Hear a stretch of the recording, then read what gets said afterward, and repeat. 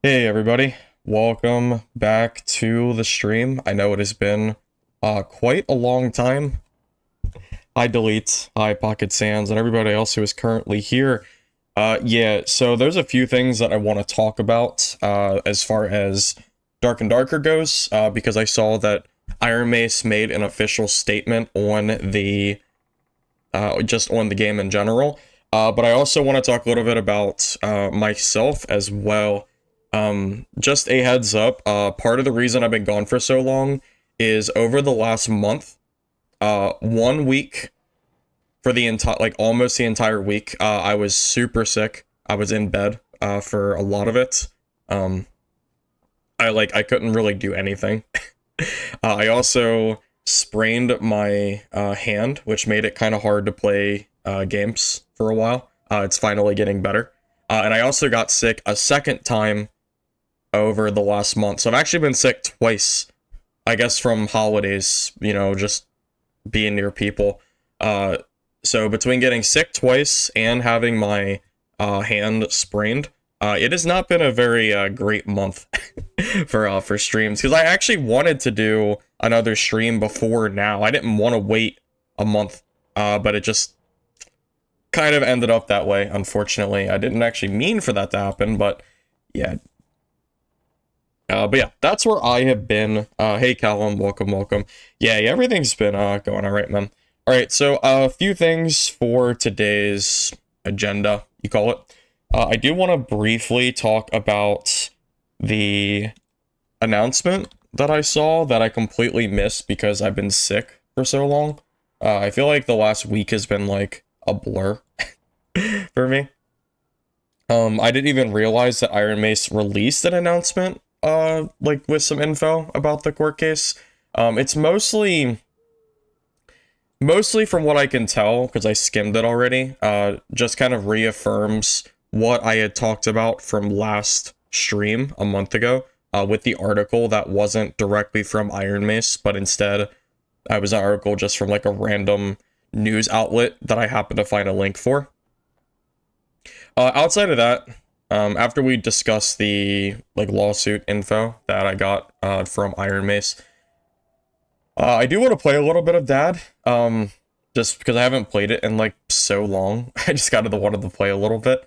But I also want to talk a little bit about just my channel in general, about what games I'm planning to stream, kind of a general timeline, and also kind of where Dark and Darker seems to be heading, which unfortunately appears to be heading in a direction that is not sustainable for streaming anymore. And I'll talk a little bit about my thoughts on that here shortly. Hey, Mr. X, welcome. Yeah, and also sorry, because I've been sick for so long. I don't know if my voice still sounds like bad, because I don't know what I got, but it was real bad. I don't know if it was the flu or what, but I was struggling big time.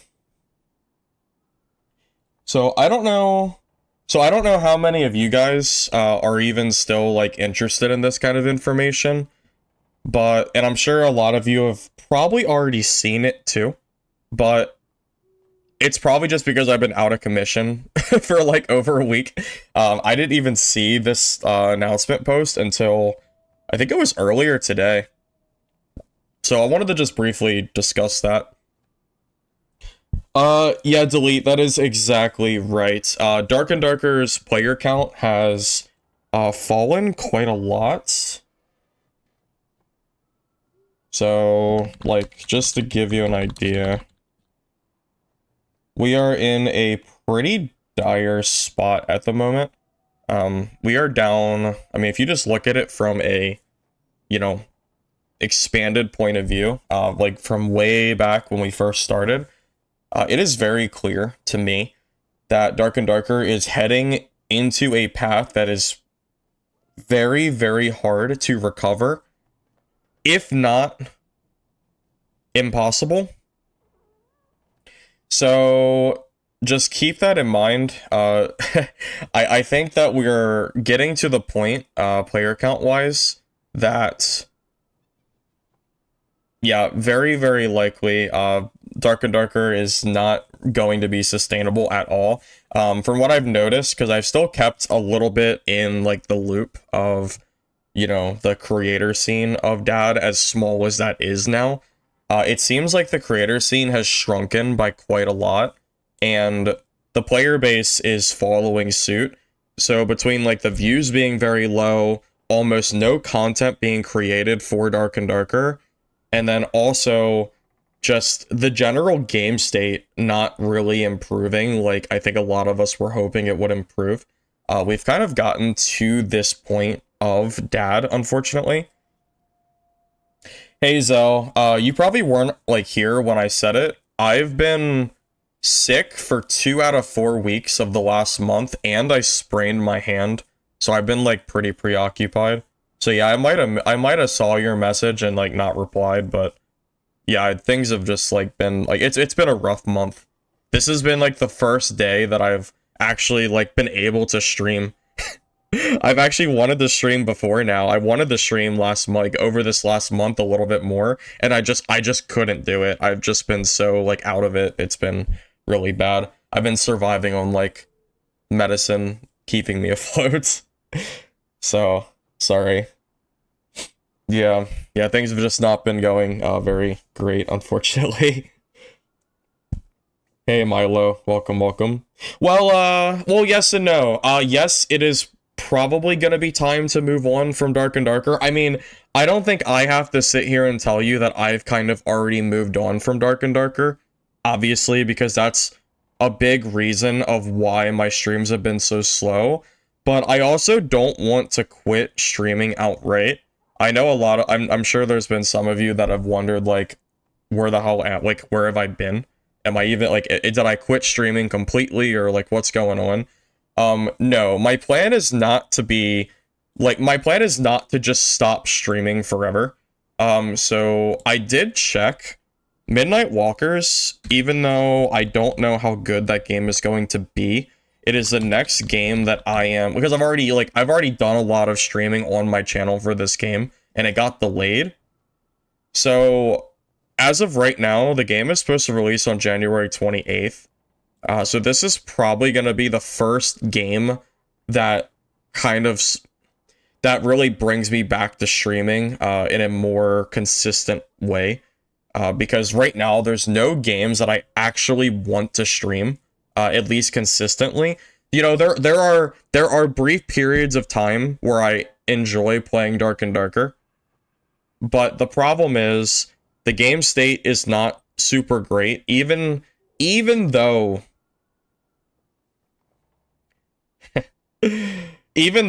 Ironmace has managed to pretty much dodge the lawsuit, from what I can tell, and the game is not going anywhere.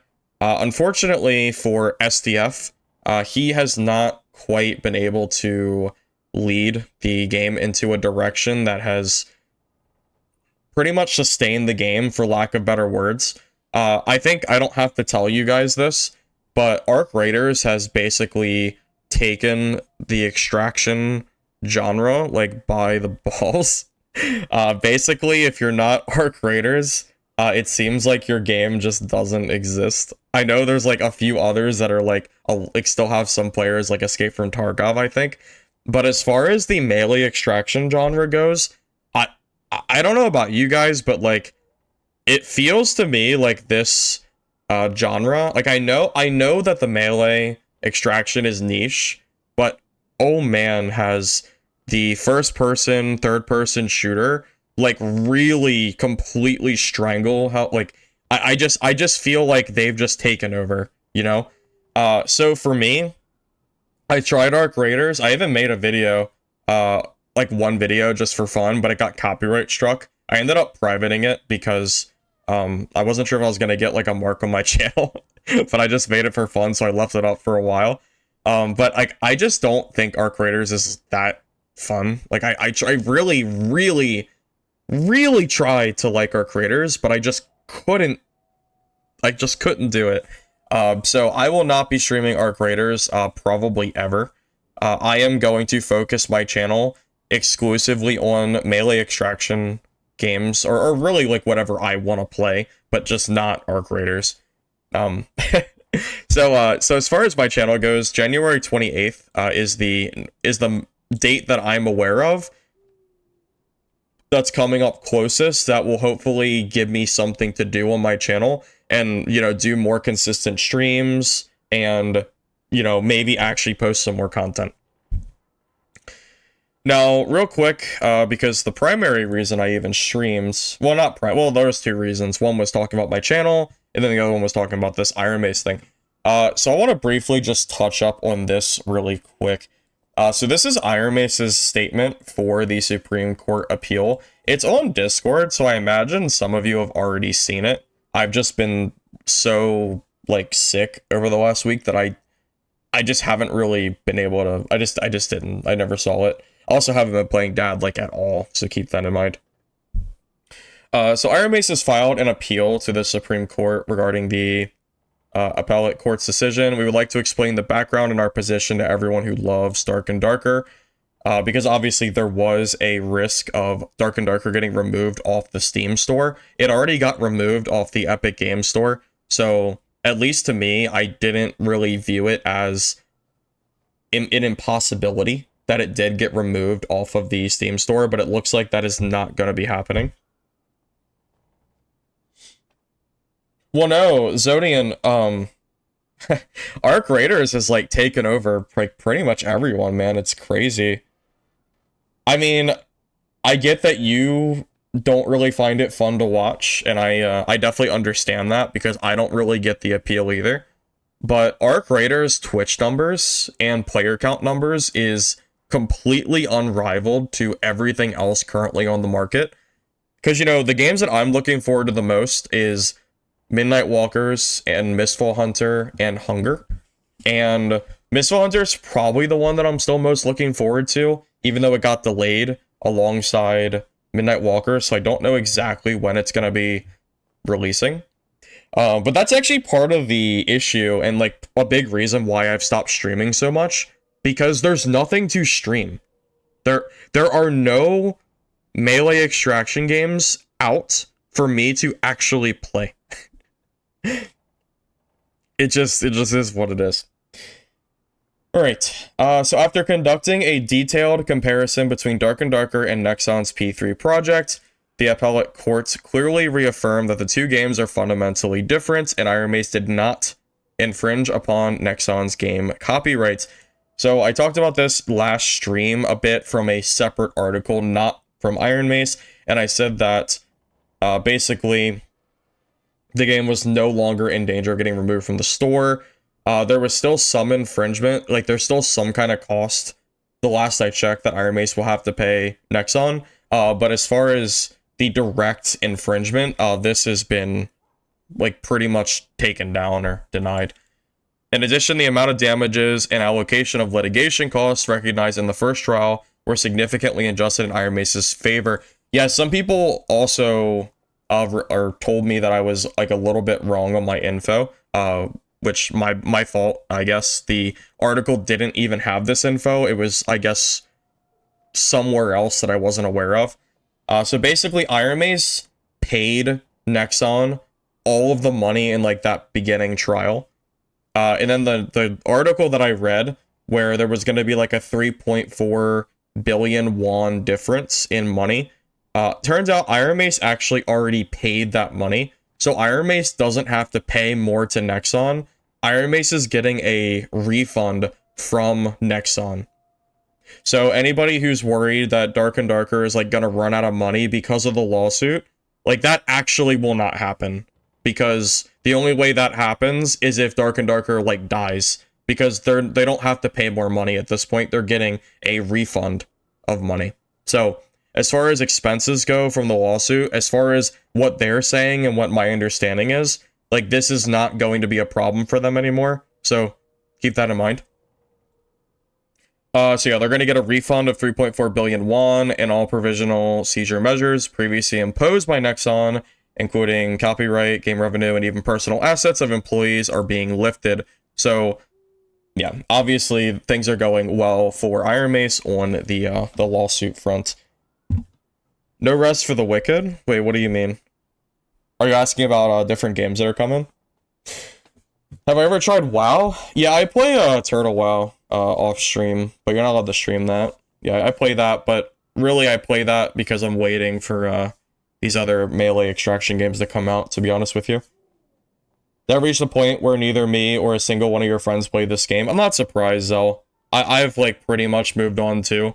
Like, there's times where I'm like, yeah, you know, like, I could play some Dark and Darker, and really it's more because, like, I like to stream. I mean, I like streaming, and Dark and Darker is just a good avenue to stream, but mostly because there's no other games to actually play right now. So, it's a little bit of a mixture of, like, those reasons. Yes, Hunger does look pretty interesting. I did not get a chance to play the last beta that was out, unfortunately, but I have seen some things on it, and it does look good. So the moment that it's open for everyone, I'm definitely, like, planning to give it a try. Unless, for whatever reason, Midnight Walkers or Mistful Hunter is, like, so good and so popular that I want to completely go into one of those games, I'm probably going to play Hunger. Oh, I freaking saw that. Legacy, Steel, and Sorcery got renamed to Elde Garde or something. That was like so funny. Because I was looking through my Steam games, I'm like, what the hell is Elde Garde? Like, what is that? I already left their Discord. I'm not planning on playing their game anymore. I'm kind of like way checked out on Legacy at this point. I'm moving on to pretty much any other game that ends up coming out. I don't plan to return to their game, at least at the current moment. I don't plan to return to it.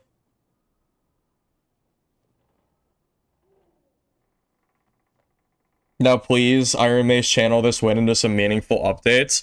Well, that's kind of part of what I wanted to talk about, Zodion, because even though we now have an official statement from Ironmace that they've more or less won the lawsuit that they were looking to win against Nexon, I'm really worried about the state of Dark and Darker. You know, I've been, like, out of Dark and Darker, generally speaking, for what feels like a few months now. Like, I just really haven't played much since, like, the first, like, week or two of the season.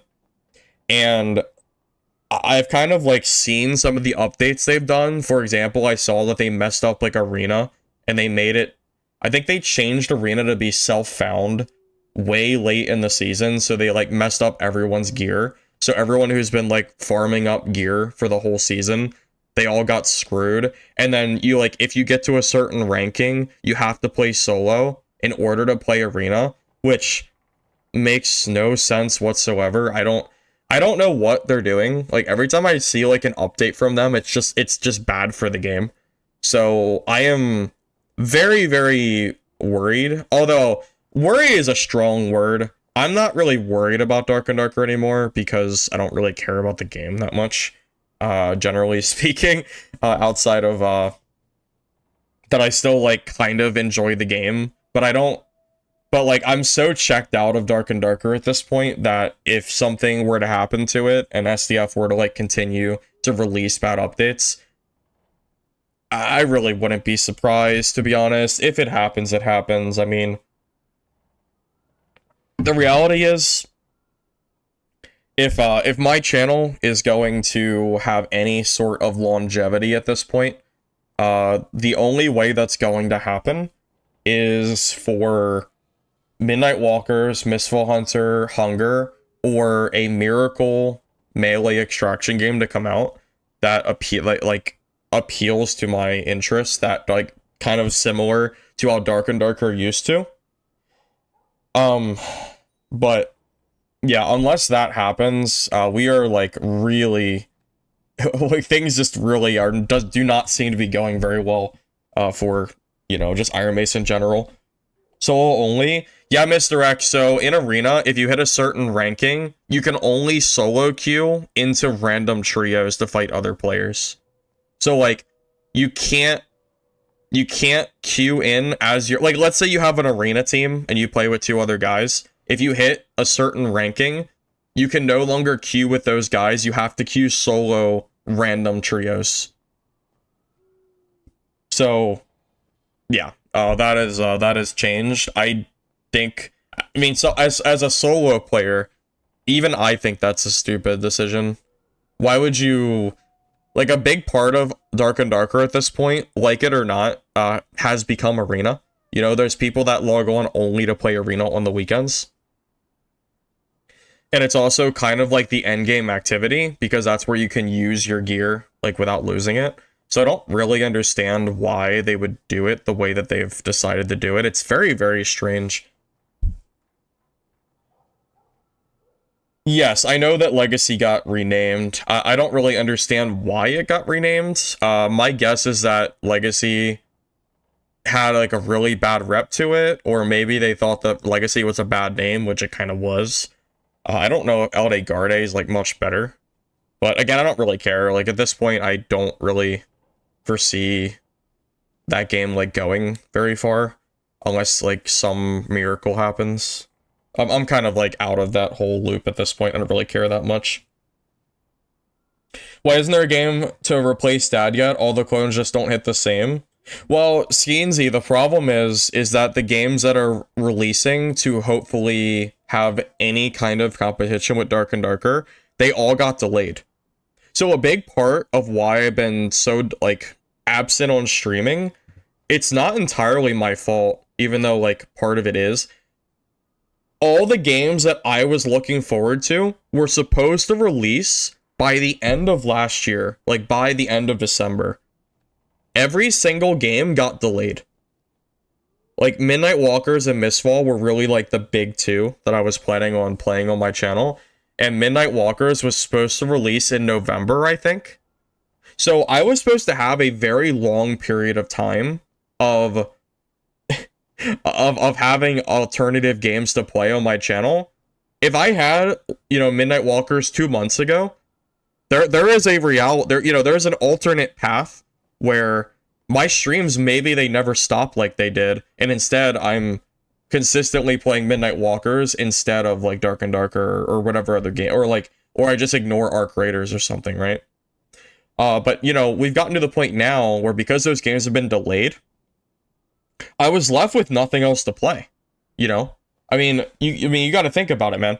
Like reasonably, there's no real sustenance here, like for Dark and Darker, because the updates are like the big updates are few and far between, and the updates that we get, unfortunately, are just not going very well. You know, I am.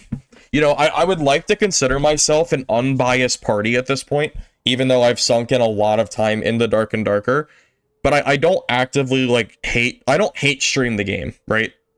It's pretty clear. I'm not one of those streamers at this point who only plays a game that I hate because it gets views, right? Because I just don't play it anymore, right? I just gotta move on.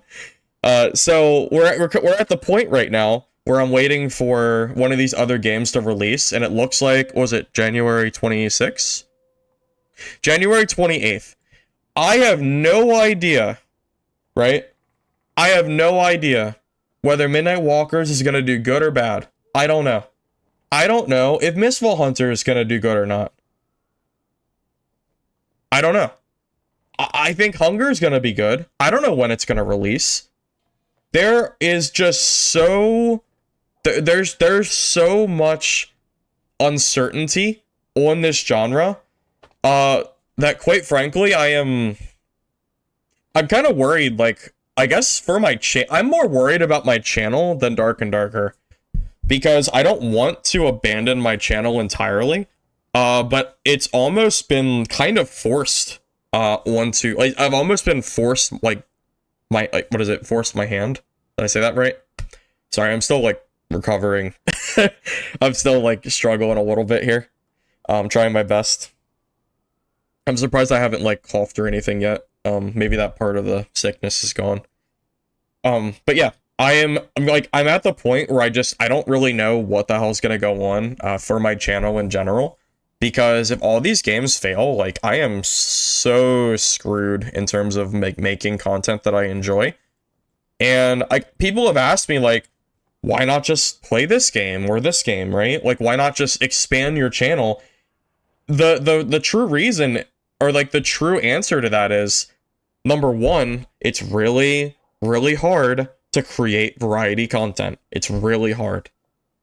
You know, it's hard to move an audience as a streamer to different variety games. And I already took that leap to make myself variety, but variety as in variety extraction game, right? I mean, think about how many extraction games I've played over the last year. There's probably a list of games that I've played at this point, you know? I played Midnight Walkers beta, played Mistfall Hunter beta, I played Dark and Darker, I played Legacy, I played one of Legacy Steel and Sorceries, you know, I definitely played it at least once or twice. I tried Sword Eye.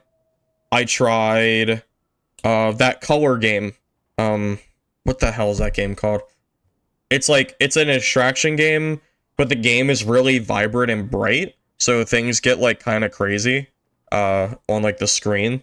People were kind of complaining about the contrast of colors. Played that.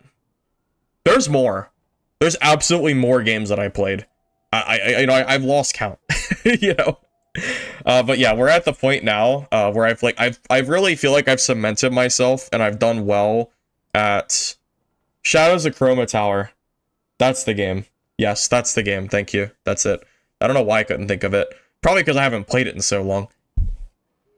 But yeah, that's kind of where I'm at the point where I've opened up my channel to be variety, but I'm also, I don't want to go too far past the variety that I've already decided on.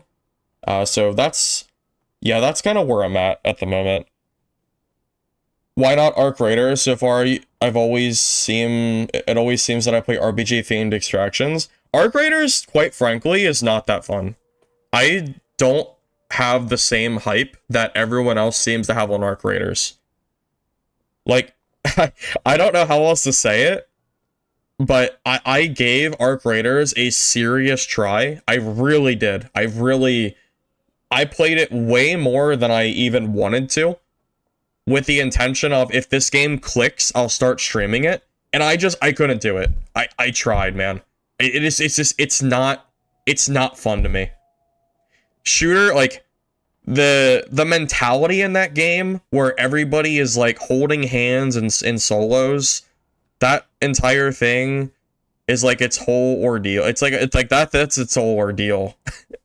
But aside from that, just the gameplay in general is not as fun as games like Dark and Darker, you know? I don't want my game encounters to be who sees who first, and then just kind of like aiming and clicking, and then watching people disappear, because that's kind of how gun gameplay goes. I enjoy the kind of in-your-face gameplay, similar to Dark and Darker, where it feels like the gameplay is more... feels like it's more in my control. Does that make sense? You know, I want to go up to somebody and have a duel with them, or a melee fight with them. I don't want to sit across, I don't want to sit across a room and sit there and, shoot at somebody, and then it's like, well, okay, they died, let me go. I don't know, I don't even know how to really describe what I'm trying to say. All I can tell you is that Arc Raiders is not fun to me. If you like it, that's great, but I just don't enjoy it. I can't. It's just not fun. Sadly. I wish I liked Arc Raiders the same way that everyone else seemed to like it, because then maybe there's an alternate route where I played Arc Raiders every day, and then maybe I could have turned my channel into Arc Raiders, but it's just not it for me, man. There's nothing else I can say. It's just not it for me. Okay, anyway, I wanted to keep reading this. Did I read this yet? As a result, Ironmace has received, the refund. When I was originally dismissed from Nexon, I think this is STF saying this, right? Yeah, this is STF. So, when STF was dismissed from Nexon, they immediately initiated civil and criminal legal actions of trade secret infringement against me on a personal level, even before Ironmace existed. More than a year later, when Dark and Darker began to attract global attention, Nexon suddenly alleged that the game was excessively similar to its P3 project. In an effort to halt the service of Dark and Darker, began mobilizing all available legal measures in both Korea and the United States, including DMCA takedowns, requests against Ironmace and Dark and Darker. So most of you are probably around at that point in time. This was years and years ago when, basically Nexon was trying to take down Dark and Darker, and they succeeded because they got it taken off of Steam. So it looks like that has, we've kind of moved on from all of that, which is good for Dark and Darker. I'm still worried about the direction Dark and Darker is going, but at least for their game getting removed off the store, it appears that that is not going to happen anymore.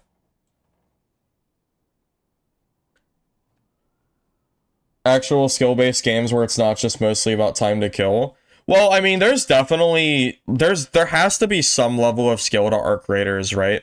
But I prefer, like, a different kind of skill-based combat that is not focused on, like, shooting guns. I just think it's way more fun. That's why I made my entire channel based on Dark and Darker. That's why I went here, right? Hey, Charlie, right? Yeah, your name is showing up weird, but I'm pretty sure your name was Charlie before it changed. So unless you want me to call you Ono Steinfels or something, I'll just call you that. But yeah, that's kind of where I'm at. Also, Hunt Showdown is, I would say it's more guns than melee, and quite frankly, I tried it and it just didn't really click for me. I don't know what it is about Hunt Showdown, but it's not really for me. Hunger is kind of what I'm leaning towards, because I know it's like kind of similar to Hunt Showdown, but it looks a little bit more up my alley. But I won't truly know until Hunger releases if that'll be true or not. Sharpie. Yeah, yeah. Sharpie. I knew it was something like that.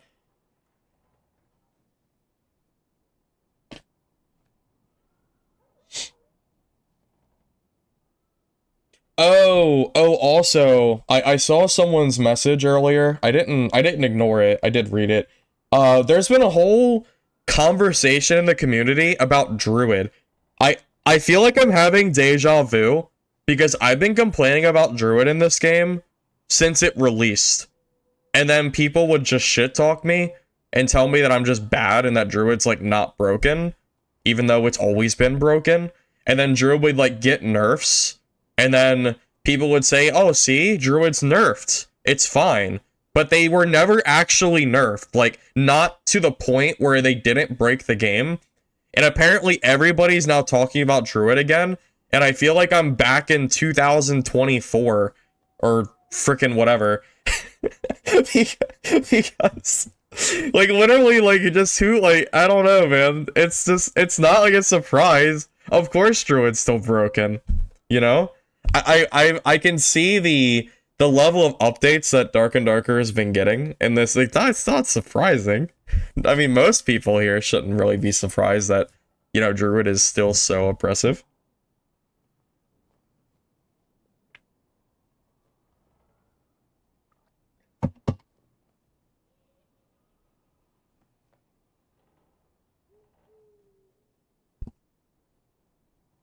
Druid was getting some nerfs, and sometime later they got some buffs back to back. Yeah. No, you are right, Zell. Druid has, now that you mention it, Zell, Druid has been through periods of time where the class wasn't overly strong. I don't know if Druid was ever, like, weak, but there were periods where I didn't really see Druids as, like, a huge problem. But you're right, like, even after those nerfs, they got rebuffed back up to the point that we are now. And I just don't think that Druid... I don't think SDF/Ironmace is capable of balancing Druid in a way that the community wants them to balance it on. Legitimately, I think the game would be better off if they deleted Druid from the game, or they created Dark and Darker Classic or something. Give me back Dark and Darker, but before Druid, before Sorcerer, you know, give me the more simplified class list. And I would legitimately have more fun playing Dark and Darker than I do, like, in the current game state, for sure. I can't, I know that sounds stupid. You know what that you know what that sounds like? It sounds, I mean, because obviously that's me, like, kind of, like, making fun of, or not making fun, but talking about WoW Classic, and that, like, you know, people wanted to play, like, the old stuff, and they didn't like the new expansions. And that's kind of how, it's almost how I feel about Dark and Darker. And I don't know if it's because I'm clouded by nostalgia, or I just really, really hate Druid and Sorcerer. But I don't really remember a time ever enjoying those two classes in the game. I would totally be good just going back in the day. Let's go back before Demon Form Warlock used a weapon. Back when they used to use fists only. I don't remember if Druid existed when that happened or not. I don't remember exactly the game state, but definitely we need to go back before that update ever happened, you know? Bring back Demon Form Warlock to its former glory. Remove the trash classes that have never been balanced, and then we'll go from there, you know? Something like that I think would be good.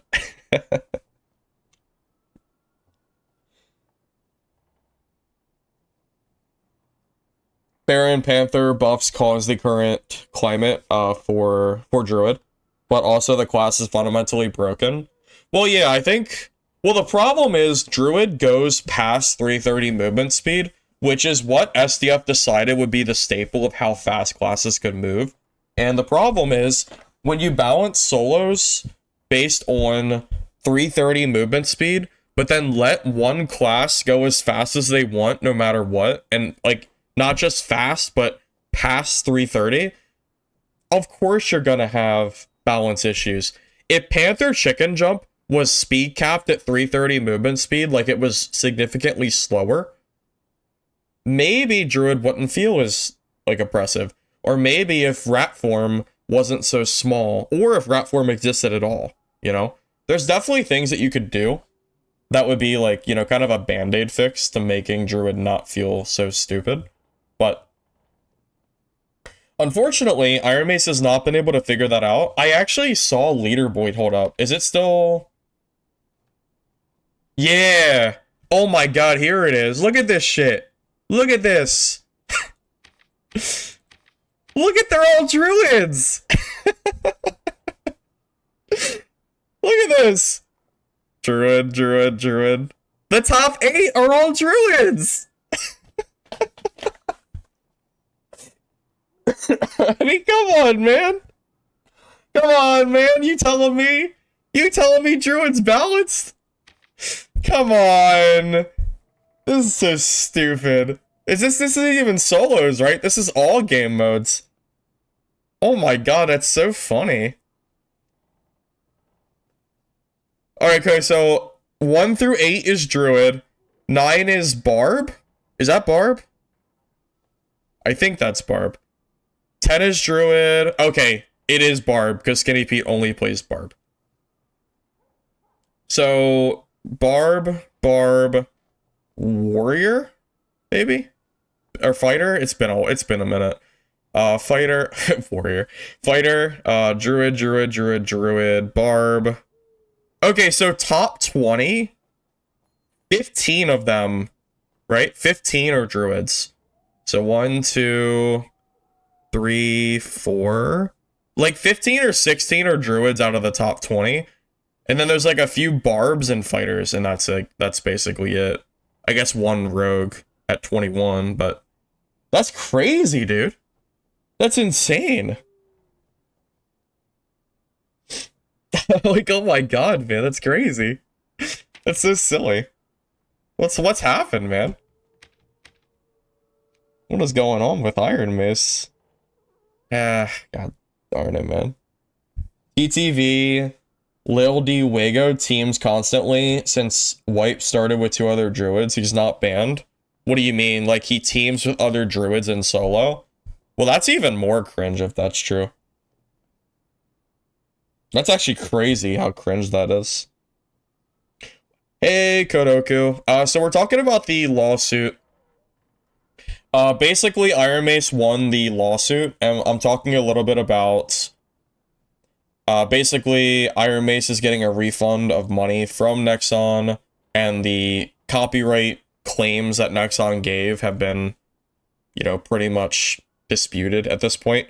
So the game should not be in any danger of getting removed off of Steam from what I'm reading so far. I haven't read all of it, but that's kind of the TLDR of what I've seen so far here. From the very beginning, Ironmace's made an effort to prevent unnecessary misunderstandings with Nexon since I was already under investigation. This is STF, so STF under investigation. Prior to the start of the company, I made sure that this included providing guidance and training on the prevention of trade secrets. This just sounds like corporate speak, to be honest with you, as well as requiring relevant written commitments to ensure that no employee, possess or use Nexon trade secret. At the same time, recognizing that suspicions and misunderstandings can arise. Okay, so this is just STF like covering his back, pretty much, and saying that he like never intended to like do the things that Nexon is claiming that he did in the first place, from what I'm understanding. So yeah, that's like the TLDR, at least for the top half part. Wondering why the game is still alive after the last time Ironmace was raided? Well, Ironmace was raided, but the game wasn't taken down or anything. They took evidence during the raid, but that was it. Hey, is it Brandon? Gradux? I think your name is changed too. I forget if it was Brandon or not. I think it was. Or I'll just call you Grotto. Hey, Kamal. I know, I'm sorry that I've been gone for a while. The last month, I was sick for like 2 weeks. Like 2 weeks kind of separated. Like I was sick week 1, then I was sick week 4. And then in the middle, like week 2, week 3, I sprained my finger, and it was hard like to actually play games. It's better now, but it was definitely, it was a rough last month for me, unfortunately.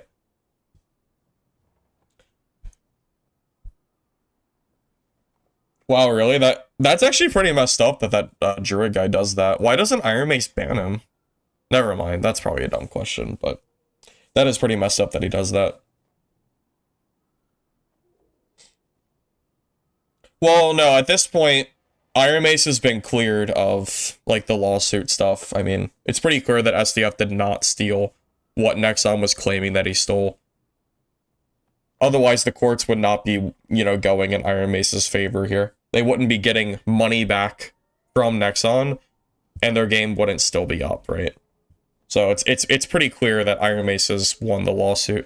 Now, the real question is, did Nexon win anyway because Nexon created Arc Raiders, which has, you know, times 100x the player base of Dark and Darker? So, you know, in the end, Nexon might have won anyway, unfortunately. And I'm not really, like, joking. I mean, if you look at Arc Raiders versus Dark and Darker's player count, the Arc Raiders is just completely killing it, unfortunately. I'm not a huge fan of Arc Raiders. I know it's really popular, but it just doesn't really do it for me.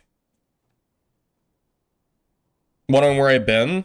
Yeah, so I talked about it earlier, and I'll just mention it again, random, since you're here.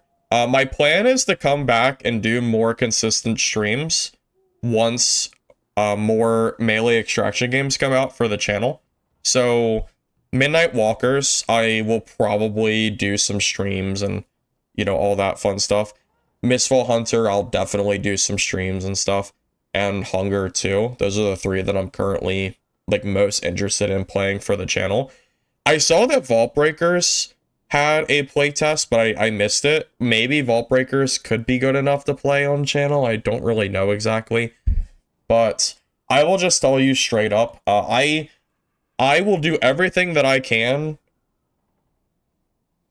in terms of, you know, these games coming to not just abandon my channel entirely. My intention was, like, honestly, I've been so out of it for the last month between being sick and then recovering my hand. I didn't even like it just the month just went by so quick, you know? Like I looked at my channel, I was like, "Oh shit, like I haven't played, like I haven't streamed in a month." Like it just it just came so fast. So yeah, once these other games come out, which again, January 28th is where we're looking at for the next date. I don't know why it keeps going down below. I'm hoping to not have big long breaks on my channel anymore. That's what I'm hoping. So whether it be Midnight Walkers or Mistfall or Hunger or whatever the how I end up playing, I do not want to just be inactive like I have been. I do want to come back and do more consistent streams and hopefully make some video gameplay of that too.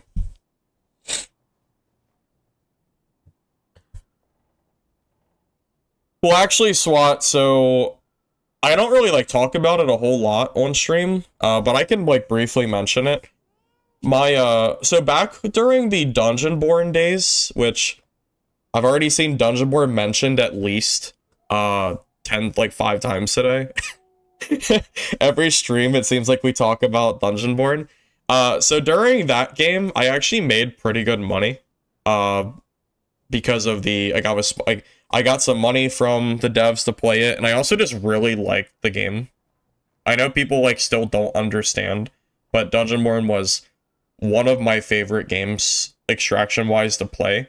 I would play Dungeonborn over our creators. I'm just being honest with you.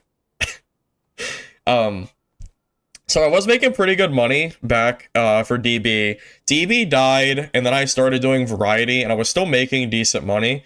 And then once Dark and Darker started to die off, well, that's kind of where the money stopped.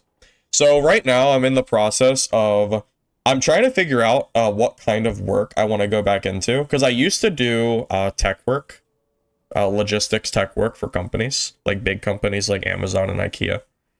So I've considered going back and doing that kind of stuff, but I haven't completely decided yet. So most likely, I will be doing like streams alongside whatever like new career path I decide to do. I haven't started it yet. But that is the plan for sometime soon.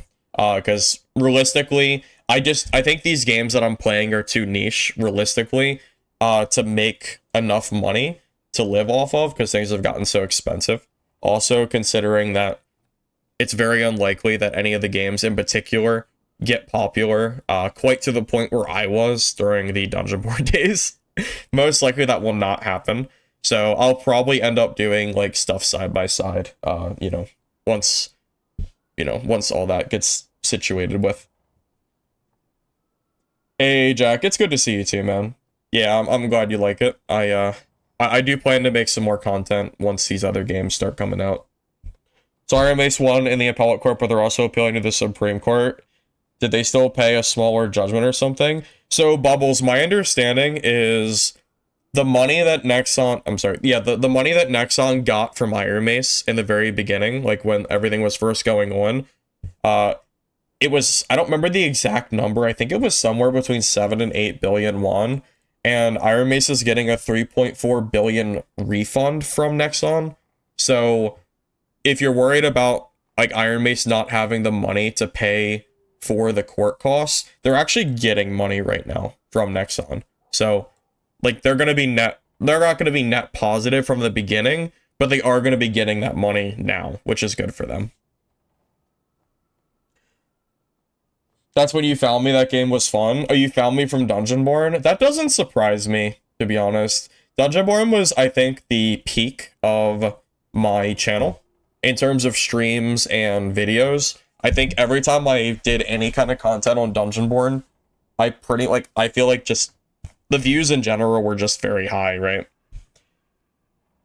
Am I gonna play Dark today? If I run out of stuff to ramble about, yeah, I might end up playing some Dark today.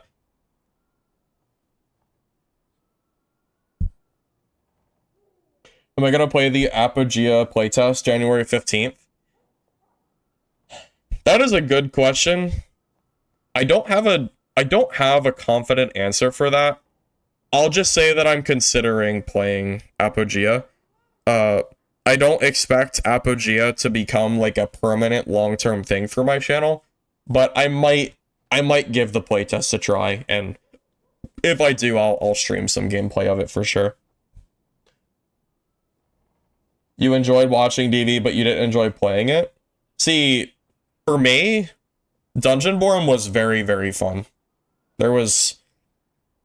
I can't put it in exact words, but there was something about that game that was just very fun. It was almost like a...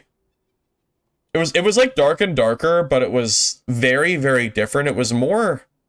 Cartoony's not really the word, even though the graphics were like a little bit more on the lighter side. But just the combat in general, I think, was very fun from Dungeonborn. There was definitely some broken shit in that game, though. Like, the Life on Hit was broken for a while. Cryomancer and some of the legendaries were broken as hell. And, like, that, like, kind of ruined the game. But, you know,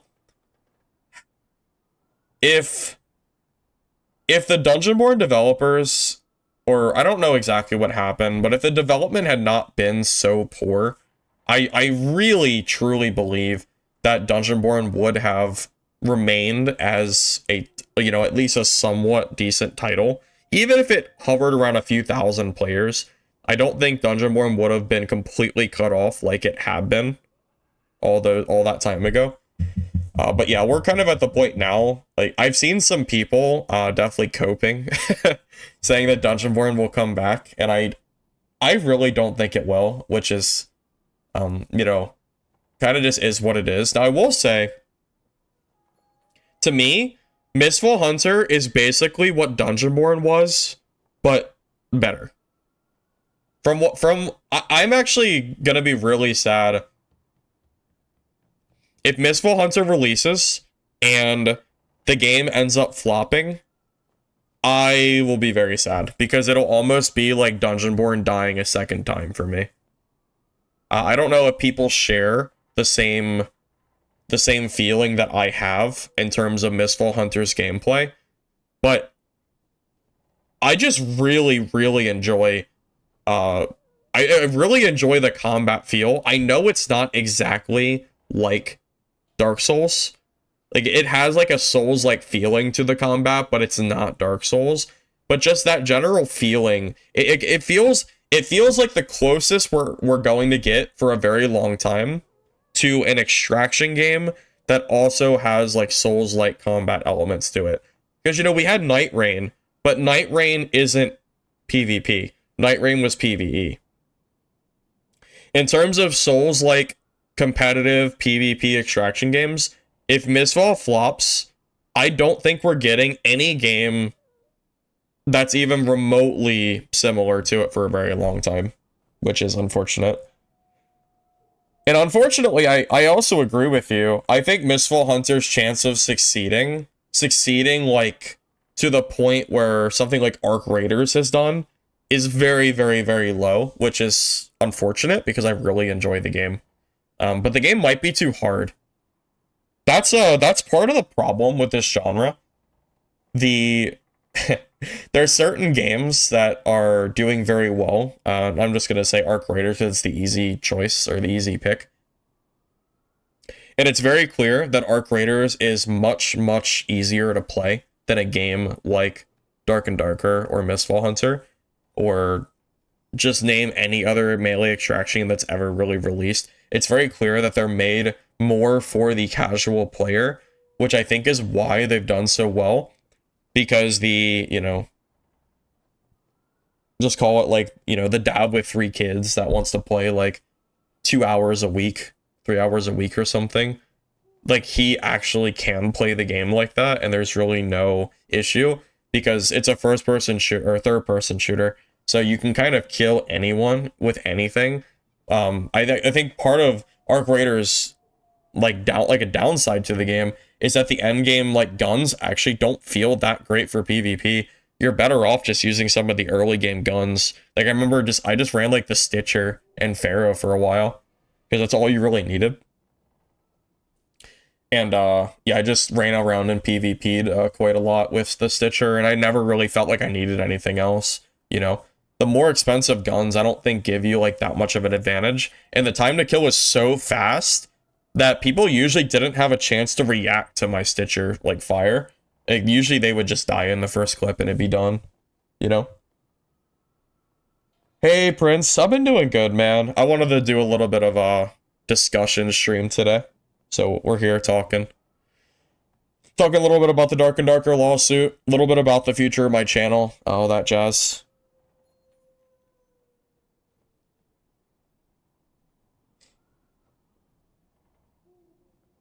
Dungeonborn had a pay-to-win feeling direction in the long run. Well, Dungeonborn went pay-to-win. Yes. No, that's actually true. Dungeonborn went away from their cosmetic-only approach, and they went pay-to-win during the Quathos trial phase. And I never respected that decision from them, but I enjoyed Dungeonborn so much, and I was basically willing to look past that. But yeah, I'm with you 100%. They did go like pay to win route, which definitely sucked. There's no loot satisfaction in Arc Raiders for you. I feel the same way. I just don't, Arc Raiders just doesn't pull me the same way that Dark and Darker did. There is nothing Arc Raiders can do that will ever pull me to their game and make me want to stream it consistently. I've been asked many times to stream Arc Raiders, and I just can't do it. It's not that fun for me. You know, I wish I had, like, anything else I could really give you as far as Arc Raiders goes, but it's not at the level that, like, Dad ever was at the peak for me. Druid is the most inherently OP class designed. Oh, I went on a whole tangent earlier, Prince, when you weren't here. And I showed off the leaderboard. Druid is... Out of the top 20 people, Druid is like 16 out of 20 in this game for top assassination kills, which I think really shows like how broken like Druid truly is in this game. That is a great indicator for me, at least, as to why they're so strong. Also, can I just say one thing too? The player count for Dark and Darker is really sad. This is almost getting to the point of pre-Steam levels of like player name or like, you know, player numbers. This is really bad, which is sad. Hey, Christopher, thank you for the gifted sub to Zodion. I appreciate that, sir. Thank you, man. Walker's literally copies Dad's design to a major degree. Yeah, but I don't really care if Walker's has like any kind of copy design to Dark and Darker. To be honest, I'm pro-consumer here, and if a game is fun, I'll play it. That's all I care about. I just want the game to be fun. You know, if Mistfall Hunter ends up feeling like even remotely similar to Dad, as long as it feels different enough and it's fun, I'll still play it. I'm just being honest with you. You've seen a few people continuing to stream Dad. They were getting a few hundred views still. I mean, yeah, I think the popular Dark and Darker streamers, like the guys that are still around, I think they will still get pretty good viewership. That's not gonna happen on this stream. I mean, I don't stream actively enough to expect hundreds of people to just show up out of the blue when I stream at 3 p.m. on a freaking Monday. You know? That said, I am hoping that I can maybe like recapture my viewer counts that I had when I start streaming other games like that are newer. You know, if Mistfall Hunter or Midnight Walkers does well, I would love to play and stream those games more often. You know, I considered playing, oh my god, what was that game called? Oh my god, what is it called? The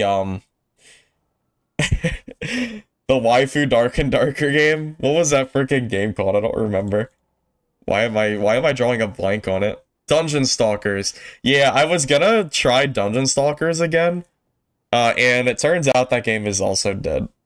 So, yeah, Dungeon Stalkers actually died. They released an update a couple weeks ago, I guess.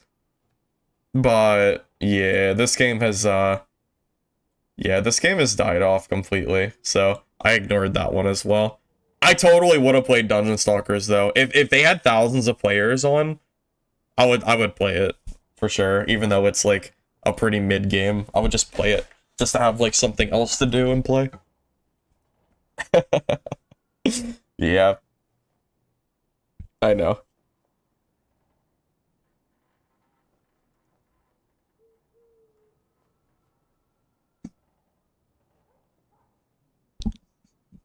You're not entirely wrong, Virsi. Or yeah, did I say that right? Virsary? Yeah.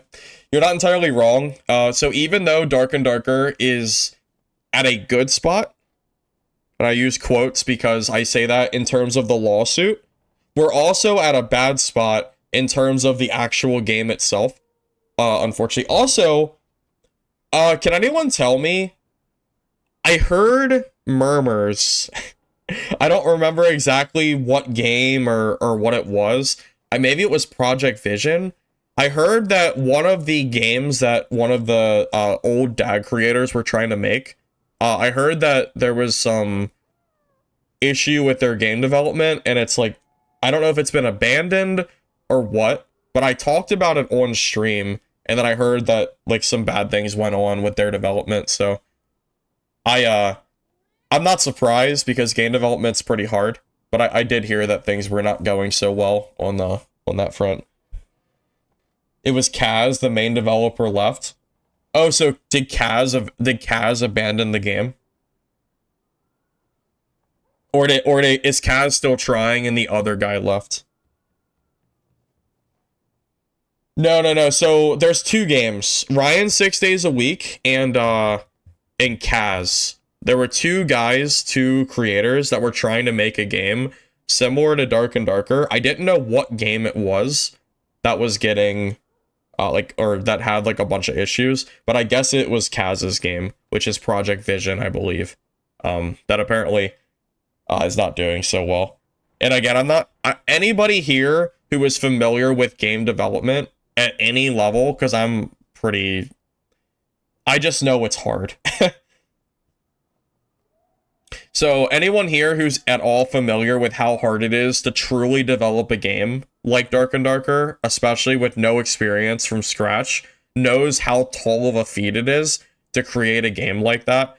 So I'm not surprised that they're having issues with their development, but yeah, I'm sure it does suck for them for sure, because I'm sure they spent a lot of time trying to do it. Legacy, yes. Yeah, so Legacy got renamed. I keep seeing people talk about this game. What the hell is it called? Leaderboard? No? Or something? Yeah, so this is Legacy, Steel, and Sorcery.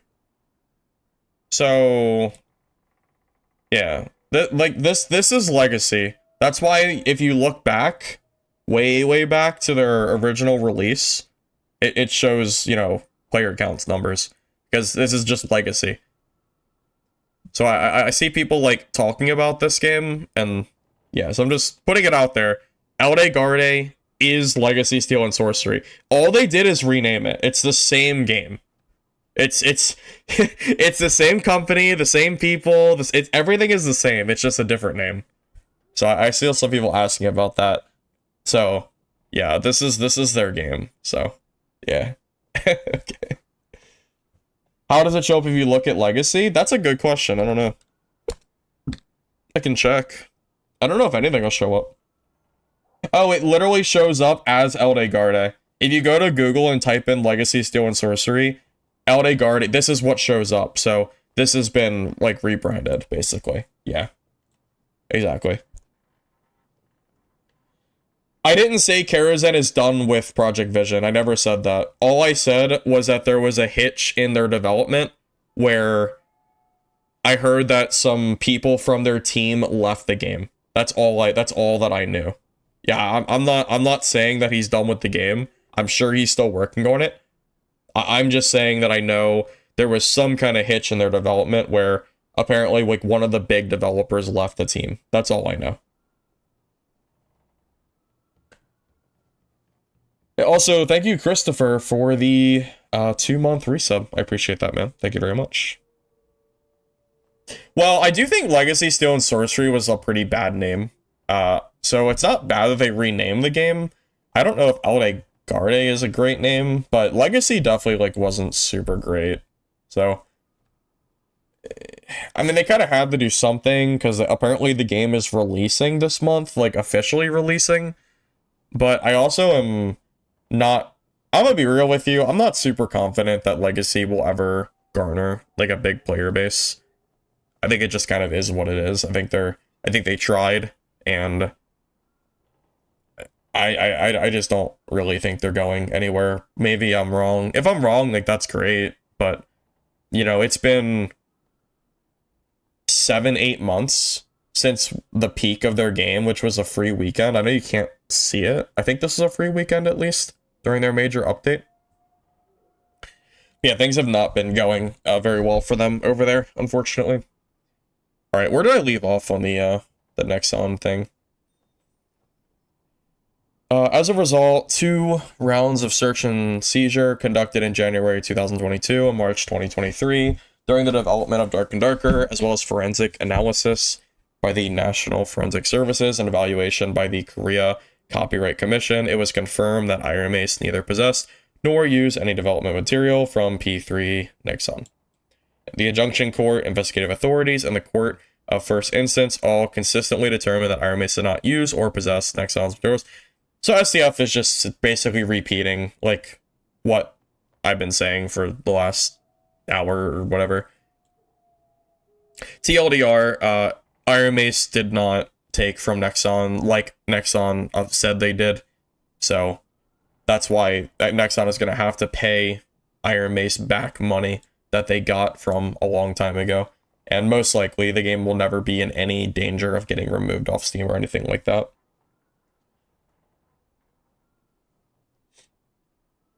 $500 on official release. Yeah, I'm not too confident on the game either, Zell. I think that's pretty obvious, though.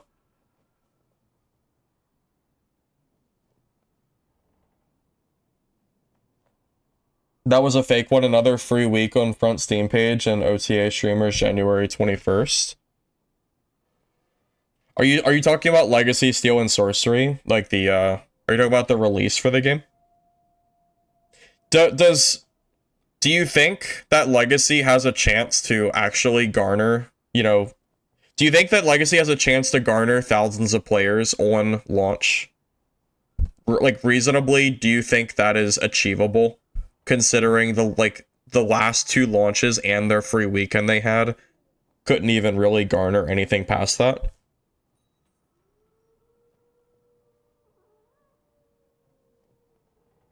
Because I'm pretty... I'm not super confident in that at that point, if I'm being honest. Deanne, I haven't been streaming because I haven't had anything to stream. I went over this all earlier. Quick TLDR is I've been sick for 2 weeks out of the last month, and I also sprained my hand, so it was kind of hard to play games. And also, I'm waiting for the other extraction games to come out, which don't come out until later this month. Because I do not like Arc Raiders, and I don't plan to play Arc Raiders. So that's kind of the quick TLDR of that. Yeah, I talked about Apogea earlier as well. Apogea probably will not become a game that I consistently play on my channel. However, I might play it just to try it out when it does release.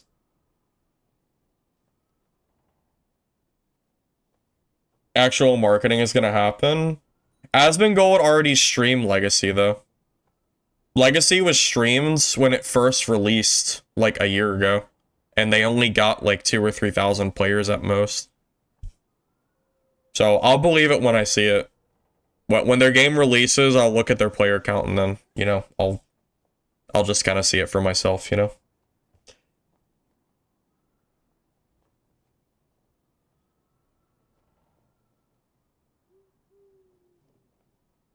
I didn't know so many people were looking forward to Apogea. It almost seems like it's funny. It's like there's this very there's an overlap between Dark and Darker and Apogea, even though they're very different games. Because I saw like a bunch of Dark and Darker streamers playing it, and I also saw a bunch of people from the DAC community hopping over to Apogea.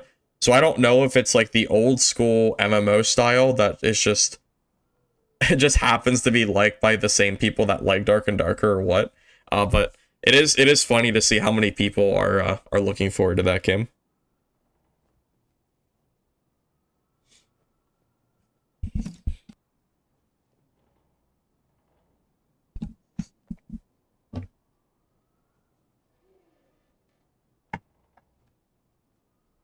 Yeah, I would say that I enjoyed Apogea a decent bit. I never really made it past the early mid game. I did make like I think 1 or 2 Apogea videos, like a beginner guide or something on it. But that was I think about the extent of the content that I made on it. But I thought I thought it was fun for what it's worth. Hey Killa, I'm going over the statement that SDF made regarding the court case from, I guess he released it about a week and a half ago, but I've been sick, so I didn't get a chance to read it, so I was going over it on stream, and also talking about just kind of the future of my channel in general. When you first tried Apogea, you didn't like it, but then you got into Algernon Online and Monsters in Memory indie MMOs. It could be worth trying again. Alright, where am I at? The appellate court likewise clearly stated there was no objective evidence showing that Ironmace actually used Nexon materials. Nevertheless, we cannot help but express deep regret over the decision to recognize trade secret infringement based solely on speculative inferences drawn from surrounding... This sounds like crazy corporate speak. Such as the circumstances of recognition and the manner in which work was performed. Yeah, so, like, there was definitely some semblance of wrongdoing on Ironmace's part. I'm not, like, super familiar with what exactly they did, but I think that's why they still have to pay some money. Like, they still did some things, like, wrong, which is why I'm assuming this statement is even in here. Because they did something to Nexon, but not to the extent that Nexon was going after Ironmace for. Dark and Darker was developed without any material or information from Nexon and created solely through the dedication... Oh my god. Where are we at? Here we are. Created solely... Why is it moving like that? Created solely through the dedication, passion, and hard work of Ironmace's developers. It is a truly original creation of Ironmace, realizing the medieval fantasy FPS genre that could not be found in Nexon's P3 project or any other games. Ironmace has decided to pursue this appeal in order to fully dispel any misunderstandings that Nexon's trade secrets were used in the development of Dark and Darker, and to ensure that the passion and efforts of our developments are not unjustly discredited by proving our legitimacy and integrity to the very end. Ironmace is confident that through the Supreme Court's fair and careful adjudication, the substantive truth that Ironmace did not infringe Nexon's secrets will be clearly established. Going forward, Ironmace... This is probably, like, kind of weird sounding because it was translated too. Going forward, Ironmace will continue to devote all of its development on providing a stable and improved service for Dark and Darker. So, TLDR... Dark and Darker is not getting removed off Steam and probably never will be. They did something wrong that they talked about here that, you know, is still going to cause some level of issue. But the level of issue that Nexon was accusing Ironmace of does not exist. So they're going to get a refund from Nexon of the money. What is it? 3.4 billion won here from Nexon. And yeah, the game's probably not going anywhere. So the real question is going to become more so... It's going to be more so, what do we think of the state of Dark and Darker just in general? You know, that's really the bigger question, I think.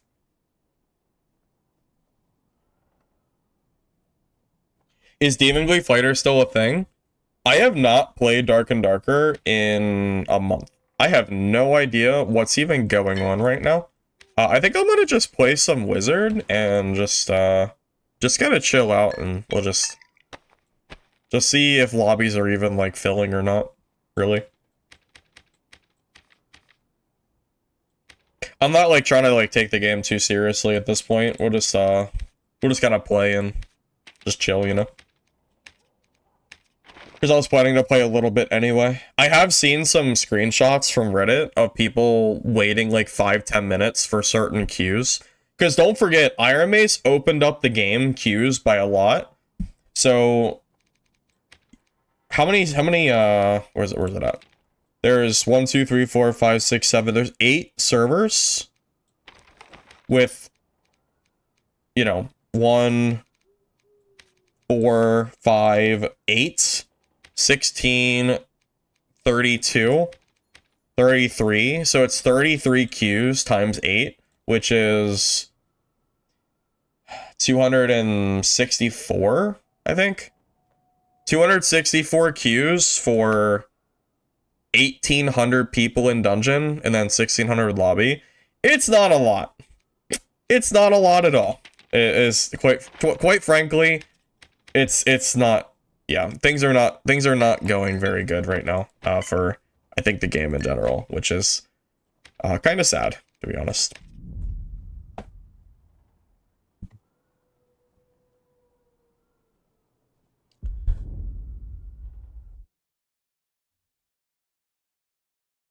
You want me to go to HR? I mean, I can. I imagine it'll just be like, kind of dead, though. I mean, I don't have any gear or anything, so we can go there, like, naked. You know? I imagine it'll just be a bunch of, like, druids just riding around the map looting, and then, I guess, mostly empty. Oh, is that true? Have the remaining player... You know what? That actually kind of makes sense, since you can select your HR map now. You're probably right. I could actually see... I could see there being more players in HR than normals. I could see that. I believe you. Yeah, I could see that. Oh my god, I haven't played this game in so freaking long. I don't even know what I'm doing anymore. It's like I haven't been playing this game for like 3,000 hours or something. Crazy. HR East is poppin'. True. We could try. I don't have the kind of gear to really compete with HR players, but I mean, I could see how it is. But yeah, just know, like, I don't have, like, any gear or anything. We're, yeah, we are. Remember, the beginning of the season, I spent all my time dying just so I could respawn as a minion, like a mob, so I never really garnered, like, very much money or anything.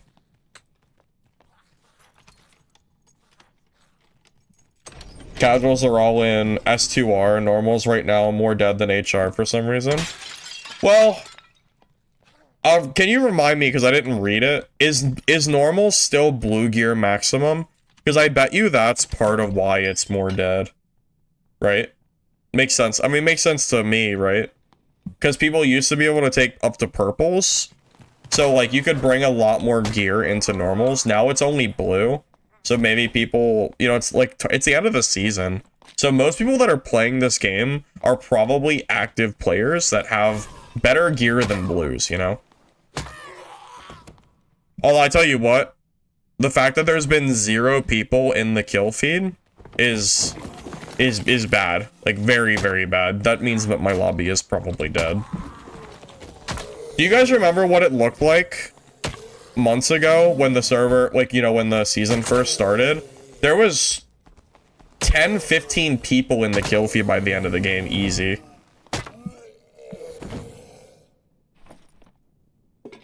Yeah, I kind of figured it was still blue capped. Game looks good, but it feels old. Well, the problem is that, well, no one will really agree. No, I don't think the player base that is left playing Dark and Darker will generally agree on exactly what went wrong or what needs to be fixed in Dark and Darker. But I will tell you straight up that Druid is something that I would say is an active issue with this game still. Hey, we have one person in our game. We have a Druid. Not Druid, sorry. We have a Rogue, who is probably gonna kill me, because it's a Rogue. So, I'll probably get silenced at some point and die, but it's fine, I guess. I don't have much anyway, so... No, actually, I can kill Rogue if I have Ignite up. If I don't have Ignite up, I think I lose.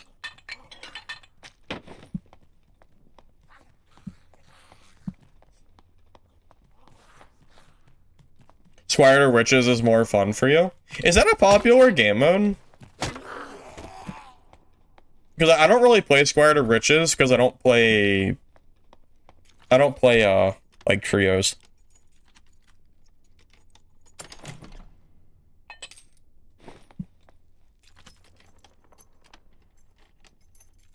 Remove the water map, it's already empty. Dude, I remember when the season first released, I actually thought the water map was going to revive Dark and Darker. Legitimately, I did. And then I realized that the water map had a bunch of issues. And then the player base, like, plummeted. And I was like, oh. I guess it did not. I did have a lot of fun playing as the pirate. Like, the pirate spawn, the minion. Not minion, the mob, whatever. I did have a lot of fun doing that, I will say. But it was kind of broken when I was abusing it last. It was a little busted.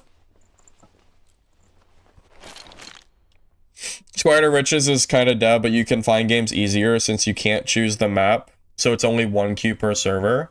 That makes sense, yeah. I can see that.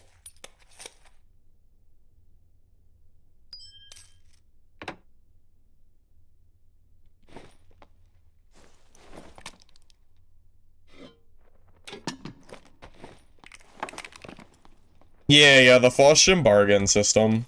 Yeah, that's what I was referring to. That's true. I was hunting down those druids back in the day. That was so fun. I thought that was pretty fun, at least.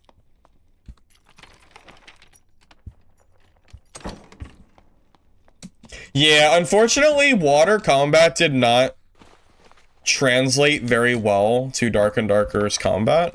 And I don't think anyone's reasonably, like, should be surprised by that, you know?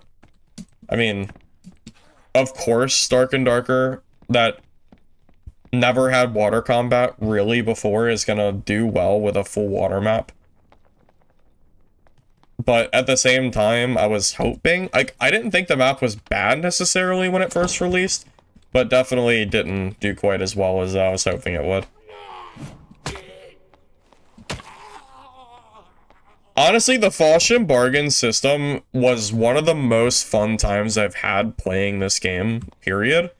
And unfortunately, I heard that got nerfed quite a lot, so I don't think that's really much of a thing anymore. Tell you what, though, if next season they make Faustian bargain its own thing, like its own queue, I'll play the shit out of it as long as the mobs are strong. And then I don't have to, like, run around and, like, kill myself on purpose in-game. I would totally give that a go.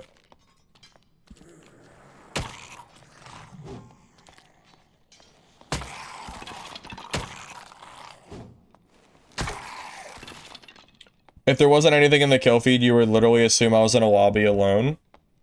Oh yeah, I mean, this is how it is now, man. So, realistically, right? How many people are in my game? 3? 4? Yeah, 4.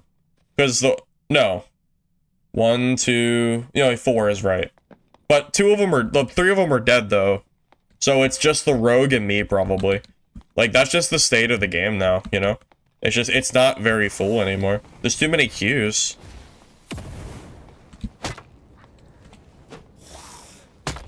Oh my god.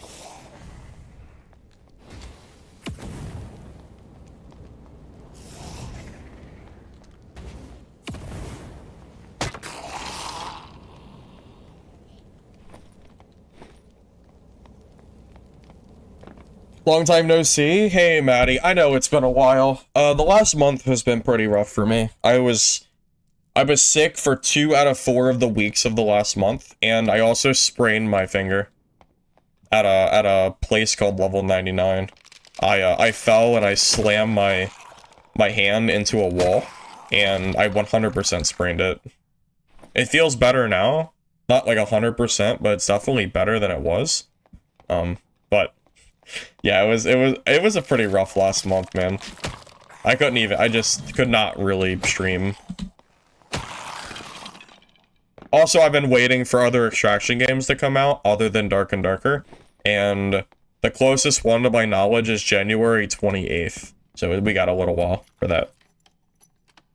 Hey Richter, yeah, I know, I'm alive, man. I'm alive. I swear, I've been around.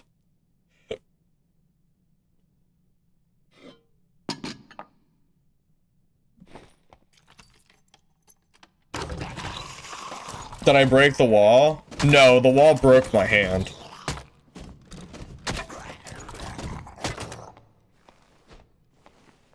That rogue is totally running around a corner.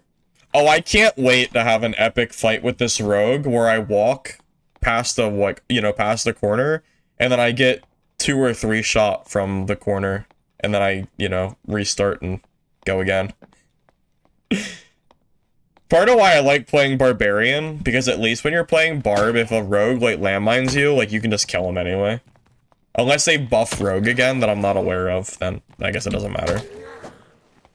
I don't know, like, if because I was playing Club Barbarian, but I don't know if Club Barb is super strong right now or not. I don't know if it's been, like, nerfed a bunch or... I didn't open that door. Did I? No. I did not. I know I didn't open this. No, I definitely didn't. Not that it matters. Everyone's probably going anyway. What do you do? What do I do at level 99? So imagine a giant game room with a bunch of different, like, things like obstacle courses or puzzles or stuff like that. And each puzzle slash obstacle's in a separate room. And there's 99 rooms, I think. That's why it's called level 99. And, yeah, it's like a game, basically. It's like a game inside of a, like, giant, you know, complex. Kind of hard to describe. That's, like, the best way I could really describe it.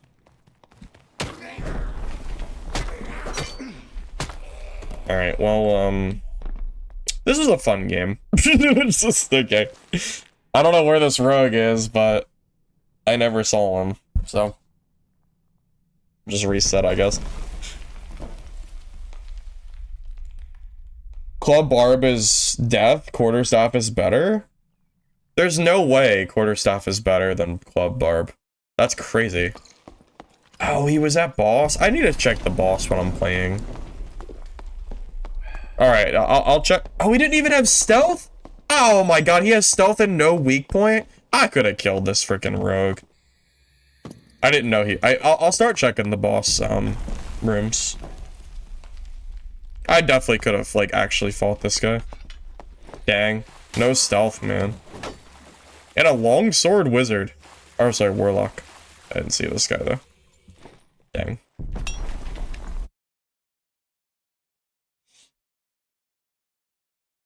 It's an escape room with 99 rooms. Kinda, sorta, yeah. That's one way to look at it.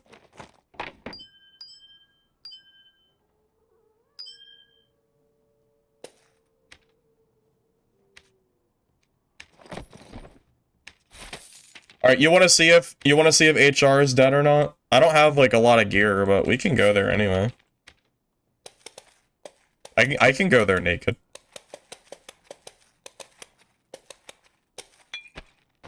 Yeah, we'll just bring this blue staff and we'll just loot on the way, right? Sounds good to me. Oh, actually, give me like a minute. All right, I'll be right back. Yeah, we'll try HR and see if there's any people.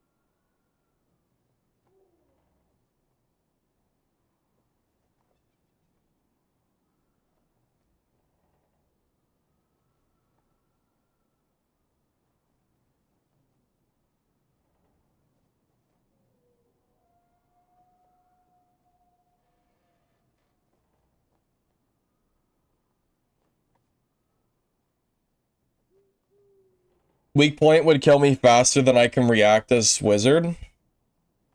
Weak point's better versus high PDR though. I don't really have any PDR, right? You think?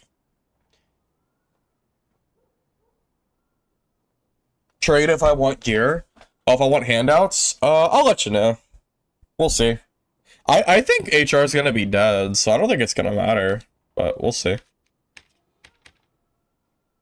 Yeah, we'll give it a go. My gear is pretty trash, though. Chroma Tower and Midnight Walkers this month? Wait, is Chroma Tower this month? I didn't know that. I know Midnight Walkers is 26th or 8th. Yeah, I'm aware of that, Zell, I know. Ignite Wizard is always good against Rogue. The problem is actually getting the Ignite off before he is hitting you. But he didn't have stealth, so it's easier unless he's hiding in a corner or something.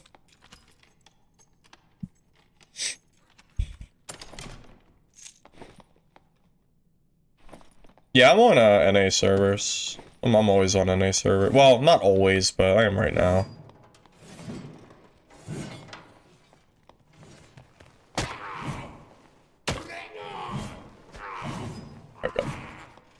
Okay. Wasn't a lot of space to maneuver there.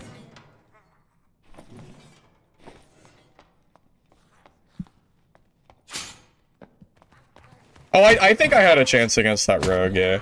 I'll take my chances with a rogue who doesn't have stealth over stealth. It still can be hard, though. Chroma playtest on the 15th of this month. I didn't know that. That's interesting. Last time I played it, though, honestly, Chroma Tower not having PvP, I like really took the wind out of the sails for me. I might give it a go. Well, remember the last time I tried it, my computer was struggling a lot to run it, but I have that program now. So maybe that program will help me run Chroma Tower a little better. I do definitely prefer, like, the PvP in the games, though. Chroma Tower used to have PvP back in the day. That's why I first started playing it. Are they?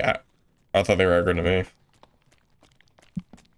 Did I see what they did to Legacy? I just know that they changed the name to Elde Garde, or whatever it's called.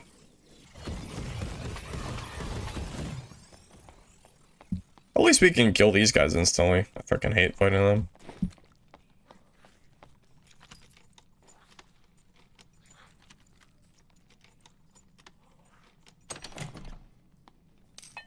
I was also gonna try the Expedition in the Darkness beta, but I saw like kind of bad things about it, like about the beta itself, so I never tried it. Also, I was busy, like, I think I might have been sick at the time, so I didn't really feel like it. Krampus Silverbell? Alright. I guess that's kind of like the, like, candy canes or something. Probably.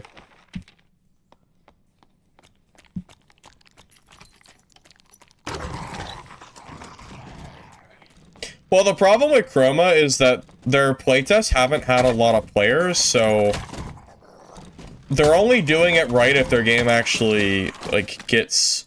Well, we'll just have to wait and see. I'm worried about Chroma Tower's decision of how the game looks. You know what I mean? I'm a little bit worried that the game is too, yeah, I'm worried that Chroma Tower, like, the colors are too much for the average player. And that it might hurt the game, like... That makes sense? I feel like it does.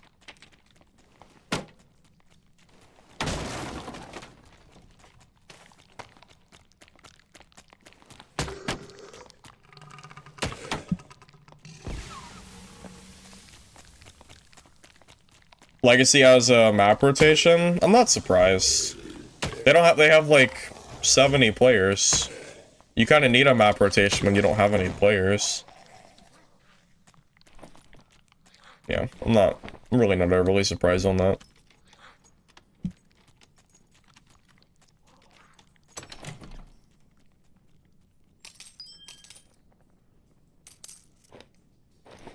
Zell, I thought you were like super into Expedition in the Darkness. Am I wrong? Were you not looking forward to that?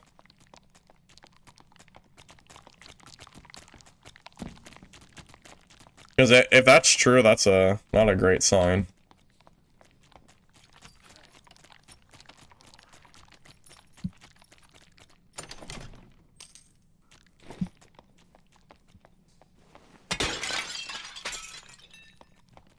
Why do you find water breathing potions on a on a map with no water? I mean, you know, unlike that, but you know what I mean. Little weird.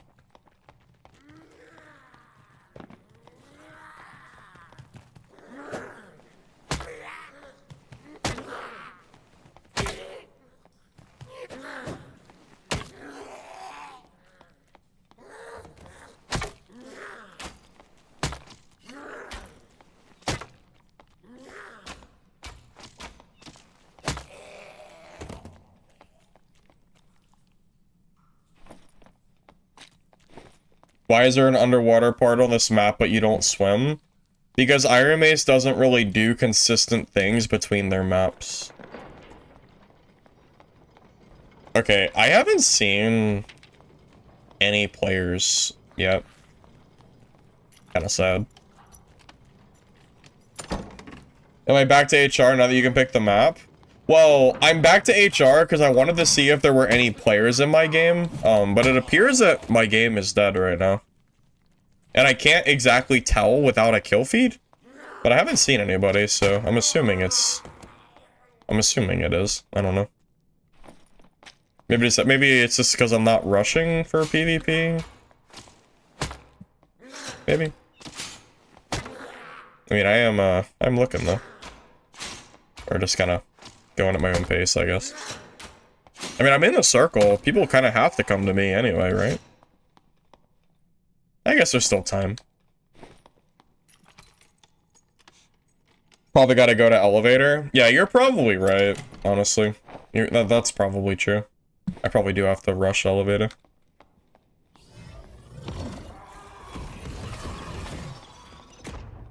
That's so we can head to center and see if we find somebody. I don't care if I die. I don't have anything anyway. If anything, if I kill anybody, it's a big come up. So. Yeah. We can try it. With the quarter of the map. Yeah. Well, I'm in the zone, but yeah. I mean, yeah, it's fine. We can head to center. You know what though?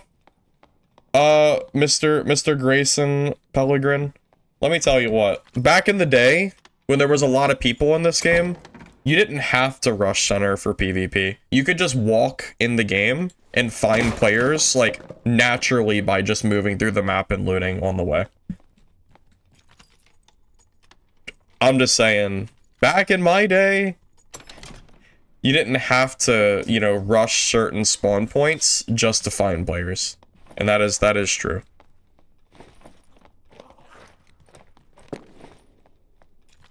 Back in my day, I sound like an old man. It's true though. It's true though. It's true. I'm not lying. Oh my god, remember 3x3 goblin caves? Bro, you couldn't go 5 feet without finding a player on that map. That was great. Bring back 3x3 goblin caves. I'm ready. Oh, I think there's actually a dead goblin over there. Okay, there could be people here. We should check boss. Alright, you ready to go die to somebody who's more geared than we are?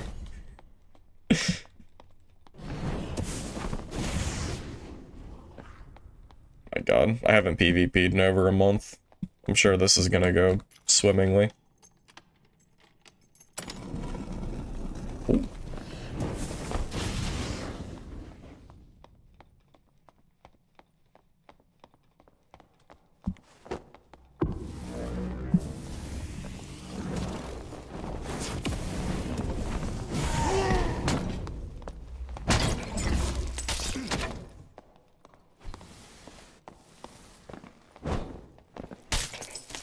survive?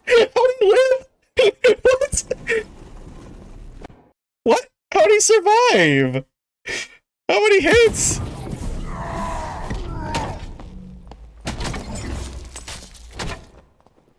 Bro, he's so healthy. Barbarian. I mean, I don't feel like I played that too bad, did I? I mean, keep in mind, my spellbook is gray, so it won't do any damage. I feel like I did fine. I got the fireball. I got the fireball. I got 3 staff hits. I feel like I did fine, honestly. I wouldn't say I did, like, overly bad or anything. It's probably a gear thing. If I was as geared as he was, he probably dies. But, yeah. Without real gear, that's probably not, like he's my counter class, so it's probably not gonna go very well. Sad. Gear from the market? I don't have that kind of money. Yeah, I don't really have that kind of money for that.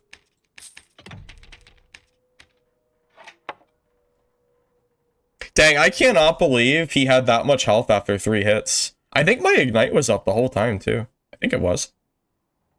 Dang. Dang. I didn't look at his gear.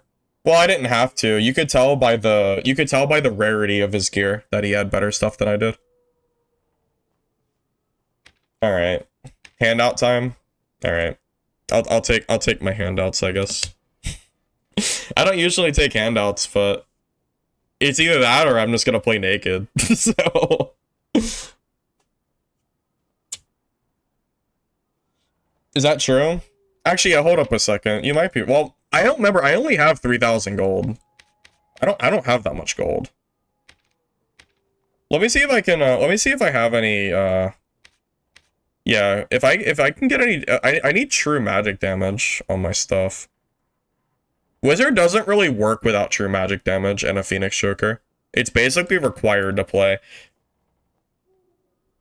I left? Oh, are you going? Here, I'll still trade you. That's fine. What's your name? I don't know what your character name is. I can make a budget kit for 3K. That's not budget for me. That's my entire lifetime wizard earnings. Guys, I haven't been playing all season. I don't have anything. I'm broke. I haven't been playing. Of course I don't have anything.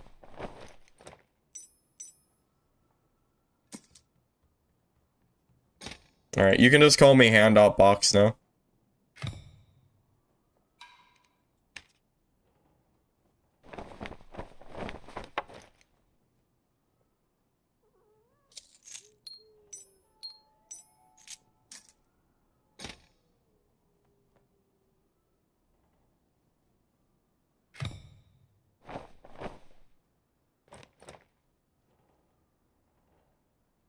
Yep.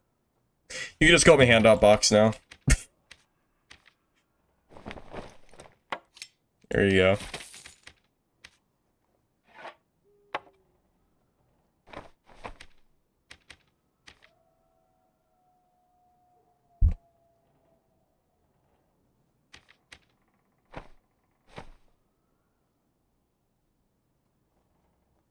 Normally you would blame me, but at that point you would just take free stuff as well. Yeah, I mean, at this point, like, I don't even play this game, so I really don't care. Yeah, I'm with you there. I mean, I'm usually pretty anti-handout, but realistically, it just doesn't really matter. I mean, it's whatever, man. It's whatever. Yeah, I'm usually more, I usually think it's more fun to, you know, play legitimate games, but, you know.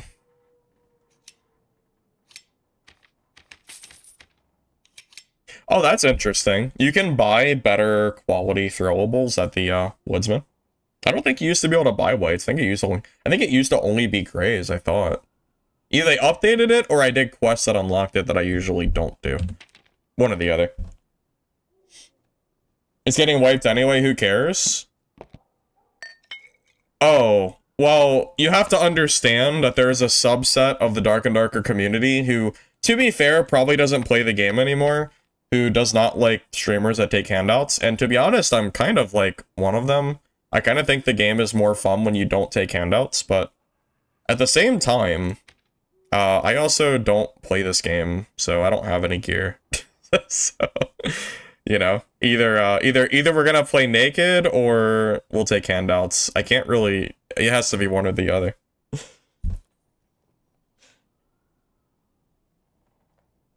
Oh, is that true? Are throwing knives only 40 gold? That's actually pretty cheap. Yeah. It's fine. Might as well buy a few. It's a lot more damage.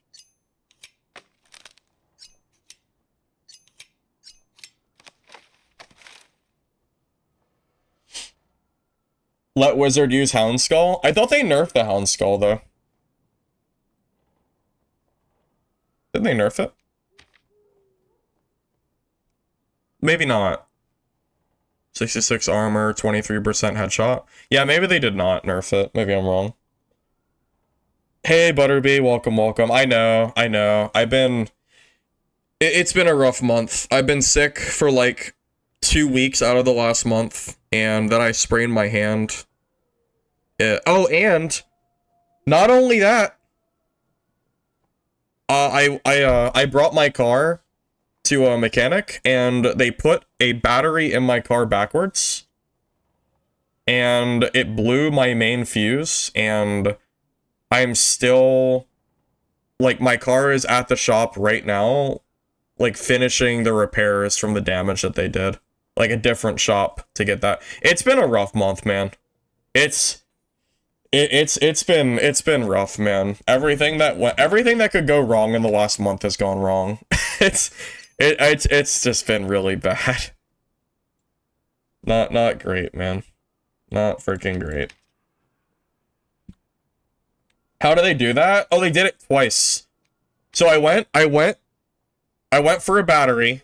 Wait, why is that so expensive? Alright, well, I don't really remember what rarity I need. I'll just grab a green. It's fine. Yeah, so I went to an AutoZone to have my battery replaced, and they said that they would replace it for free after I bought the battery. So they took the new battery, put it in my car backwards. They started it. They said, oh, it won't start. Well, I know now why it wouldn't start, but I didn't know they did it backwards before. So finally, I said, just put the old battery back in, because I know it worked when I got here, and then I'll just leave and go somewhere else. So they re-put the old battery back in, also backwards. So they put both batteries in backwards. And then my car wouldn't start. Shocker. Then the guy tried to tell me that I came in with the battery in the car backwards. Like, I drove the car to the place with it in backwards. And I was like, you're insane. Obviously, I didn't do that. And then he said, oh, yeah, maybe I did do that backwards. I said, yeah, maybe that is how that happened. So, yeah, they are now paying for the damages to my car now because they put the battery in backwards twice. So, yeah. Yeah. So that's where we're at right now. That's where we're at.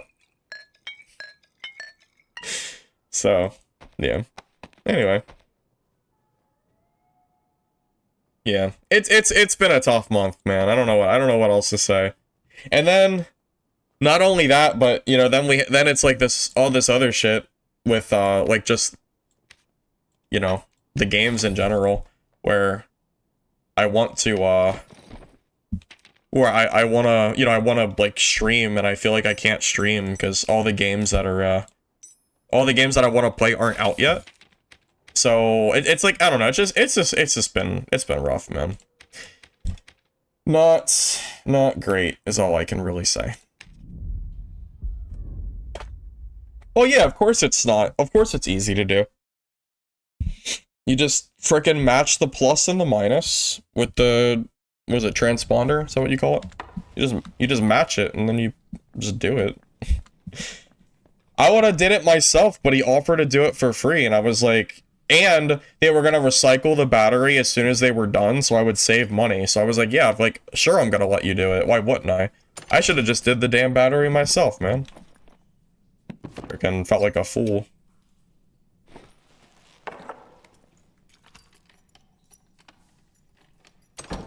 Yeah, it was not free. The cost was a week. No, like the cost was like a week or two long of having to get shit fixed in my car. Yep. What do they say? There's no such thing as a free lunch. Is that what it is? There's no such thing as anything free. Don't forget about that. You had a heart attack on the 22nd? Well, shit. Sounds like you had a bad month, too. Damn. It sucks.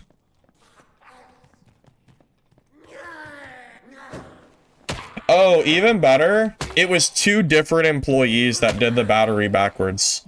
So employee number 1 put the new battery in the car. Employee number 2 came out to check on the new battery, didn't realize it was backwards, and then put the old battery also in backwards because he just followed the way the other battery was instead of like checking, the transponders. So 2 separate employees contributed to that happening. So yeah. it was pretty sad for me.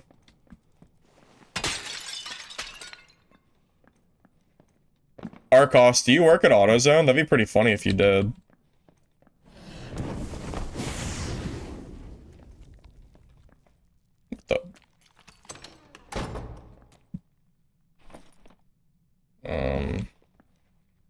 Naked Druid? I guess.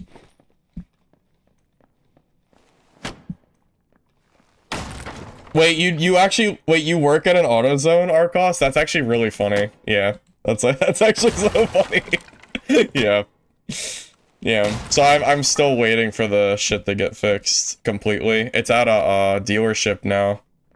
They blew the main fuse on my car and it protected most of it, but now the car has to get like reconfigured or something because it's a Lexus. It's, I don't know. I don't exactly know, but I don't care. They're paying for it, so I don't really care. They can do whatever they want to it as long as they fix it and I get it back. I drive like a super old Lexus car. Trust me, it's nothing fancy. I mean, it's fancy, I guess, but like it's not actually fancy because of how old it is. So.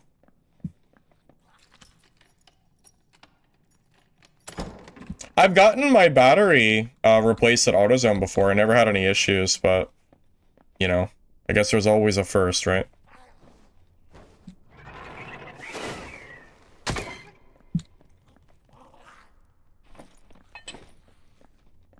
Oh. Oh, there's 2 people here. Hold on. Oh, that one guy's pretty geared. Ooh, I wanna go fight them, but I don't want to get third-partied. How do we do this? Do I wait a little bit for them to fight and then run after them?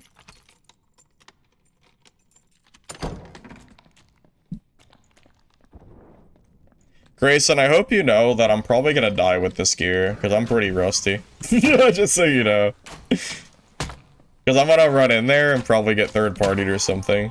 I'm gonna try to be smart, but, just so you know. Were they young?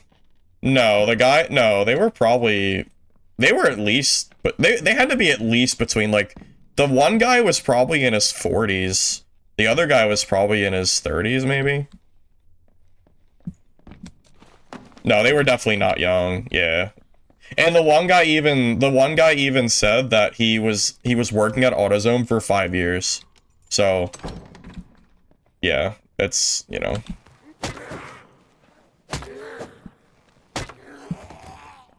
So Dark and Darker comes back. I mean, if it did, I would play it more. I enjoy Dark and Darker at its core enough that if it became popular again, I'd probably play it more. But the player count would need to come up some.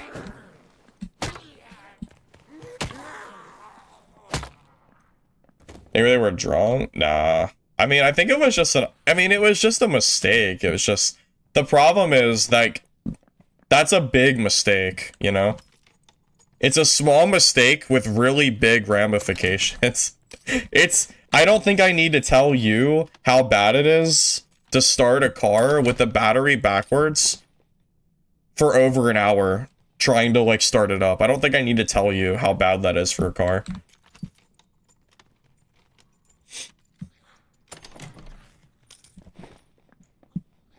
The AutoZone newbie from Dad? I don't think so.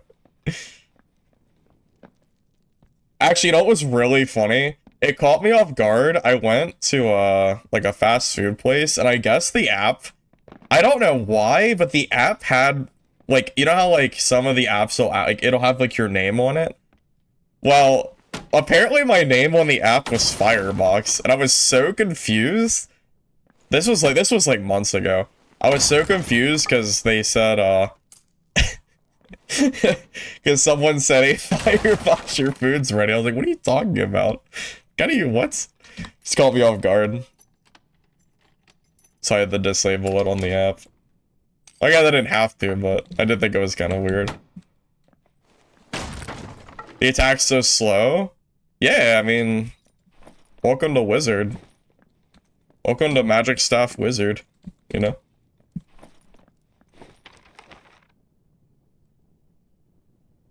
Wait.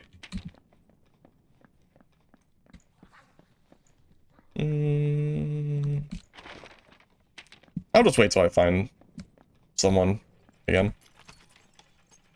I see a dead body in here. Maybe I should pre-ignite, just in case.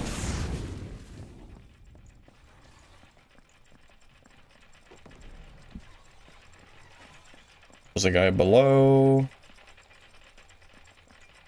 What? What the? Why is it white? What? Why did it look like that? Was that Phantom Eyes? What the shit? What was that? Why was it not blue? You see that?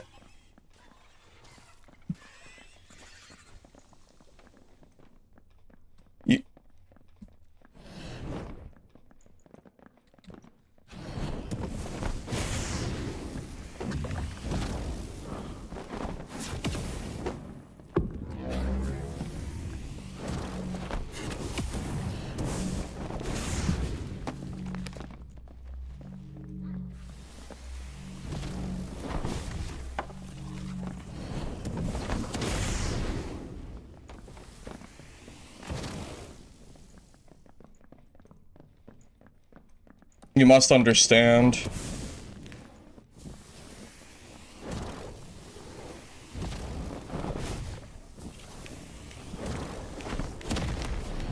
Oh no. Dude, the staff is so, like, chunky.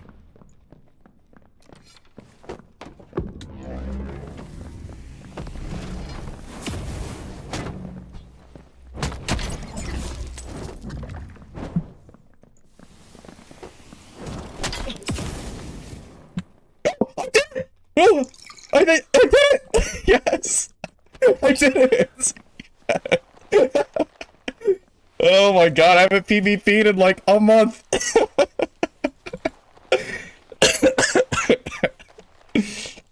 Yes, see? If I have equal gear, I actually can win fights. Yes. Let's go. Sick. So surprised I freaking killed him. Oh my god, he's so geared. I'm about to just drop all this bullshit.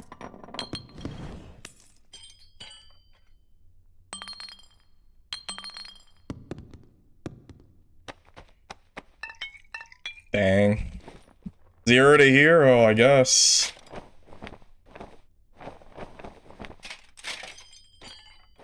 See, this is how I made all my money back in the day. I used budget kits, and then I would just... I'm gonna take that exit, by the way. On my way out.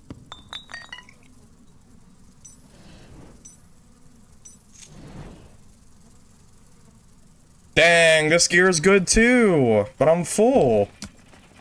Dang, it's fine. Whatever. I'm happy. It's... yeah, I probably missed out on some gear, but it's fine. I'm just happy I killed him.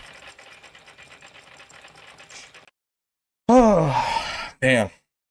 That's crazy. Yeah, so that's about, like, how my fights usually...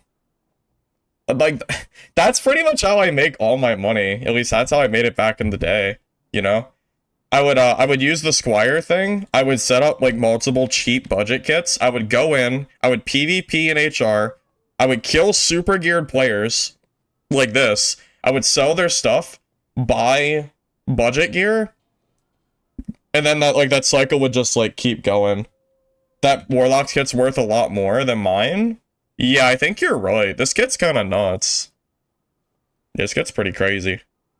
Oh, there you go. GG. You also have to remember, I'm really, really rusty. The fact that I survived because the Phoenix Choker has HP. Yeah, I mean, that's true. You're not wrong. You're not wrong. Yeah, turns out gear is pretty good, huh, so. Turns out gear is pretty freaking good. Who would have thought? His gear was better than mine, though. He has, like, all attribute and stuff like that. Mine is definitely, like, cheaper. You need me to see this clip? I don't know what clip you're talking about. Lies, back in the day there were no Squire storage?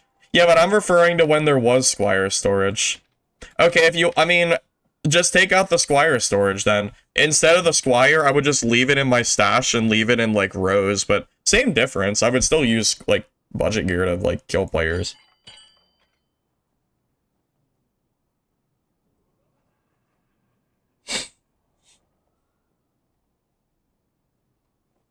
Thoughts on the revealed HR rewards? Oh, I haven't even looked at them. I don't even know what they look like.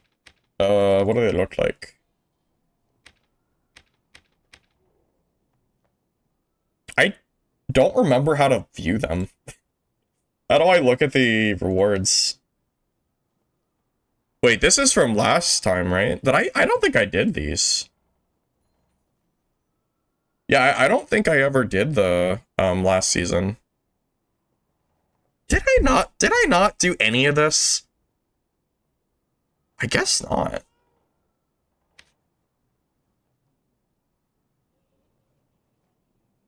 Oh, the season ends in 7 hours? I didn't know that. Yeah, I don't have any of that. There's no way. I haven't. 4 teaming druids in solo? Fiercey, I'm not surprised at all. That does not surprise me.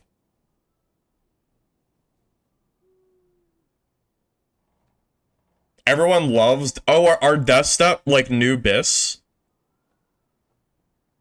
2% movement speed? For free? In this economy? That's insane. Hold up. That's crazy. That's, like, that's absolute bis. That's ridiculous. And it has 4 rolls? Holy hell, man. So so legendary or 14. So what is 2%? That's 6 movement speed. So that means that these are 18 movement speed total, right? No, it's 0.3. Is it 0.3? No, 3 movement speed is equal to 1%. So this is 18 default? That's crazy. Holy hell. Dang, and not only that, but you can socket the gear with really cheap gems. which makes it like better than a legendary. And you don't have to socket movement speed, which is probably one of the most expensive stats to roll, with RNG attached to it too. Yeah, this has to be 18 speed. That's nuts. Wow. No wonder he was so freaking fast. Because, like, I'm sitting here with heavy boots, which are very slow. Hey, it worked out, though. We won, right? That's what matters. Yep. That's what matters.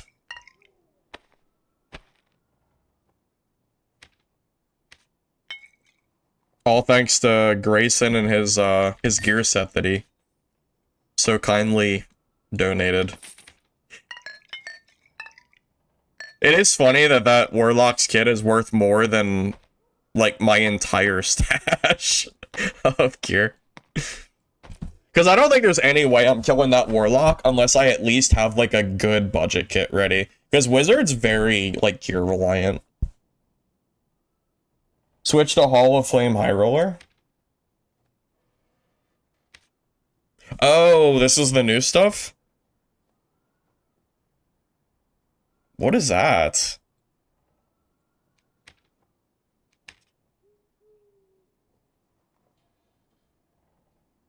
Oh my god, they're giving a sash for a reward.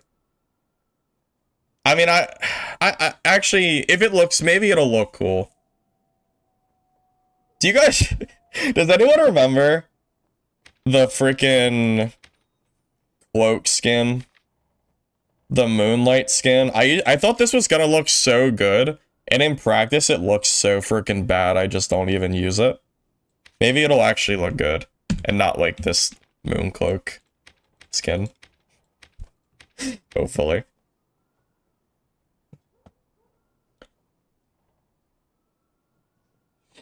I mean, does that look good to you guys? Because that doesn't look good to me. That looks like super weird. Is it just the hair, or is that gonna be a skin? I guess this is gonna be a skin. I wonder what the stats are gonna be. Probably something crazy.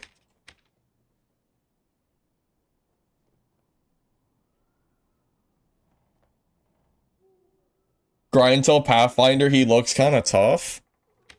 Bro, I'm not getting Pathfinder. What do you mean? What do you mean? I'm at Neophyte. I'm in the baby ranks. I can't make it off the Pathfinder. That's crazy. You know how much grinding that would take? A freaking lot, man. Yeah, there's no way. There's absolutely no way.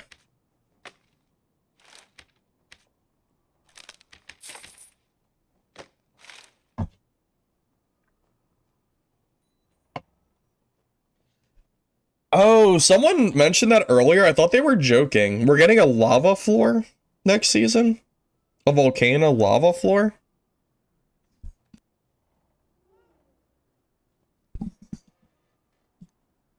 Is it gonna be for Goblin Caves, or is it gonna be, like, another map or something? I don't lose AP.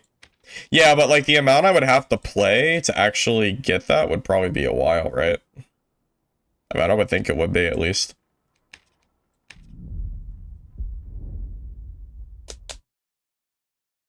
It's a rumor, apparently, that we might get lava instead of space. Supposedly. Don't hold me to that, though. I don't know. I don't know for sure.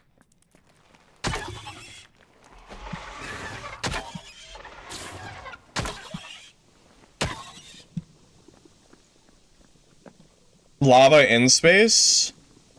Sounds like a good idea to me.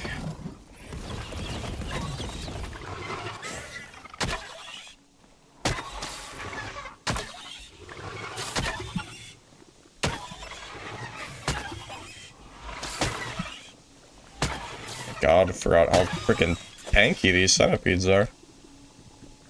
Okay. I'm not doing quests anyway, there's no point.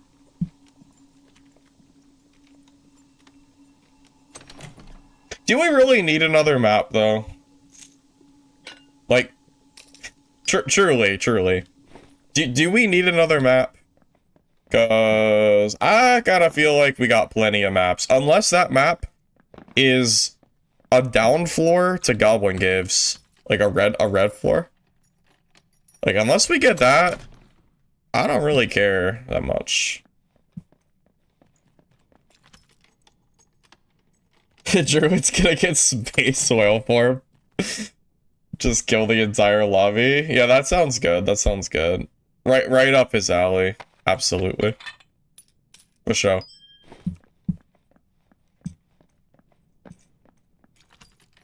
We didn't need another map 2 maps ago. Yeah, that's also kind of true though. That's true.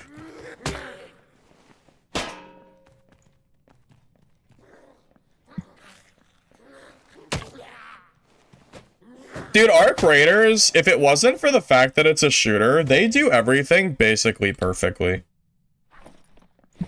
In terms of, like, you know, the maps and all that other jazz. If only it wasn't a shooter game. We need to get developers like Arc Raiders team that work on one of these medieval extraction games. That's what we really need. Well, I guess that's what I need. But.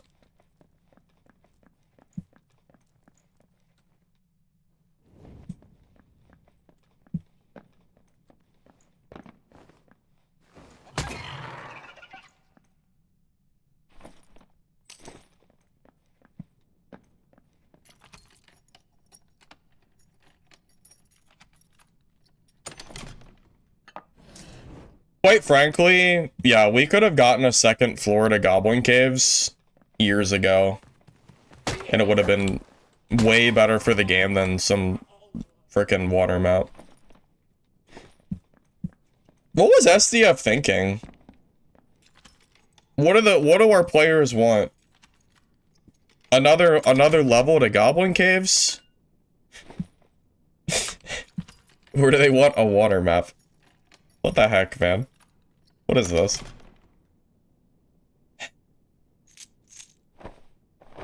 Crazy. Drill messed up, man.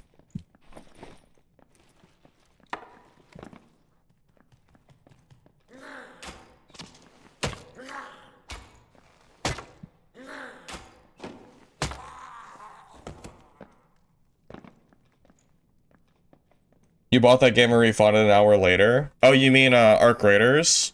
Yeah, I didn't refund it, but I bought it, and I was playing it off stream, like, really trying to like it enough to do streams for it, and I just couldn't do it. I just don't... I just don't vibe with that game enough. I really, really tried. I really did. Like, I would I dislike Arc Raiders enough to stream nothing. Because I'm waiting for these other medieval extraction games to come out. Like that, or not really medieval, but melee focused. Like that's how much I don't like Arc Raiders. This is what it is, man. What can I say? You know? Multi-class pack? Alright, you need to calm down, buddy. I don't think multi-class was good either. Although freaking at this point, Druid already breaks the game so much, it might not matter.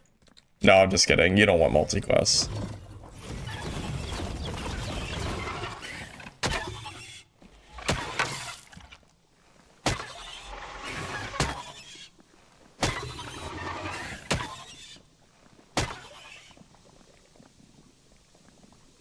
You're playing Dark, it's a shooter game? You consider Dark and Darker a shooter game? I disagree. I don't know what else to say besides that I disagree. Hi, Ishmael. Welcome, welcome.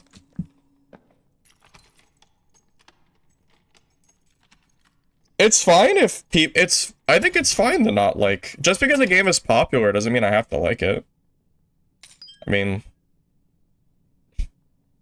just get what? If a game is popular, like, does that mean that everybody has to like it, you know? I mean, Fortnite's popular, and I sure as hell don't, like, actively play Fortnite. Roblox is popular, and I don't play Roblox. Escape from Tarkov is popular. I don't play Escape from Tarkov. Like, just... being popular doesn't mean anything. It just means it's popular. Doesn't mean I have to like it.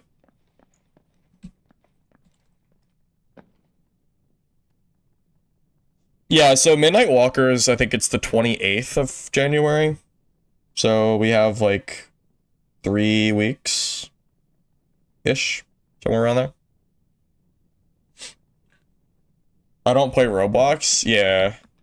Turns out I don't play Roblox. Who would have thought?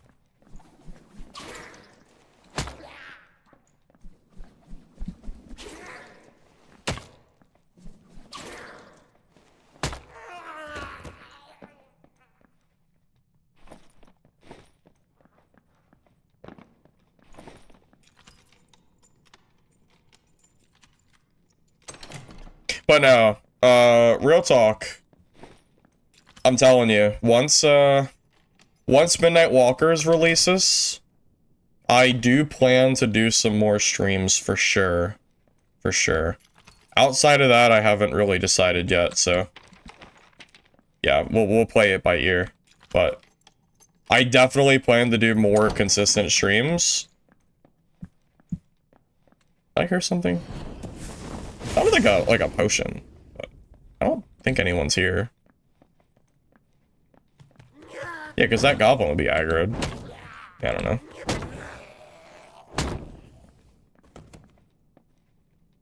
Oh my god, Mistfall Hunters in March? Oh, that's so gross. Is it really March? Damn. We got a freaking long time then, man.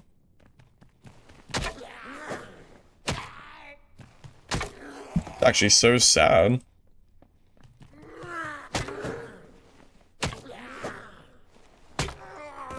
Well, that means I have an even higher expectation for that game if they're delaying it by that much.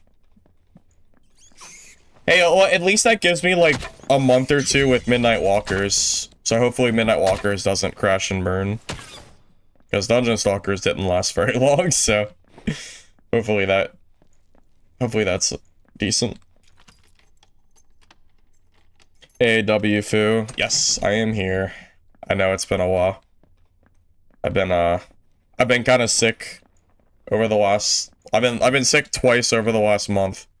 And then, I had some other issues, like a sprained hand. And, you can probably tell, like, I'm still, like, getting over being sick. I'm assuming my voice is not 100%.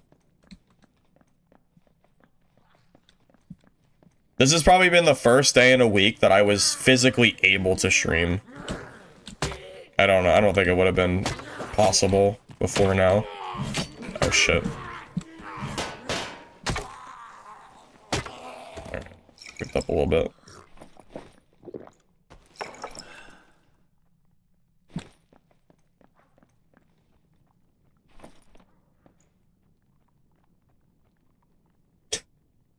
Is Demon Lock good nowadays?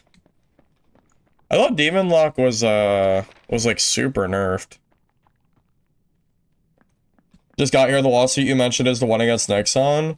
Yes, Dennis, that is correct. I went over the excerpt that STF released on Discord about a week or so ago, about the lawsuit with Nexon versus Ironmace. I already went over it for quite a while, though, so I'm probably not gonna, like, talk about it too much more. But TLDR is that Ironmace has, like, more or less they've won the suit, for what it's worth. They won the important part of the suit, so the game shouldn't be going anywhere, anything like that. Yes, Mistfall was supposed to release this year, or last year, by the end of December. So was Midnight Walkers. Yeah, I'm really worried about Midnight Walkers, because the last beta was full of cheaters. It was so bad. Game is impossible to play with cheaters. I mean, Ironmace not getting their game taken down off the store, I would say, is a win. I wonder if there's gonna be people, like, camping in here. I should probably ignite first. I can kill anybody in melee with Ignite up. I did not mean to press that yet. That was a misclick on my Q. That was absolutely a misclick. Did not mean to press that. I need to wait 20 seconds for that to come back now. If I fight him without explosion, I might as well just ult F4. It's really bad for me. It's a massive health swing that I need. Boy.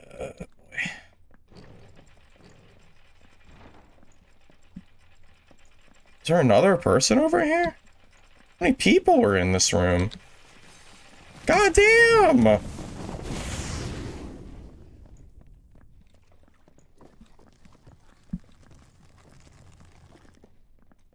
And you know it's a druid, so like...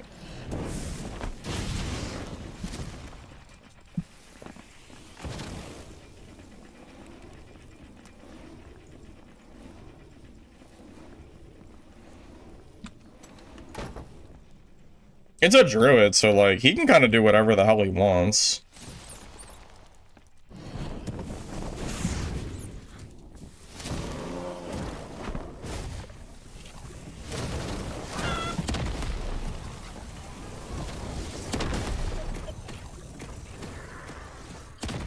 You bitch!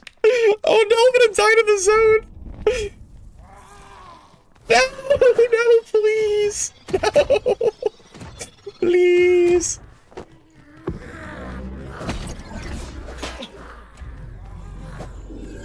Yes!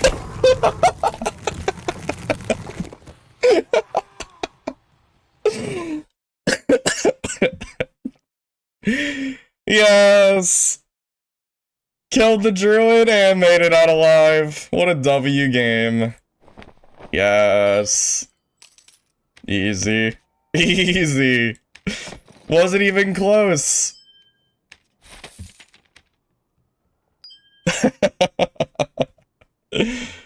Oh boy, that was fun. Oh my god.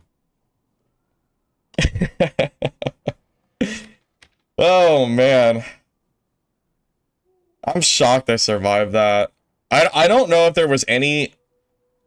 I don't know what I could have done differently. That was like that was just a really bad spot for me. Hey Doomrex, hi, did you discuss the future of my channel yet? You're a fan and would like to know. I did, but I can briefly tell you again, Doomrex, if you like. So right now, I'm currently waiting for some of the new melee extraction games to release. Most notably, the one that's coming up closest that I'm aware of is Midnight Walkers on January 28th. Also, part of the reason I stopped streaming a month ago, because I did do a dad stream a month ago and I was gonna do more. I got sick for 2 weeks, like 2 separate weeks out of the last month. I sprained my hand, so I couldn't play games very well. And then I also was dealing with car issues, so my car was like in and out of the shop, which wouldn't have stopped me from streaming, but that was like just something on top of everything else that was happening. So right now, once I guess like 3 weeks or so rolls by, I'm hoping to stream a little bit more consistently. As far as Dark and Darker goes, I think the game has kind of fallen to the point where it's not really reasonable to stream this game like full time. It's like, it's just not, there's not enough players in the game actively, it feels like, to really take the amount of time to do something like that at this point. And I don't really enjoy Arc Raiders, so most likely, yeah, it'll be waiting for like the new games that are coming out later this month. No, I'm not really a big fan of Arc Raiders, Doom. I tried it off stream. I even made a video, but I had to remove it because of copyright.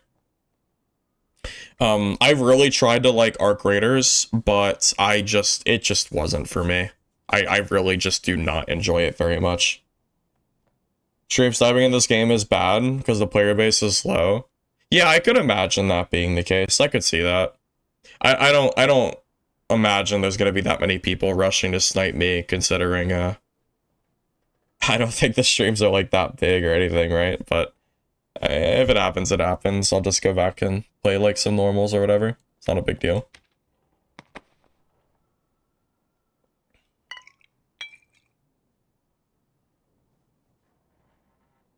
You got clarities for me? Sure. I'll take some clarity pots. Why not? Right now, it's like under 2,000 players that are both playing. It's like 2,000, it's like 1,600 or something. In lobby and dungeon. And that's everybody. You know, Blacksmith Launcher and Steam. It's very not great at the moment. I'm pretty worried that Dark and Darker is not going to be able to recover at this point, unfortunately. I'm with you. I'm with you there. Trust me.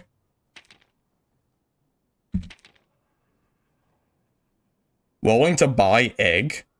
What do people want egg for? What is an egg? Oh, the water boss egg? Is that what people use as currency nowadays?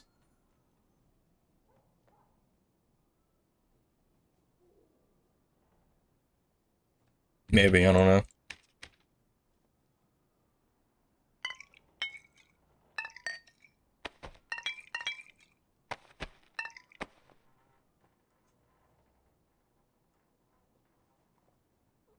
Oh, you get a skin for having an egg? Oh, is it like a, is it a, like a quest item or something? From skull keys to gems to an egg. Incredible. That is pretty funny. Yeah, that's actually super funny.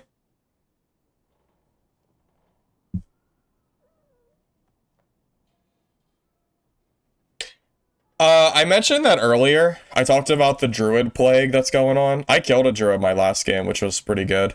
Got him with the old explosive, whatever, the explosive spell when he was in chicken form. Yeah, I've heard that Druids are really strong right now, which I'm not surprised. I saw, like, in the leaderboard, they're, like, 16 of the top 20 right now, which is pretty insane. Yeah, I know. Wait, check week 15 and 14? Can I do that? Oh, I didn't know you could go back. Oh my god. It's the same in previous weeks, too. Out of the top 10, there's 1 rogue and 9 druids. Oh my god. That's so gross. Druid, barb, druid. Yeah, this is crazy. At least week 13 had, like, a few other classes. Now it's just all druids. I think SDF likes druid, though, because I think he likes to feel strong. I'm pretty sure. As far as I know.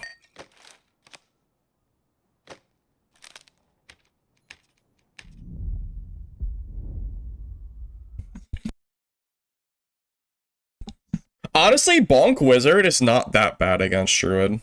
Because if you can get some explosions on them or something, they can't transform for a while.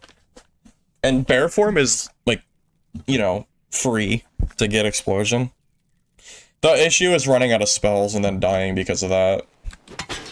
And Druid doesn't, like, quite have to deal with it to that degree, you know?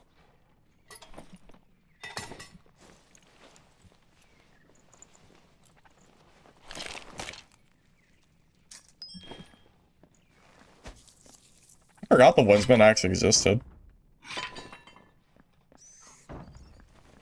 Oh, I hear somebody. Like, nearby. I should have at least 1 door open. Since I'm a wizzy. Kinda need, like, a way to make space sometimes. Oh, boy. Let's kill this first. Really do not want to get hit by that when there's someone nearby. It'd be very sad. With my luck, he'd come rushing over. Nice job. Nice job. I got hit anyway. I knew I was gonna get hit by that. I could feel it. It's fine.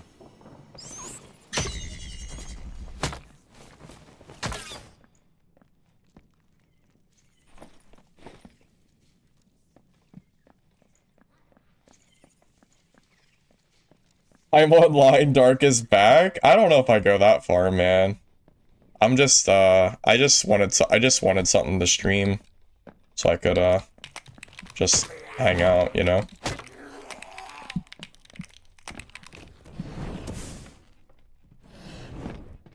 I will tell you, I would legitimately rather play Dark and Darker than Arc Raiders, even though Arc Raiders is obviously way more popular. I would still rather play this game.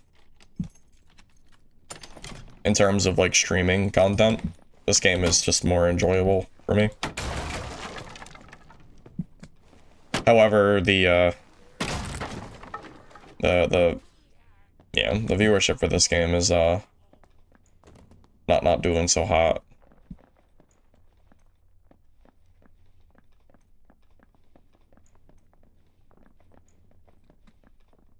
I wonder what class that is. Very important to know. Oh, I need to be careful because there's another barb behind him. Oh no. Oh, I don't like this. I actually really don't like this spot.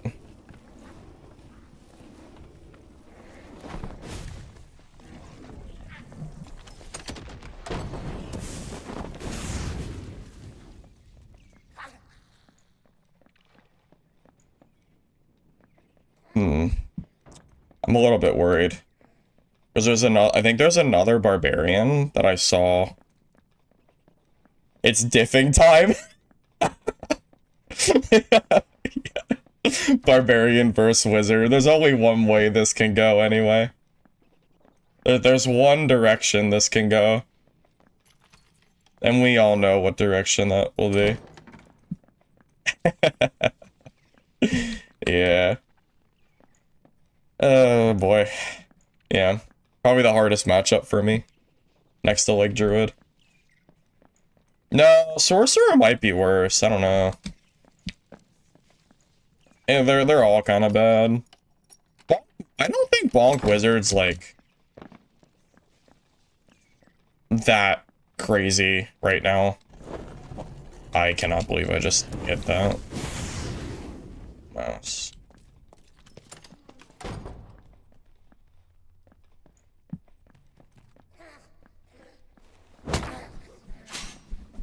I mean, legitimately, I don't think Bonk Wizard is, like, any remote... I don't think it's at all, like, super strong. Not at the moment, at least. There's so many other things that are easier / stronger to play. Time for Cleric? Cleric would be good against Barb, but it would be really bad against Druid. Cleric has never been strong against Druids. Ever. Why are you naked? I didn't even know I had game chat on. What should we do here, fellas? Do I W key the naked barb and then die to the geared barb after I kill him? What's the play? What's the play? Yeah, I don't know. I'm not really sure. I'm in, like, a kind of difficult spot.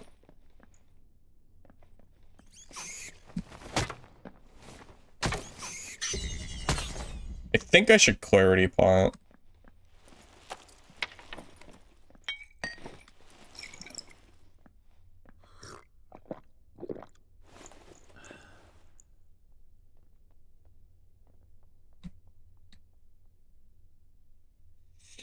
No, I will never trust the naked. Yeah, I don't trust people in general. Game chat is so popular in Arc Raiders. Apparently, being friendly in Arc Raiders is what everybody does. It's weird.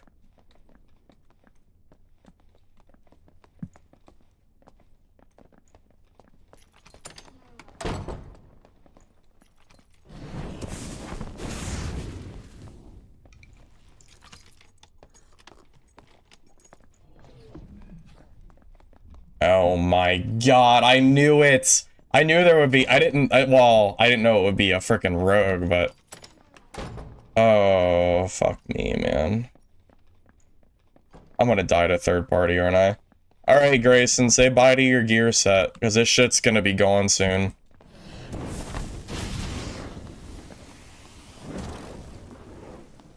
Like, because I'm gonna get third partied. I'm gonna kill this freaking guy. And then... that rogue is gonna come over that you just saw. And I'm gonna die to the rogue. Oh my god, this is so stupid. Oh my god, this barb is so dumb. Oh boy, oh frickin' boy. Yeah.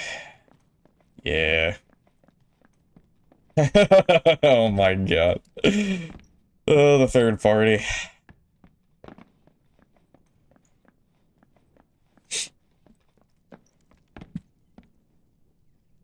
Because of the behavior matchmaking in Arc, you can progress 10 nines faster playing friendly over PvP. Well, not... Yeah, yeah, Arc Raiders just isn't... Yeah, it's not really a game for me, personally. That's all I can really say. So we have Naked Barb, who I think I can kill. But we also have the Rogue that is, you know, like, crouch walking throughout the map.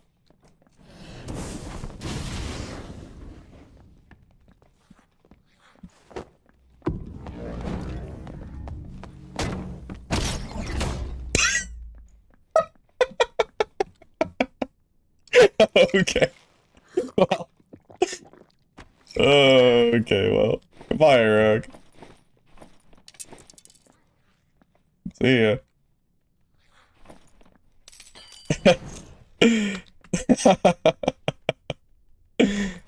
Oh, wait, that guy's in full gold.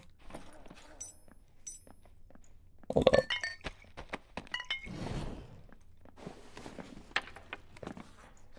Come here, fighter.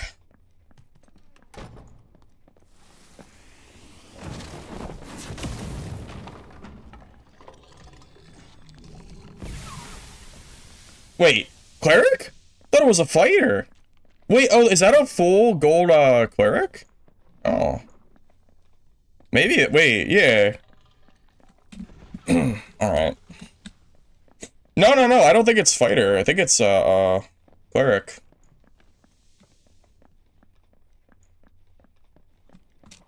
I really thought it was a fighter from there. It looked like it.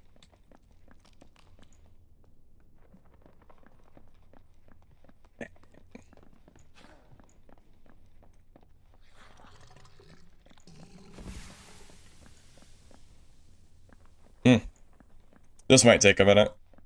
Yes, the lawsuit discussion was the first, like, hour plus of the stream, yeah.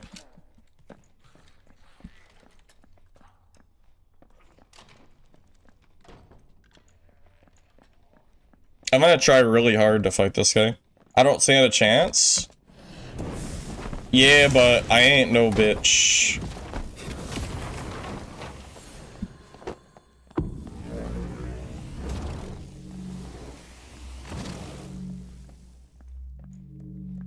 I'm gonna have to wait for the,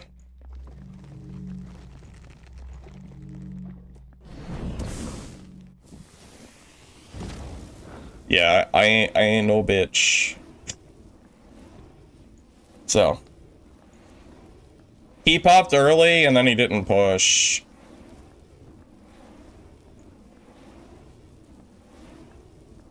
He wins these? I think I'd lose this, but I'll try anyway.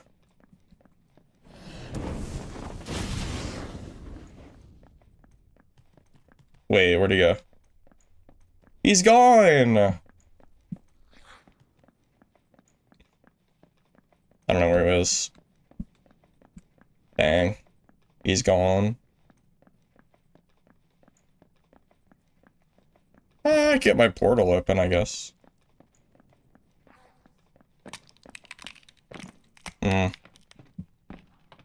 Did you think he left? Oh, sitting invisible? That's the kind of shit I would do. Yeah, you right. I would totally use invis bots and sit invisible against a Wizzy like this. 100%. He's probably chilling. Do we just leave? We got a kill, so I guess I'm running low on spells like ignites, so it's like kind of a problem.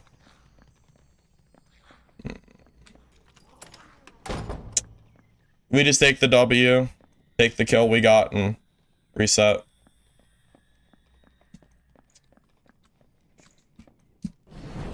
I'm so worried I'm gonna run into him being invisible. Because you're right, that's... that would be a smart play. Nah, he's probably gone, man. I bet you he's gone. For sure. Yeah, I'm just gonna leave. It's getting late in the game. I think he's gone. Yeah, he's out of here, right? Yeah. Oh well. No, he was not invisible. He probably just ran off and dipped instantly. He didn't want to fight, I guess. A quick summary of the lawsuit. Quick summary would be Ironmace won the lawsuit. Nexon needs to pay them, I think it's 3.4 billion won back, because they won the lawsuit. However, Ironmace is still like a little bit at fault, but not enough at fault that they are at risk of having the game removed off Steam. That's like the quick TLDR that I could give. Yeah, that's probably the smart call to leave there, but I did want to fight them though.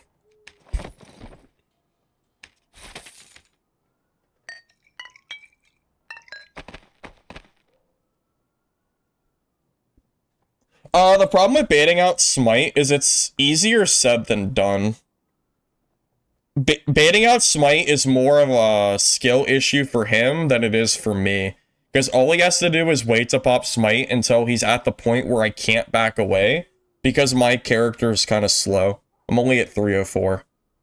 So, that's really what it comes down to. Do I want to kit for a different class? No, I think I'm fine playing Wizard right now. Unless I die, and then I'll reevaluate. I mean, I do have this, this Warlock kit. If I wanted to play POC Phantomized Warlock, I guess. It's kind of a funny thing to play, but... This guy's kit is pretty disgusting that I took. Like, that seems really, really good.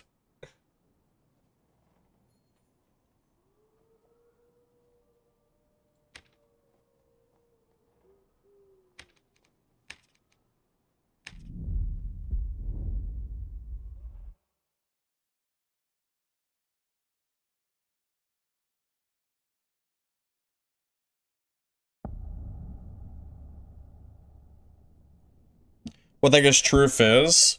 It means every time you hit someone, you'll always do that true fizz, no matter where you hit them or what their armor is. It's exactly what it sounds like. It's true damage. If that makes sense.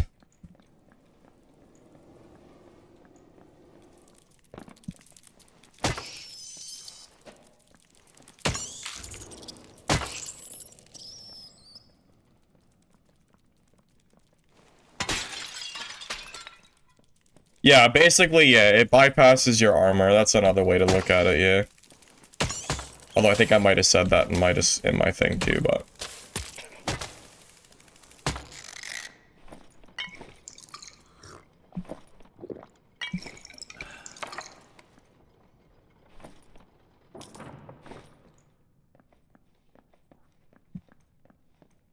Yes, I believe that true damage does not have anything to do with headshot damage. It's always equal, no matter if it's the head, or the chest, or the limbs, or whatever. Yeah, we've had metas where Rondel Dagger Fighter was BIS with true damage. But I don't think Rondel Dagger Fighter is currently like that at this point. I think that's been, you know, bypassed. I believe so, at least. Isn't the headshot damage 1.75 right now or something? I think it is, unless they changed it back to 1.5, which also would not surprise me. SCF does love changing things in a big circle, so. Yeah, I think the headshot change is really what hurt the Rondel the most, but the dagger nerfs in general were pretty, like, not great, too.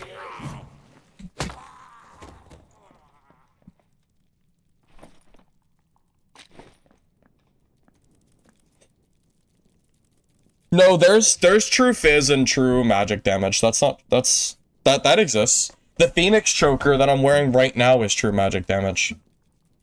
So instead of being true physical with like my weapon, it works for spells. It's exactly how it sounds.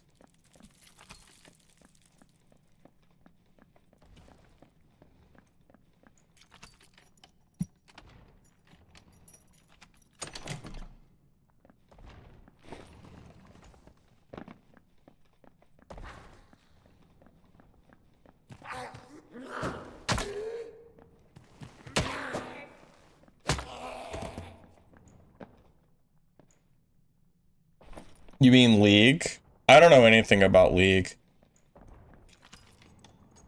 There's a barbarian bug. Achilles applies when you hit someone with a thrown lantern. That's not a bug. That's literally how the game used to be for, I mean, a really, really long time. I don't think that's a bug. They probably just changed it back.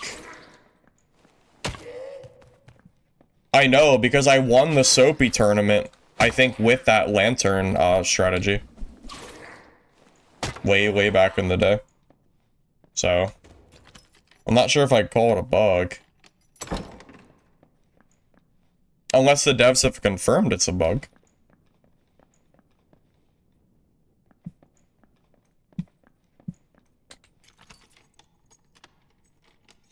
Do you think it's a bug because it doesn't have any weapon damage?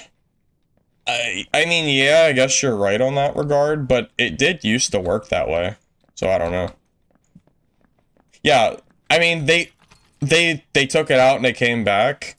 Just because they didn't mention it in the patch notes doesn't mean anything for Ironmace. They literally could have just decided to change it and didn't put it in the patch notes. I would not be surprised if they did that at all. That is on brand for SDF. So, just saying. I mean, it could be a bug. Oops. Yeah, it could be a bug. But is it really a bug? Well, I don't know. Yeah, I don't know. I don't know the answer to that. Could be a bug. Could not be a bug. Thrown Torch used to work like that? I believe it did. Thrown Torch used to work for Smite too, which is the was the best. Oh my god.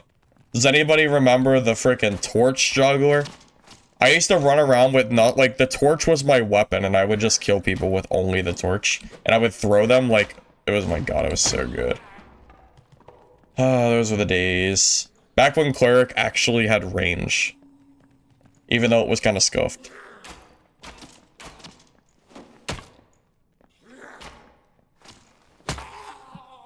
Man. How's Spell Cleric doing nowadays? Pretty rough, I imagine, right? I doubt they've gotten any significant buffs to solos. Be surprised if they did. Remember the drums bonking people? Oh yeah, I did drums too, yeah. Drums are good.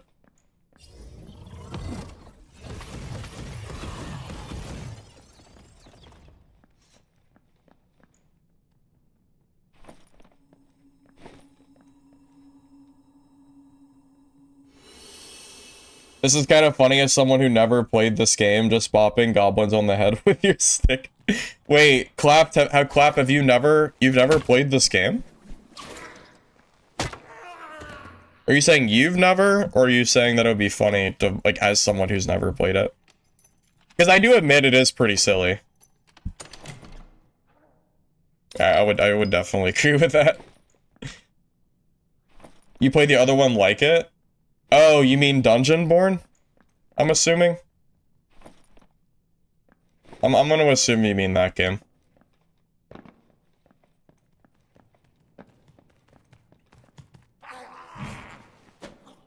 Dungeonborn Survivor, yeah. Yeah, that's it. Man.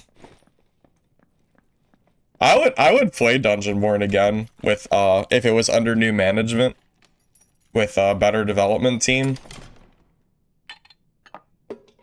I would play it again.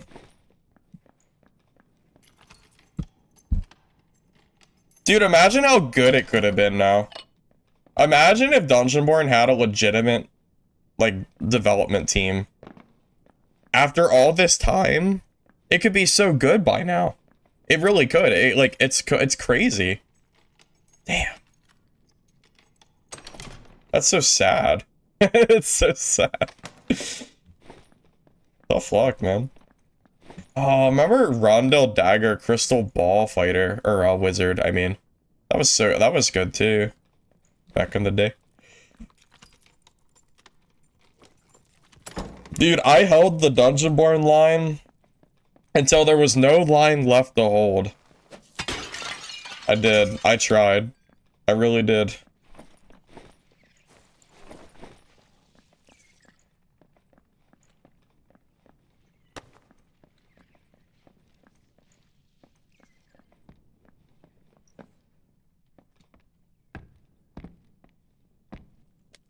Greed is good? Well, that shit sucks. Greed is good was... That was a fever dream.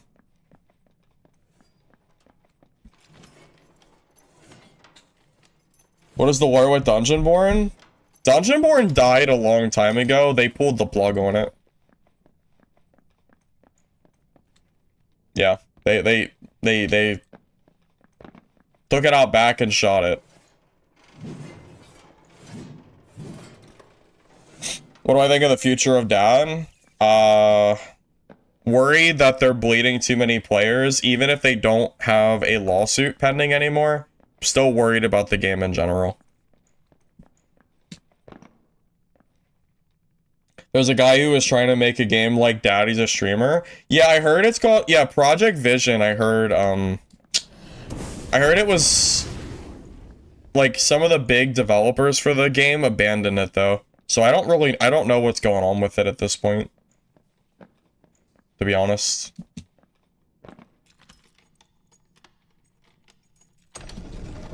Oh, I thought that was gonna be dead. Huh, okay. I mean, I figured it would be, but guess not.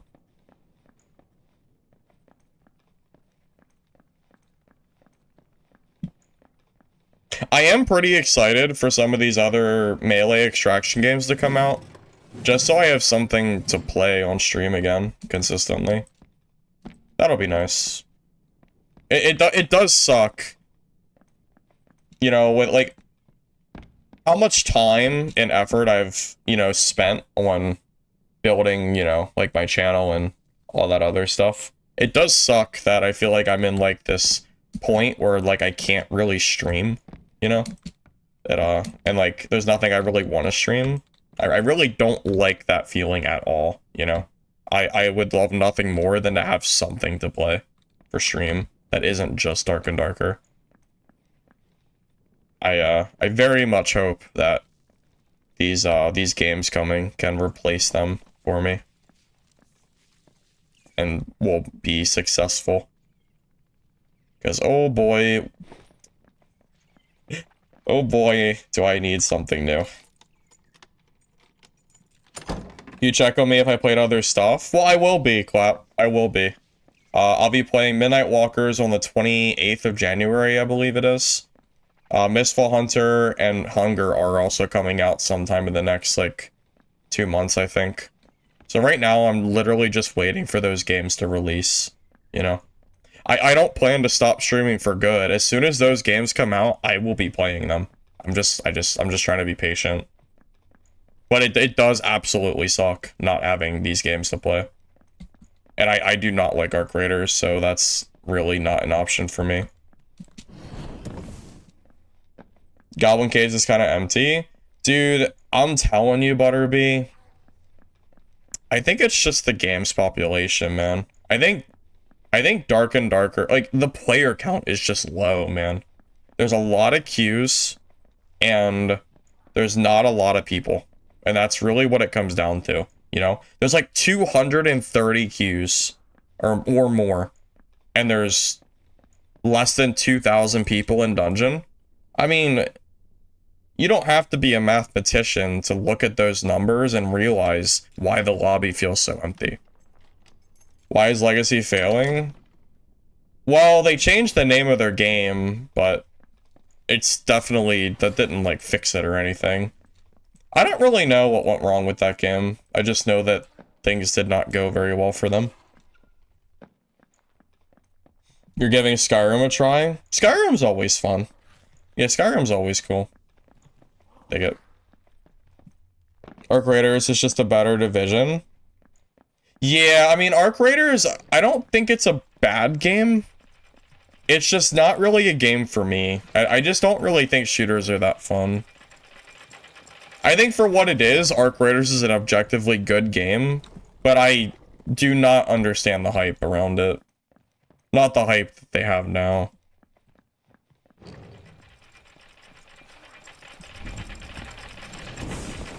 It sure does feel sad running through a game and seeing no players, though. That is sad.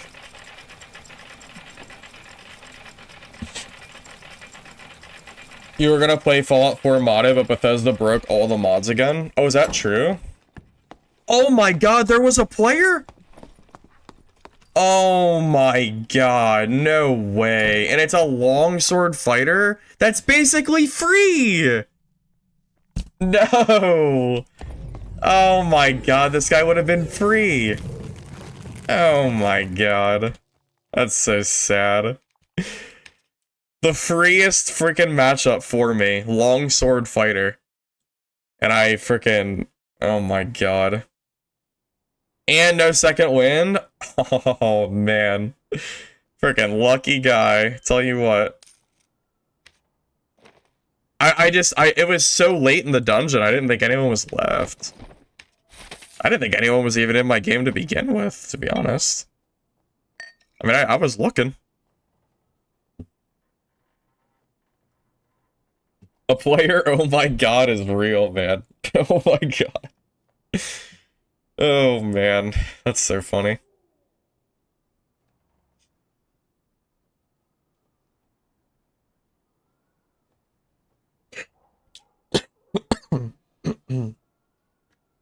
Honestly, I think part of the issue is Dark and Darker does not have any, like, real competition. I mean, if you, like, really think about it, do you consider Arc Raiders Dark and Darker competition? Because I don't. Arc Raiders is, like, its own separate thing. Because it's very clearly very different gameplay. I wouldn't even, like, I know they're both extraction, but that's kind of where the similarities begin and end. Realistically, like, what games does Dark and Darker have that's similar to them? I really don't think there are any. Every game that we've had that, like, would maybe be similar has died. You know? Like, Dungeonborn was similar. That game was very much, like, I would say was a similar game, you know? But right now, like,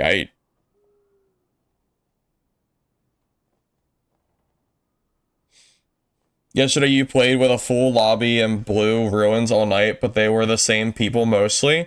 Well, I think that is generally how it goes, Porkchop. I think when you're in games and lobbies, even, like, when you're finding players consistently, it's because you're seeing the same exact players over and over again.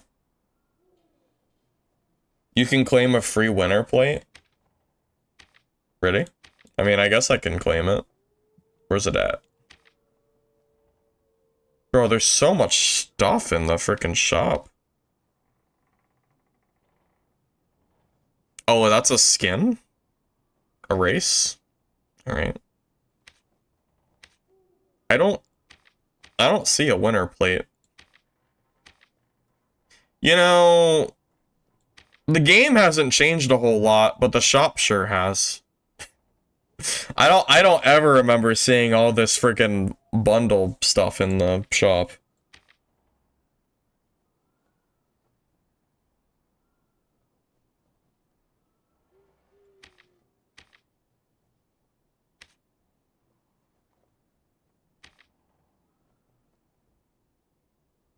Use this code in the shop?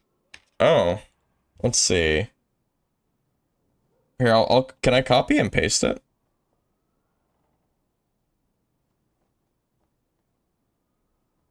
Here. Wow. I don't even know what that is. What is that? Look at that, I finally have a nameplate that's not tan. Incredible. Actually, that's fine looking. Yeah, I think it looks better than tan. Hey Ghost, is this game still online? Yeah, it's struggling though. It's struggling a little bit.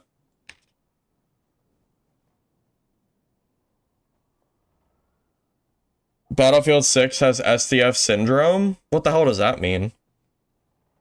Oh, because they added a BR. Well, I heard that SDF doesn't like the circle and that he's gonna get rid of it soon, which would make HR so much more fun to play. Yeah, thanks, Butterbee.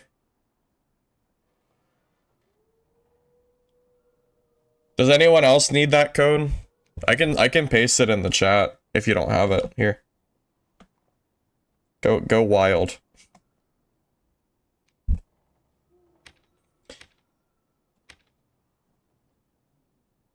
The year is 2026, Dark and Darker has a quiver? You think Dark and Darker is gonna have a quiver by the end of this year? There's no way. There's absolutely no way that Dad has a quiver by the end of this year. It's not happening. I don't think a quiver's ever making its way into this game. You're not reinstalling this game for a GIF? Yeah, but it's a winter GIF. but Zelda FOMO. Don't you have FOMO? Or something? Something like that. Alright, anyway. Let's see if, I guess we just go back to HR again and just hope that people are there, I guess. I guess? Or do we go back to normals and see if we can get some players there for a little bit?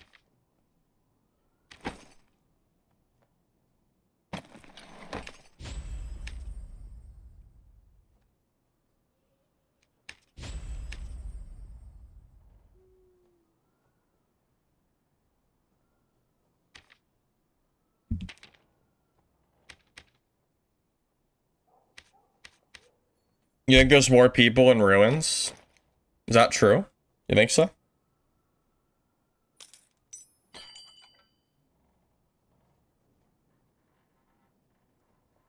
How many years until the class training system arrives?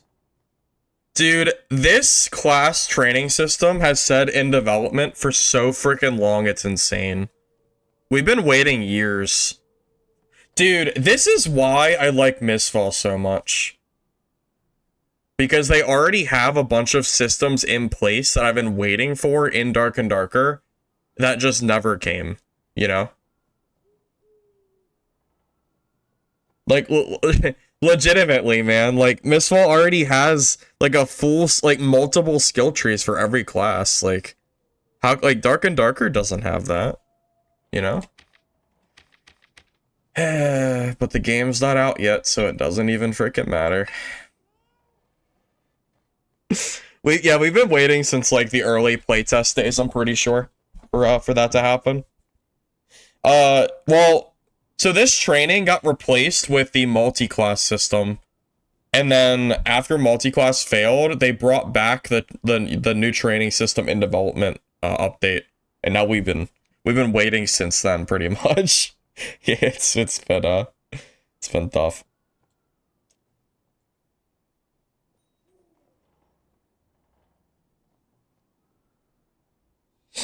They updated the knowledge database? I don't know what that is.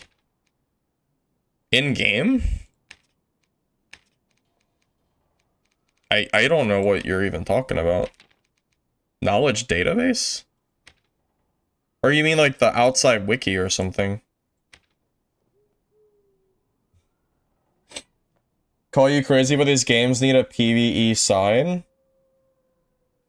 You don't even need a PvE side. Arc Raiders has showed that you do not need PvE in your game.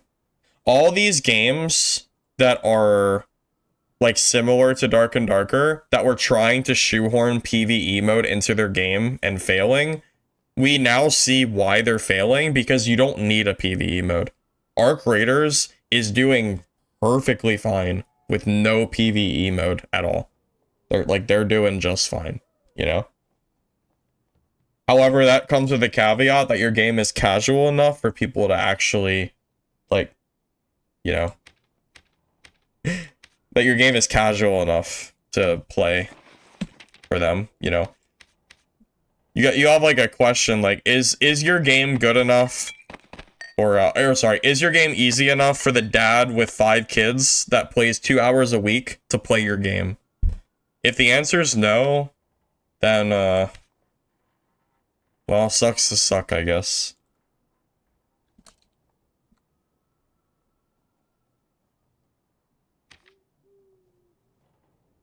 Because it sure does feel like we're at the point where, you know, you basically need to have your game be casual enough for, you know, anybody to play it. And that's... I really think that's just true.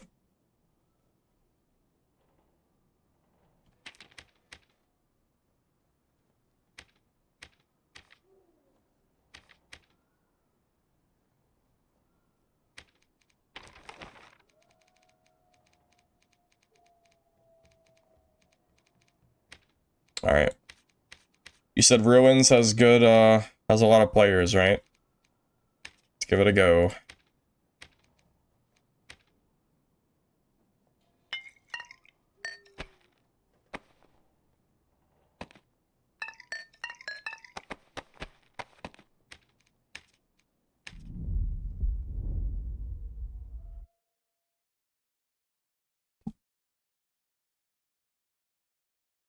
Things about it, and I wasn't interested.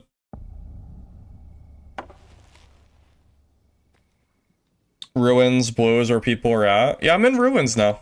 I'll give it a go. I'll try it.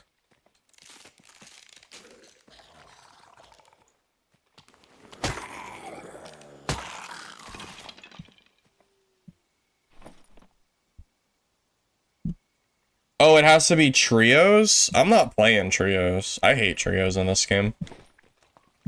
If I have to play trios, then Ruins ain't it.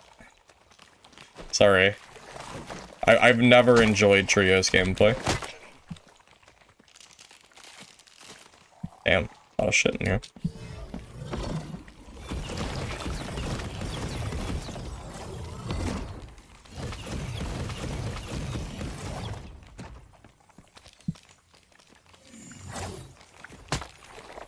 Dang, Ruins got a lot of mobs though, don't they? Holy.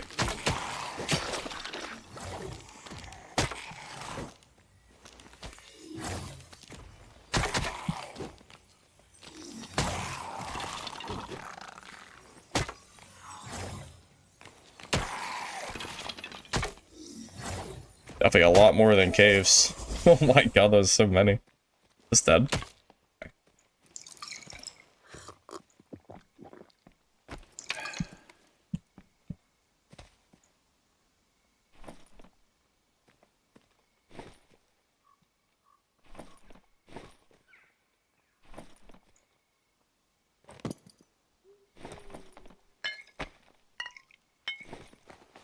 This game has less concurrent players than Counter-Strike Source.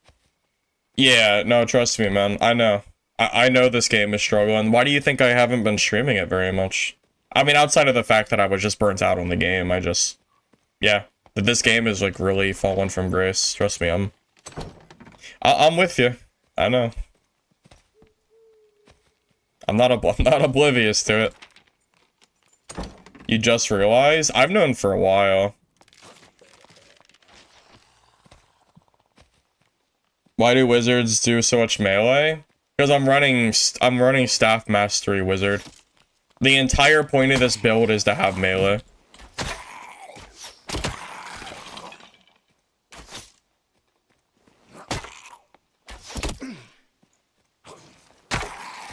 Yeah, it's the whole point.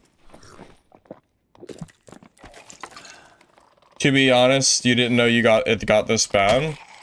Yeah, I mean, to be fair, I also didn't know it was quite this bad, but yeah, it's gotten even worse than I thought, too. Truth be told, it's gotten, like, really, really bad. Dude, the end of the wipe bullshit excuse is ridiculous. Because Arc Raiders, at the end of their first wipe, still had, like, hundreds of thousands of players. That is such bullshit. I hate when people say that the only reason the game is low pop is because of the wipe. That is ridiculous. If you give players an incentive to play the game, they will play it. You like... Comparing it to Ark is silly. It's really not, though. They're both extraction games, right? And at the end of the day, you have to compare them at a certain point because people are absolutely playing Arc Raiders over Dark and Darker, right? Yeah, hell, even Escape from Tarkov, to my knowledge, has higher player counts by far at the end of the wipe than Dark and Darker does. And it's a pretty significant number, too. I mean, am I wrong? I don't think I am, man. I mean, I understand that the beginning of the wipe has more players than the end of the wipe. But to say that the game is fine in the current state because the wipe is coming anyway, that to me is crazy. Like, to me, that is not acknowledging how much of a problem Dad, like, currently is in, you know? That's how I see it, at least.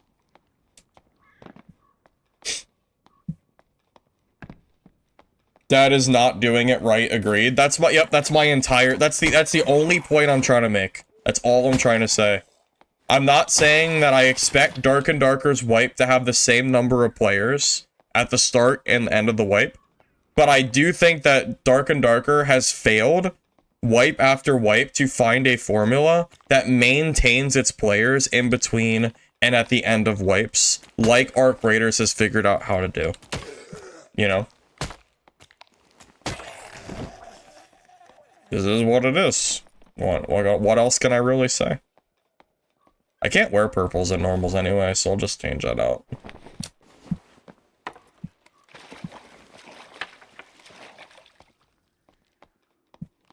End of wipe is 2 months long every season. You mean Arc Raiders? Is 2 months been confirmed? Is that true? So, apparently, solo Ruins does not have any players because I've seen 0 people and I've seen only 2 people die in the chat. So, I'm gonna just go back to caves. I mean, I'm literally just sitting here killing a million mobs. I mean, I guess there are a few people, but Ruins is also a big map and I can't find them. That's tough. It's tough, man. Try S2R? I don't know what that is. What is S2R? Oh, Squire to Riches? Is that what you mean?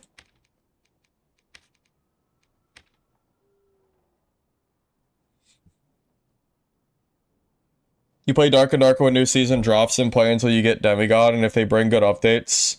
But if not, you wait till new season. You thought Arc Raiders doesn't have wipes? Arc Raiders does have wipes. They're not force wipes though. They're optional wipes with debatably significant enough bonuses that you kind of should really be wiping.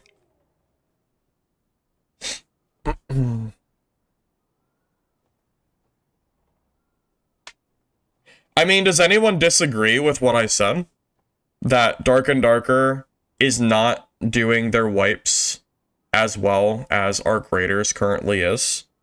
Because I think it's pretty clear, to me at least, that, you know, Dark and Darker needs... So, you should not be hemorrhaging this many players. You know? It's not really a valid excuse to just say that we have no players because the wipe is done. Like, you still need to keep your players throughout the season, right? You need to do something. And Arc Raiders has obviously figured out a way to do that. Dark and Darker has not. You know?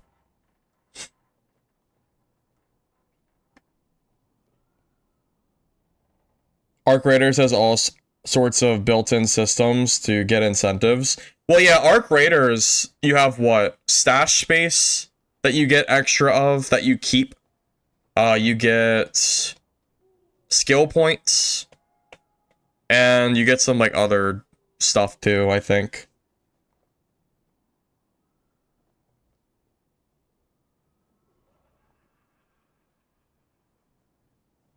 Yeah, but Butterbeat, Escape from Tarkov also has been out for, like, a decade now, right?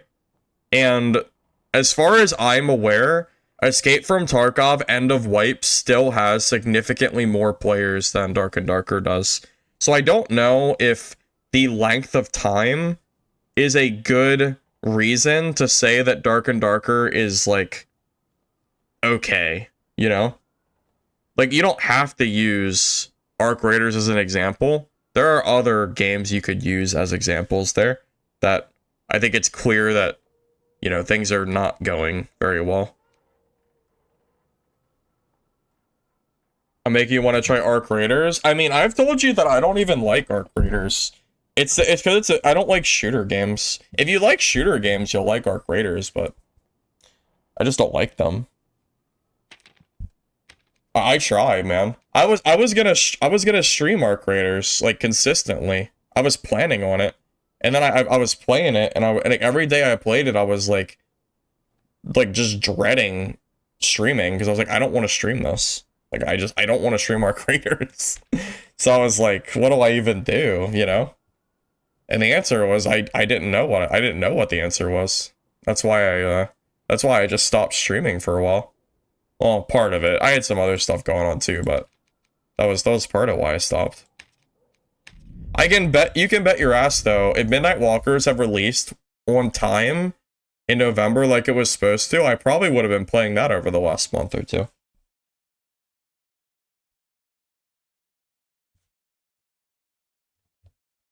Yeah, it just is what it is, man. I'm not even, like, trying to, like, bash Dark and Darker. I mean, I don't really play the game that much anymore. I'm just giving my own input as to just saying that I don't think it's good for Dark and Darker to just say that the end of the wipe is fine, that it has no players because that's how it's supposed to be. Because I don't think that's how it's supposed to be. Because we have examples of other games that show that that is not how it's supposed to be. You know? I want a game like Dark and Darker that actually manages to sustain and keep like 100,000 players. And I feel like it's not gonna ever happen, which makes me very sad.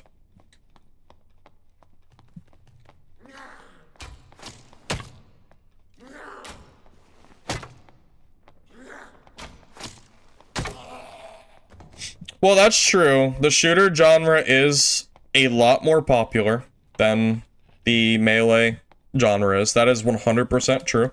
I will not disagree with you there. That said, I still don't think Dark and Darker is doing it as well as Arc Raiders is, regardless of genre or anything of that nature, unfortunately. Although, truth be told, Arc Raiders has its own issues too. Because in my opinion, gear in Arc Raiders is so trivial for a lot of it, especially for PvP, that you can just run around with like the level, like just like the low level like Stitcher or whatever, and there's really no difference whether you upgrade it or not upgrade the weapon, but find better weapons, because for PvP it just really doesn't matter. And Dark and Darker is not built in a way where like that is the case, you know? You can't just run around with a level 1 junk weapon and expect to do the same exact thing as a legendary, because that's not how Dark and Darker was set up at all, you know? It's just completely different. You can kill a fully kitted person with a Stitcher and a basic mag. Yeah, no. Yeah, that's what I'm trying to get out, yeah. So Dad has, our Arc Raiders has its own set of issues that I'm not a big fan of. You're not wrong. Dark and Darker is definitely more niche, and Arc Raiders is definitely very casual friendly. Those are definitely true. Yeah, I guess the real question that I have to ask myself is it possible to have a game like Dark and Darker come out that manages to sustain at least a somewhat decent fraction of players, like similar to Arc Raiders, you know? Even if it's 30,000 to 50, even if it's 30,000 people, you know? I don't need one of these games to have 400,000 people. But, you know, it sure would be nice to see like a 30 to 50,000 player count and not just plummet off the face of the earth the moment the like first month is gone. That would be very nice. And then of course, like after like the first month or two, when these games come out, like Dungeon Stalkers, and it has like a few thousand, it's done. Like the game is like dead. Like Dungeon Stalkers ain't coming back. Not that like I thought that game was like overly great or anything, but it's just like it's just an example of like another like DOA game, you know. It's another one for the list.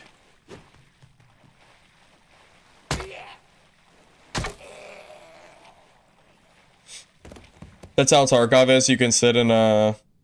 You can sit with a KEDR in a corner and kill, like... Oh, you mean, like... Oh, well, I think that's just the nature of shooter games. I think, in general, FPS games, you're able to just punch up. If that, you know, in a easier way. Because Melee is a little bit more of... Like, you know, you have... It's longer fights. You know, and it's more up in your face. There's not a lot of like insta-killing in a game that's melee focused in comparison to a shooter, you know? I feel like you have to be better at the game to get kills in a game like this than a game like, you know, Arc Raiders.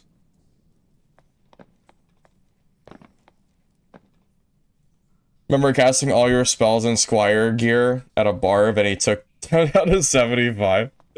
Yeah, Squire Wizards doesn't scale very well in the early game.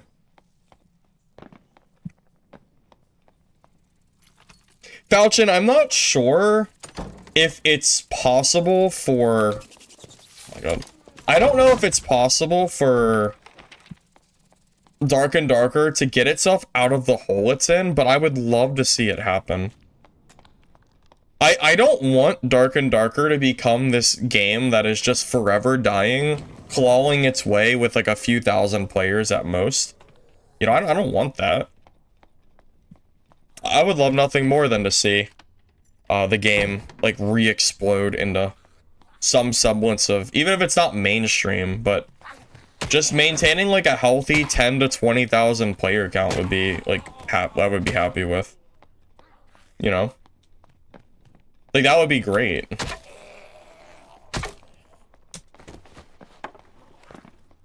Hey, Dean, what happened with Dark and Darker legally? TLDR, the quick version, is they won the lawsuit, kinda. They are gonna get money back from Nexon that they don't have to pay anymore, and their game also is not at risk of getting removed off Steam anymore, from my understanding. So, they still have to pay something. They're not, like, completely in the clear, but more or less, like, they've won the suit. You know, for what is important, they've won the suit.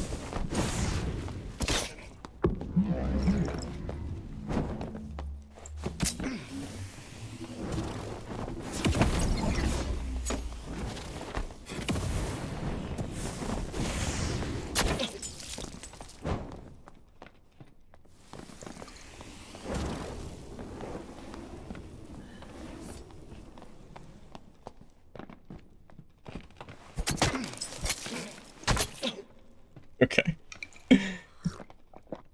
The staff is so wonky for like spells. It's so much better to have a spell book. Especially around like corners like this, it's very obnoxious. You don't two-tap people with Squire Wizard. That's not a thing. I mean, I also hit him with like a fireball and everything. Yeah, that is not... That's not how Squire Wizard works. Wizard scales with a lot of true magic gear, which I don't have. Wizard is not a good class in the gear that I am in right now. This is not good.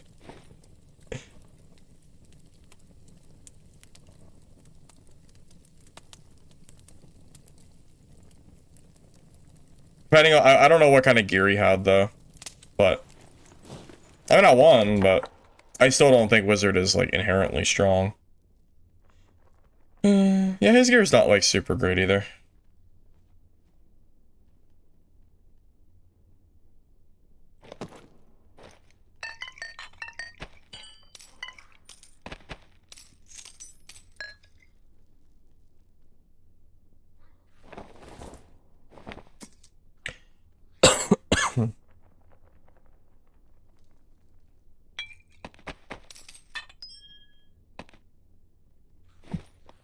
I mean, it was really a pretty even fight.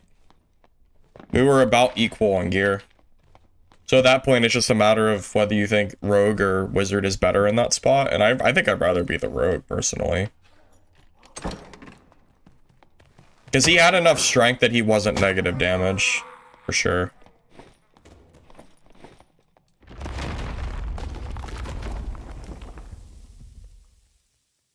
So I could change one aspect of the gameplay system of Dark and Darker. Which one would I change? I mean, the easy answer is Druid. Because I think Druid has been a problem in this game, basically since it existed in the first place.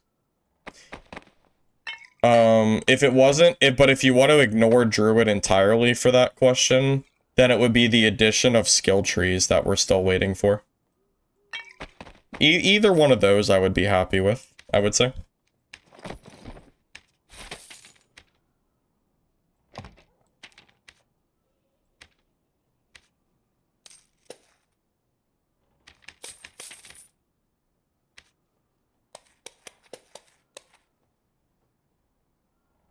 It's not just Druid.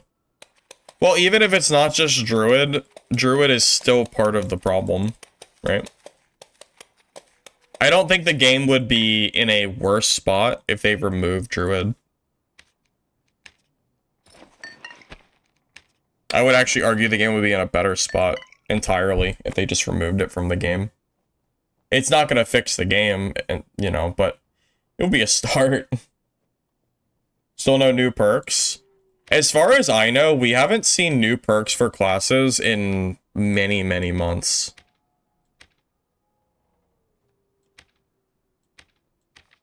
I mean, Wizard's sitting on the same, like, 3 skills. Meditation, Intense Focus, and Arcane Shield. Probably since playtest era? Except for, like, minor number tweaks. Wizard's been sitting on the same exact stuff for a long frickin' time. I mean, yeah, like, we've gotten a few things here or there, but it's pretty largely unchanged.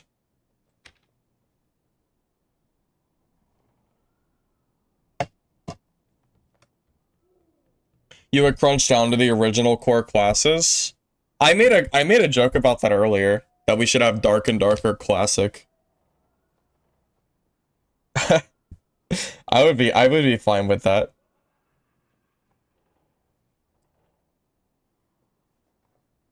Okay, realistically, how many of you guys would be willing to play Dark and Darker in its more raw form from a few years ago? Like, I'm talking before Druid, before Bard, before Sorcerer, heck, before Warlock even. How many people here would like play Dark and Darker with only the original classes and like the original maps, you know? Maybe from like the later end of the playtest, because you have to keep Goblin Caves in there. Of course. Even before Bard? Well, so the problem with Bard is I don't think Bard is currently broken, but Bard was broken when it released.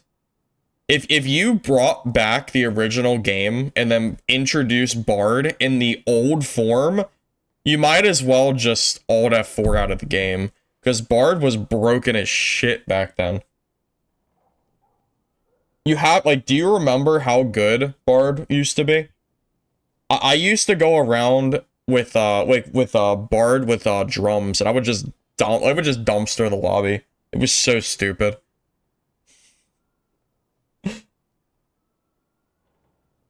Hey, Ola. Welcome. Bullywiz. I don't know if I'd say Bullywiz is back, necessarily. I don't know if I call it back. But I did want to I actually really like playing Wizard in this game. I think it's fun. It's more fun than the just straight W key melee, you know, combat that other classes have, like Cleric and Bard. Or Barb. Not Bard. Bard. Barb. Yeah, I think I said it wrong like twice. Yes. Because Barb and Cleric are like very one-dimensional. You know, you just have high stats and you just W key and kill people. It's kind of nice like playing like other stuff. And Wizard's just a fan favorite of mine. I think Wizard's just fun to play. You know? At least it is for me.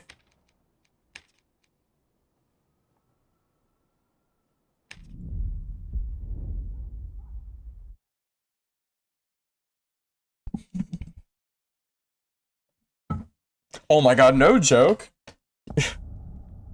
Yeah, if you remove Druid, Warlock, Sorcerer, and Bard, and had all the original classes, but like maybe you worked on skill trees instead, and instead of having all these different classes, a bunch of which are just broken or really just for a Druid over there, maybe instead we actually have more options to open up each individual class.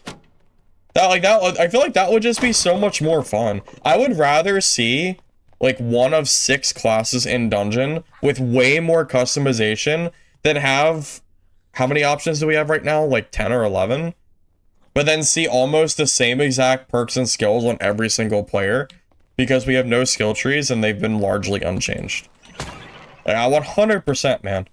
I would be so happy with that. I wonder if this is how the people felt that were asking for Blizzard to release WoW Classic, and then Blizzard telling them that they don't know that like what they want, and that they need to just like the game as it is. Is that a comparable situation? Because I think it is. Best game I've ever played? That's a hard question to answer. I mean, I really like the Fallout games, like Fallout 3 and New Vegas. Is it my favorite game ever? It's close, but I don't know if I 100% would say yes. Dark Souls 3 is one of my favorite games of all time. I love Dark Souls 3. It actually makes me so mad that Dark Souls don't go on sale on Steam, ever. And if they are, it's barely on sale. Because I own all the Dark Souls on console, but I don't want to pay $200 for all the Dark Souls games, because I already bought them. So that's kind of annoying. I love Skyrim, but to call it my favorite game, again, would be hard to say. Easily Fallout New Vegas. Fallout New Vegas, I can basically play at any point and have fun. You skipped Xmas dinner over this game when Alpha Test came out. This game? Oh my god. This game, in the playtest days, I would wake up, hop on my computer, And I would not get off until it was time to go, like, basically go to bed if I didn't have anything to do that day. I played so much. What's with the Ironmace lawsuit? I went over it a few times, but the quick TLDR is SDF made a post on Discord, and they've won the lawsuit in terms of, you know, like the copyright, so the game should not be at risk of getting removed off of Steam or anything. However, on the flip side, we are still, you know, they still have to pay something to Nexon, but not quite as much as they were gonna have to. So they'll get some money back from Nexon themselves. So that's a quick version of it, since I went over it before.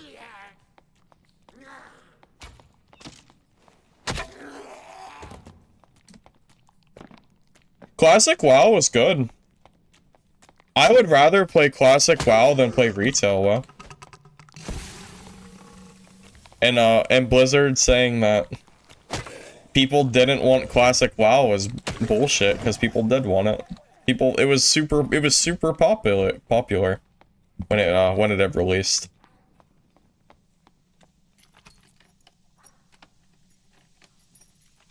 Ironmace will never release Dark and Darker in a more vanilla form, though. I don't think that is even in the realm of possibility, unfortunately. I wish it was, but I don't think it will be. You have that problem with Ark Survival? I played like 40 days of Ark Survival Evolved. That game sucks ass. I will never play it again. I hate that game so much.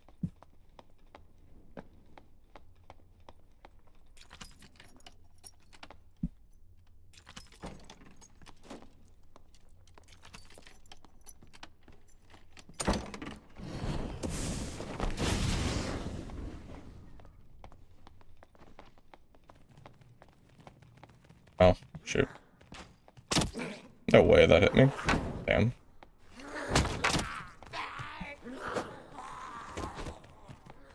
Okay.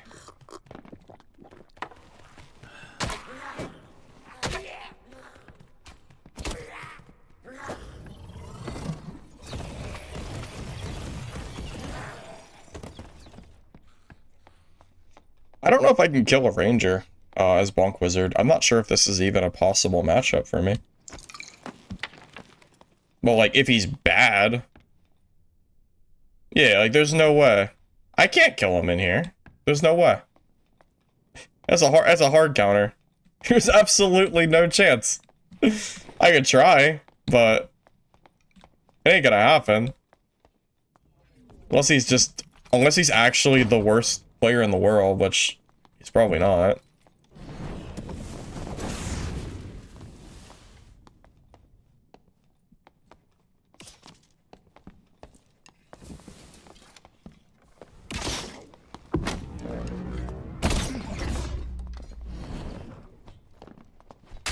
I'm dead. GG. Alright. I bonked on the wall. But yeah, I'm never... Yeah, I bonked on the wall, but I'm never killing him anyway. He's also running, like, Biss, too. But yeah, there's no way I'm ever killing him. So, yeah. Not that. A freaking wall, man. Sad. It's alright. I already know that is not a matchup that I'm reasonably gonna win. Maybe if I didn't bonk the wall, but yeah, that fight wasn't gonna happen anyway. You don't really see a lot of rangers. That's the first ranger I've seen all day. I'm especially not killing a Bissed out ranger. Not like that. Not like that. I would have to use Spellbook to kill him, and my Spellbook was gray, and gray Spellbook doesn't do enough damage with no true magic to, like, reasonably kill him. Just is what it is. It's fine. I kind of expected to die there. I do wish if my initial bonk had hit him, it's possible, but yeah. I really didn't think I'd freaking hit the wall. Kind of unfortunate. Yeah, that is one of the worst matchups for me. Period. Because I use the spellbook and then I don't do enough damage. And I use the if I use the staff, then I never actually hit him because it's a ranger. It's really, really tough. And like with backstep, like how am I ever gonna melee him? It's not happening. And if I start casting, I just eat a million arrows and I just take too much damage. Because arrows do more damage than my spells do. Yeah, it's just a really, really tough matchup. Yeah, even if I had really good gear, that matchup is still really hard for me. I don't think Rangers ever use Purge. I don't think.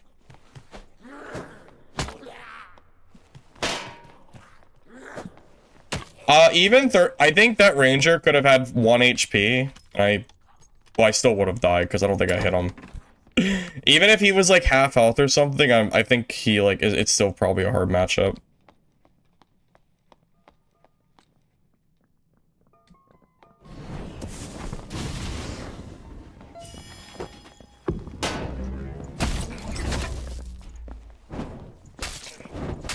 My staff just went through him. Did you see that? Did you guys see that? Oh wait, we're gonna rewind. We gotta watch that. Hold up. You guys saw that, right? Am I crazy? Did you guys see that? I'm pretty sure my staff just went straight through his body.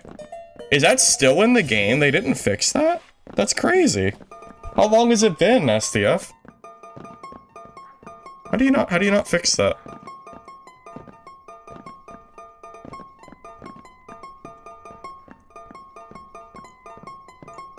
How have they not fixed that? Oh my god. Hold up, let me leave. That guy's being annoying. Yeah, how the hell did they not fix that bug? I stabbed right through him. That's insane. Yeah, let me show you. I'm not crazy, I don't think. Alright.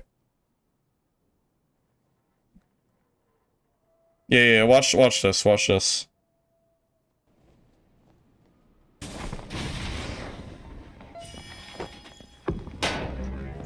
Okay. I hit him there. I hit the wall. Yeah! Look at this! Look at this! You telling me? Where's my swing? Where's my swing? Where is it? Come on, SDF. You know how to code? I guess not. What the heck, man? It's messed up. That was a hit? Well, I didn't. It should have been a hit, but it wasn't a hit. It should have been. That's real messed up. Dang, man. Swings 3 through 4 clearly missed. Oh, it's so sad. Damn, man. I mean, it's not a big deal. It's fine. It's just like, god damn it, man. At least, well, I don't really have any, like, at least to say. That's just sad. Just is what it is. Dang. Tough luck. Is that my cue to swap from Wizard? Oh, man. Does anybody else here that still plays Dark and Darker and happens to play Bonk Wizard for some reason notice that that is a problem?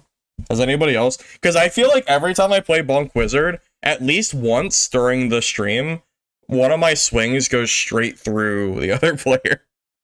Did I have gear? No, it was normal. So I had like a blue staff. Like the gear wasn't the problem. I was just mad that my attack went through him. That was all.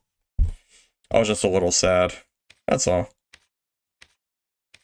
People still be playing Slayer Fighter? Is Slayer Fighter still good?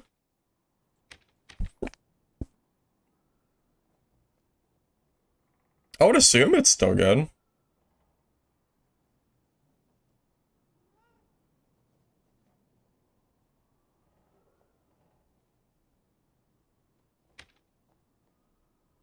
I'm trying to look at what I was playing last time I played Fighter.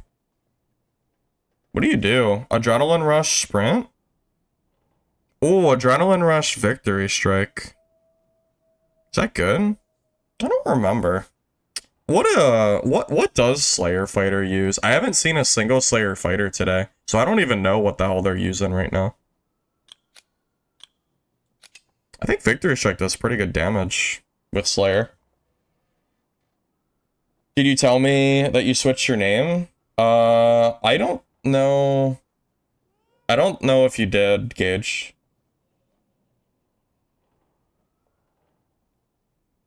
My Faustian Bargain Kit?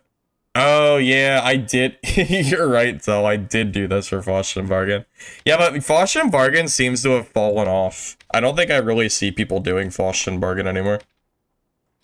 So, it seems like that ship has sailed. I will say, straight up, the first, like, week of Faustian Bargain was some of the most fun I've had playing Dark and Darker in a long time. That was really, really enjoyable for me. I thought so, at least.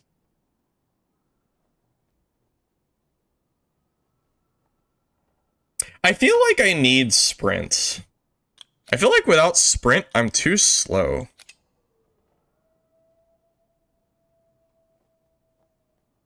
Victory Strike's cool, but I think you need it. I think.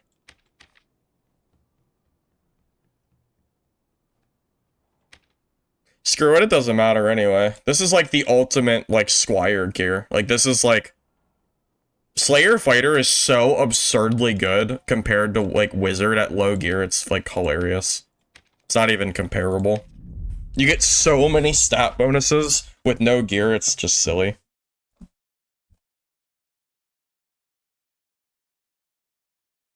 Oh, good old Sweaty Nuggets? Oh, okay, okay. Well, I know Sweaty Nuggets. Yeah, that's funny. Okay. Well, there's like 3 or 4 people in chat that have changed their name. Do you know how hard it is to keep track of people by just their picture? My memory's not that good. Oh, I should have bought a blue falchion. I'll do it next round. Because that would be, like, that's probably like 5 damage alone.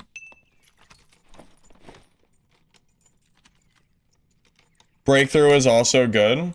Wait, I thought they nerfed Breakthrough. I thought it didn't work. The last time I played this game, they broke Breakthrough and it wasn't working properly. Blame YouTube? Is it YouTube's fault? Can't you just change it back?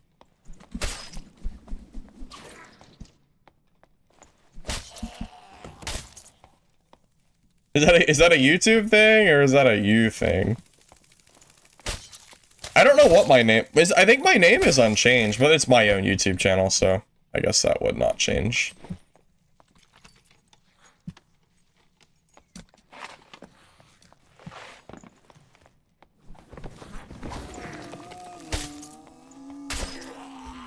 What's my action speed, like 21%?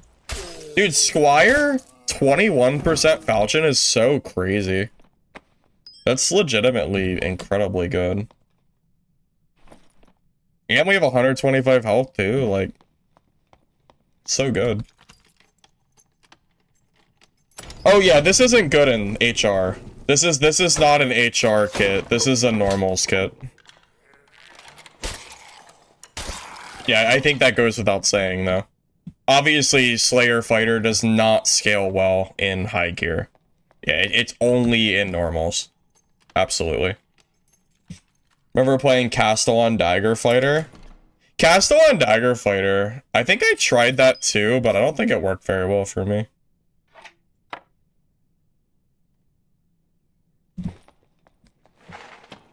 Blocking / spell reflecting and killing wizards with their spells. I don't think I've ever done that. I don't know if I've ever gone that far.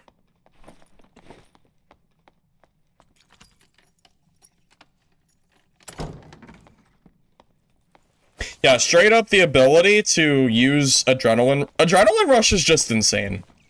Like, it's one of the best perks in the game.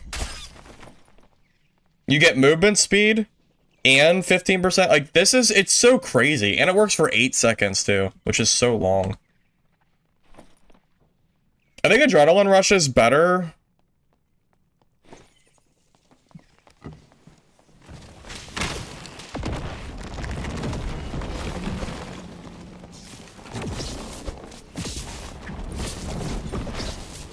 Damn. Alrighty then.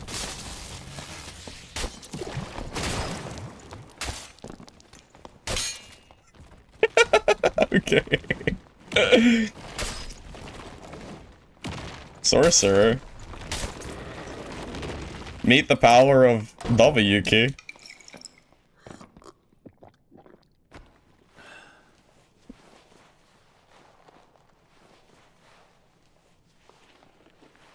He fell apart the moment I got in the melee range.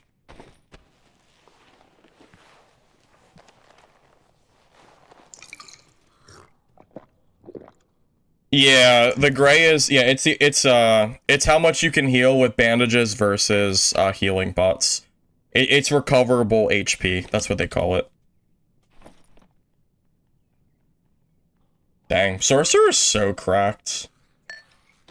Because most of that fight is almost hands off. I can't actually, like, catch up to him. Did they? Oh. Oh, shit. Oh. I'm dead. I'm so dead. No, no, don't do it.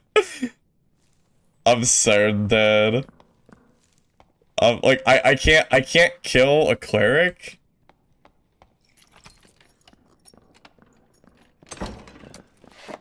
Okay.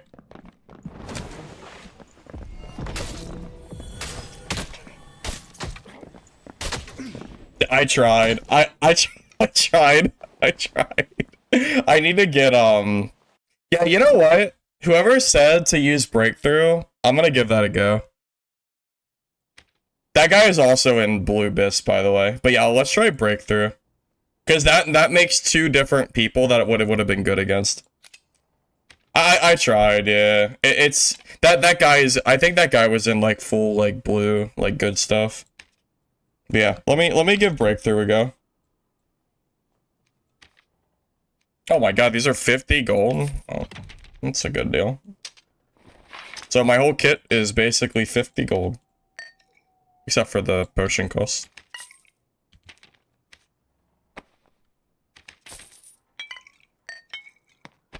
Yeah, if I had Breakthrough, I can actually get away from his smite, but without it, I am just a sitting duck and I have to just eat it.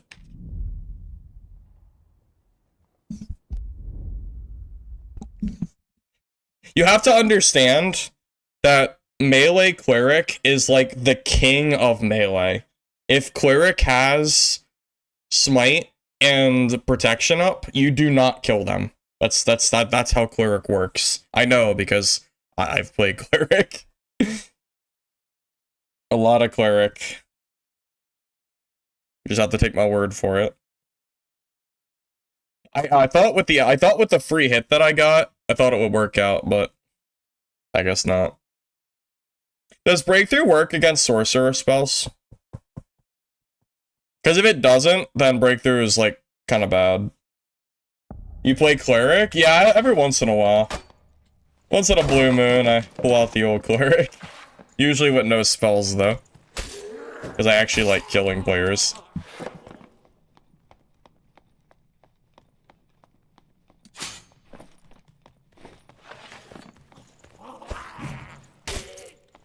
I should have checked his health pool and seen how much health he had. I think he was low. Spear, Water Bolt. Does Breakthrough work against that? It says ignores all movement speed debuff effects. So, in theory, that should stop every single one of Sorcerer's stuff, right? My Cleric 1v1 tourney? Oh, that was a long time ago. Oh my god, that's like some straight nostalgia right there.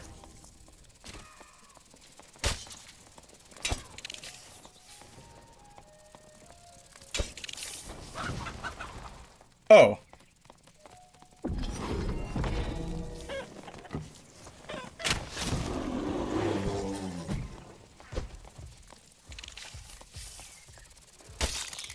Yay. Druids.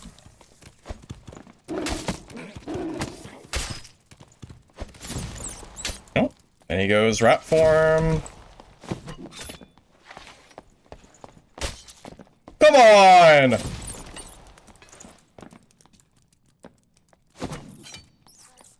God. I fucking hate Druids. I hate them so much. It's so stupid. The class is so dumb. I hate them so much. Oh my god, SDF, why? I don't understand. Oh my god, it's so dumb. Oh god, I hate it. I hate them.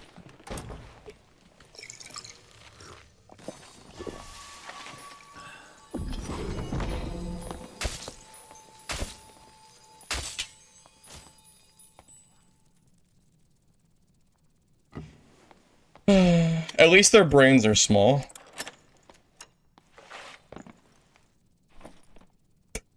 At least their brains are tiny. That's about all I got.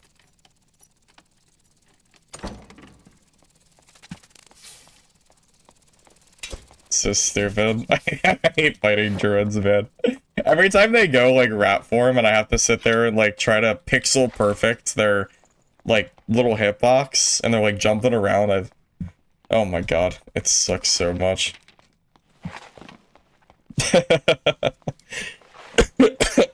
Yeah, he came back to the place that we were just fighting to med instead of doing it in literally any other place.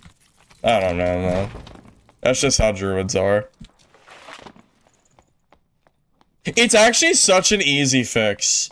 Remove all of the door holes and make the panther chicken jump like movement speed capped, and then make rat form hitbox bigger.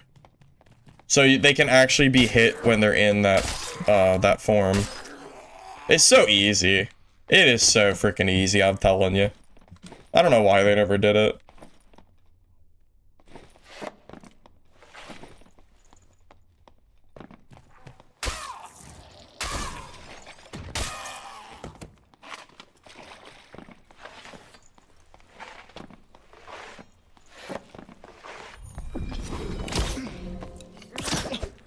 Breakthrough doesn't work against rangers? Oh, so it's just garbage. Oh, so breakthrough is just actually garbage. It does nothing because it doesn't work against rangers. What the what? Ironmace, what are you doing? What is this? Why doesn't that work? I don't understand. It doesn't even do anything. It doesn't. What? I don't understand. Oh my god. Breakthrough is so bad. Alright, well, back to sprint. Oh my god, that's so silly. It used to work on knockback, though. Breakthrough absolutely used to work for Ranger, because I remember killing them with, like, Breakthrough plus Sprint.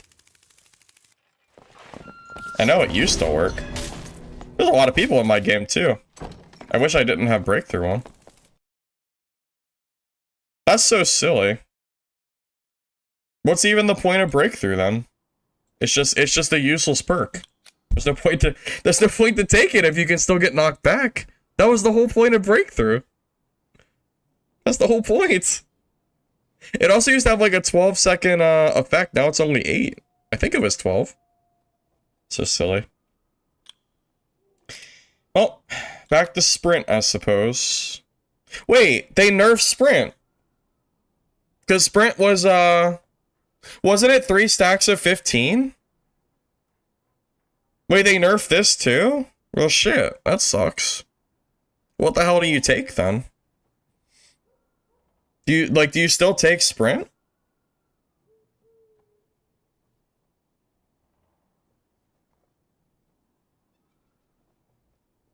I'm not even sure if 30 movement speed's worth it. Because you only get 30 for 2 seconds, so then it drops down to like 20. Is that really worth at all? Like, that's so bad. Why would they do that? Do you just take Victory Strike, I guess? Oh, I don't know. I guess you just take Victory Strike.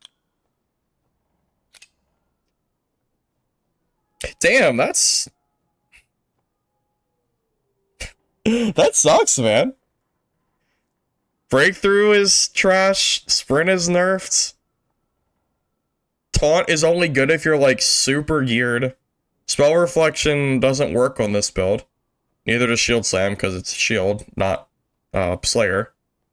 Second Wind is not good in low gear, only in high gear. Perfect Block doesn't work. So yeah, the only option I really have is Victory Strike.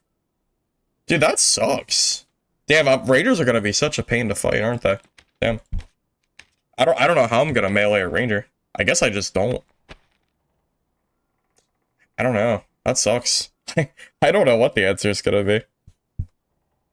I guess just hope the 5% from Adrenaline Rush is enough to catch up. And then try to one-shot him with Victory Strike. Something like that. I guess.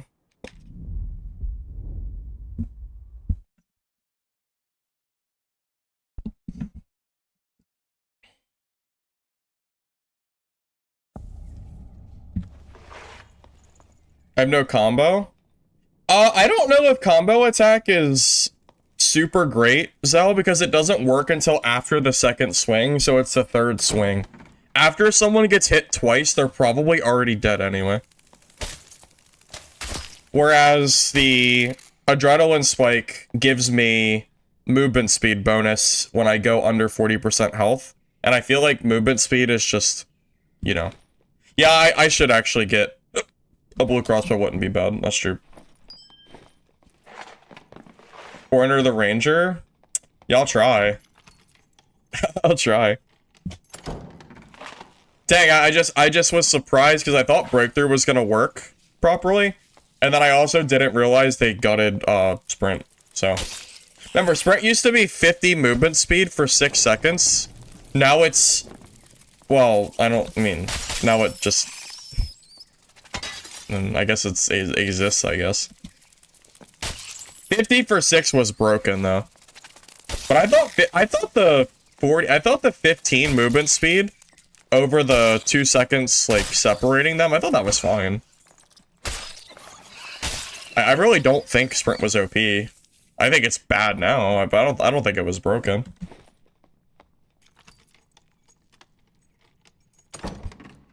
Victory Strike works with range? Yes. As far as I know, it does. I could test it. Yes. Yes, it does.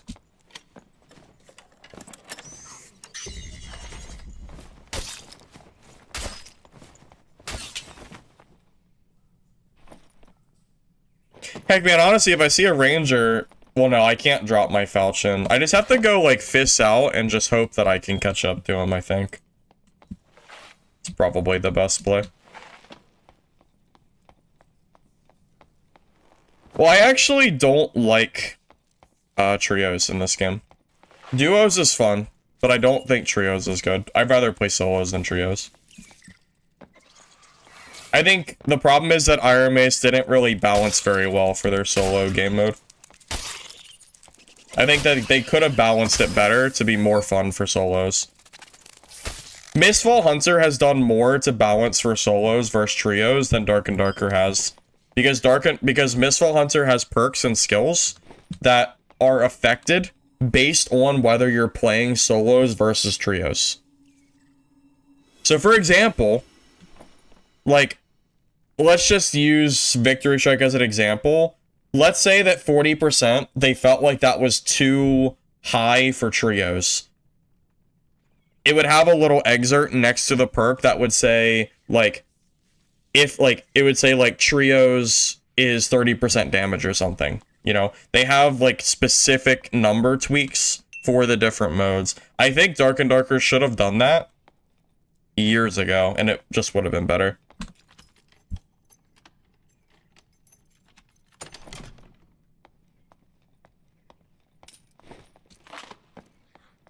I mean, would it have been that hard to balance perks with different numbers based on solos versus trios? I feel like that would have been, like, perfectly fine.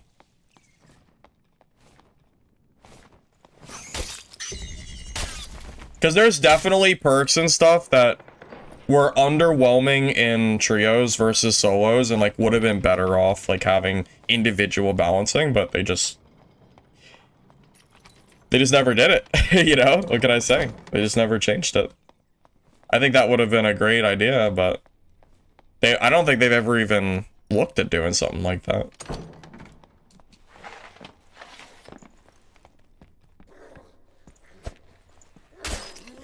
I mean, heck, there's probably certain perks and skills that could 100% be balanced for Wizard. Oh my god, it's a freaking spell Cleric.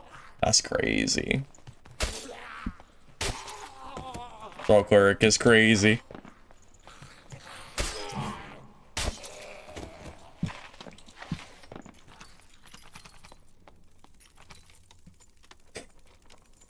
Cast on self-protection for 20 durability for 20 seconds. Cast on ally for 8. Yeah.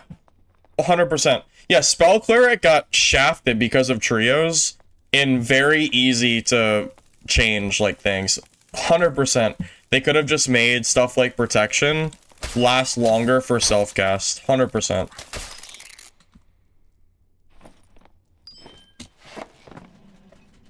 It's not sensible. It's not sensible to balance a perk for solos versus trios, because I disagree. At least it works in Mistfall Hunter, from what I saw in the playtest.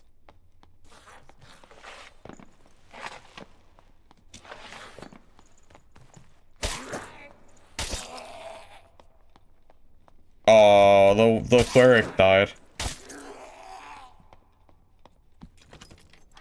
Sad.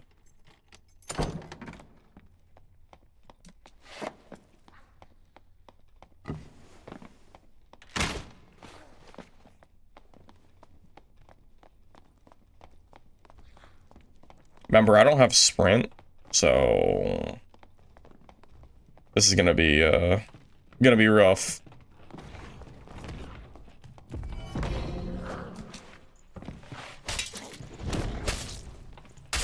Oh my god, he just got one tap. That's crazy. Alright, here you go. Why use sprint when you can one tap with victory strike, I guess, and watch his soul leave his body.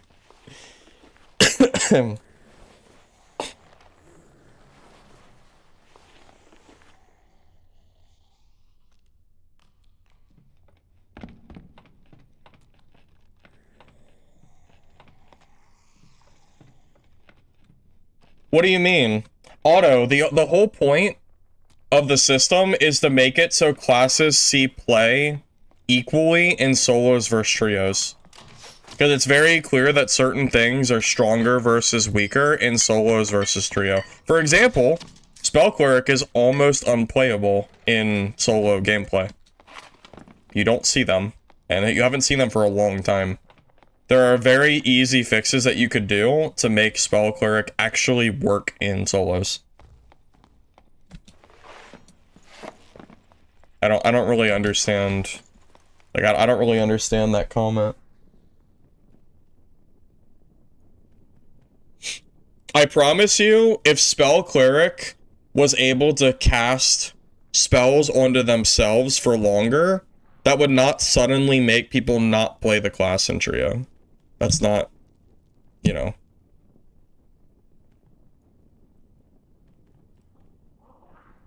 Yeah, my glasses are dirty.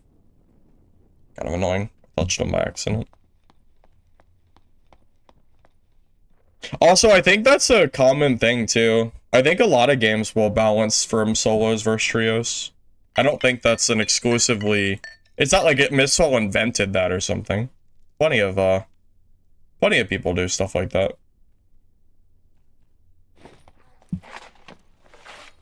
Yeah, I think you're right. I think Hunt Showdown balances perks for, like, solos, yeah. I'm pretty sure. Reload. Smart. You need to balance for solos versus trios in games like this. Because The problem is when you neglect your solo players, people leave the game. Do you not remember the outcry when Ironmace was gonna remove solos from the game and duos? That's not the answer. You don't just remove your game mode. You just balance. You need to balance the game, right? That's how I see it, at least.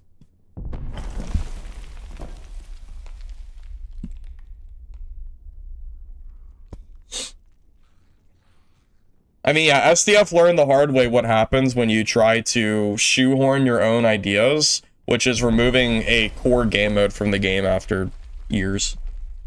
You don't do that.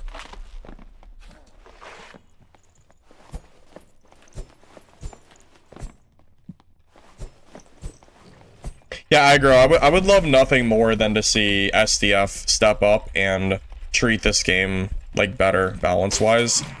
Honestly, it's why I'm still worried about this game.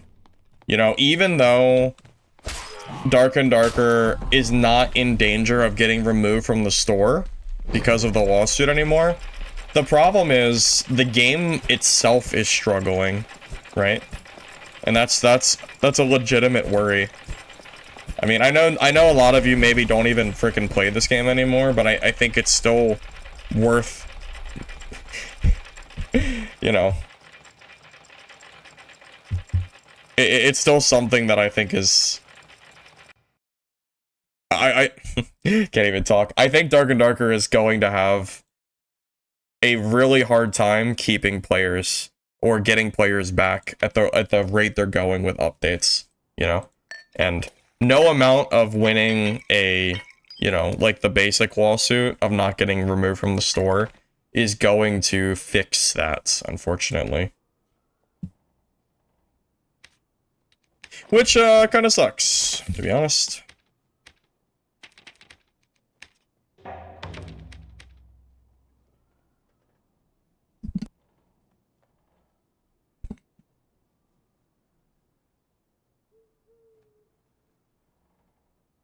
Well, you know, Zell, I'm assuming you were around when I was talking about this earlier. I think you were.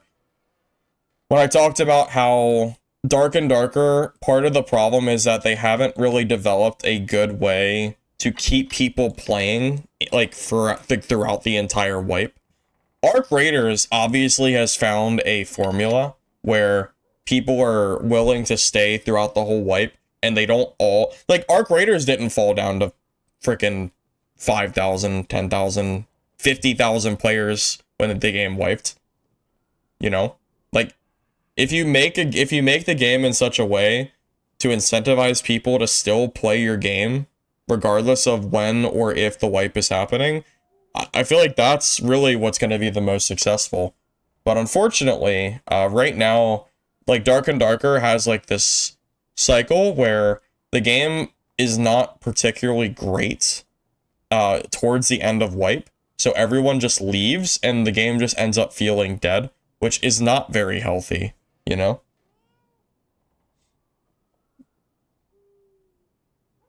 Well, I don't really like Arc Raiders, but I do acknowledge how good Arc Raiders is currently doing, you know?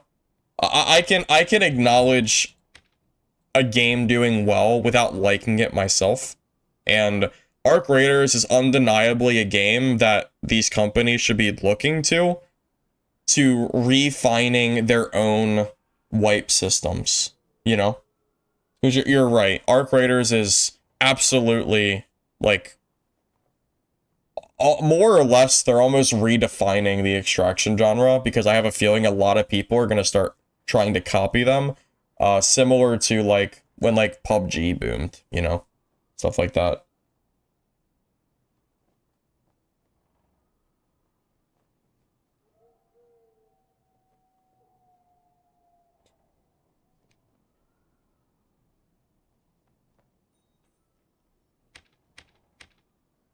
I mean, it's very clear that a lot of people like Arc Raiders. The game has like 400,000 freaking players or something stupid. So it's pretty clear the game is popular. Let's see.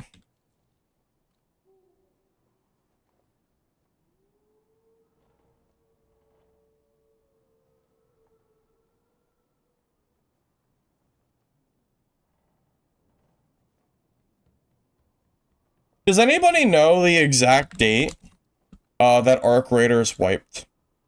Does anybody know that by chance? Because because someone earlier said that Arc is not a good comparison because it's only a few months old, whereas, you know, Dark and Darker's been out for years. I just want to say, so Arc Raiders released with like a 480,000 player peak. December 17th during the wipe. I'm guessing it was like right here. Their absolute bottom players was 272,000, which is not that much lower than like the previous bottoms. I guess they bottomed out at like 268. And then as soon as wipe happened, it like went like straight back up to being over their launch numbers. Okay? Like they launched at 300,000 and they're currently higher than their launch numbers by over 100,000. Dark and Darker, on the other hand, released, and then by the first wipe, they were down like half their players. You don't see these, like, when Dark and Darker was brand new and just released on Steam, you still don't see numbers like this for Dark and Darker. You don't see Dark and Darker releasing at 57,000 and then the next wipe increasing their player count by like 30% or something. You just don't see that, you know? So unfortunately, it's very clear to me that Arc Raiders is doing something that Dark and Darker just is not doing. And I don't know if the answer is as simple as Arc Raiders is a shooter game and it's super casual friendly, so the players are just bound to come because the game is so easy to play compared to, you know, other extraction games. I don't know if it's the nature of the game itself or like the genre, but like this is bad, man. This is really bad. This isn't even console. This is just Steam. This doesn't even count Epic Games that I think it's on, or freaking Xbox or PlayStation. Dude, Arc Raiders probably has 1 million players. This is just Steam. I mean, if this doesn't show that like something is wrong with this genre, I don't know what does. This is bad. This sucks. I would love Dark and Darker to have players like this. Instead, we're struggling to have 2,000, 3,000. This is bad, man. I mean, we're heading off a cliff. It's not looking good, man. I don't want to be like I don't want to be like negative per se, but it's just bad. There's no other way to put it.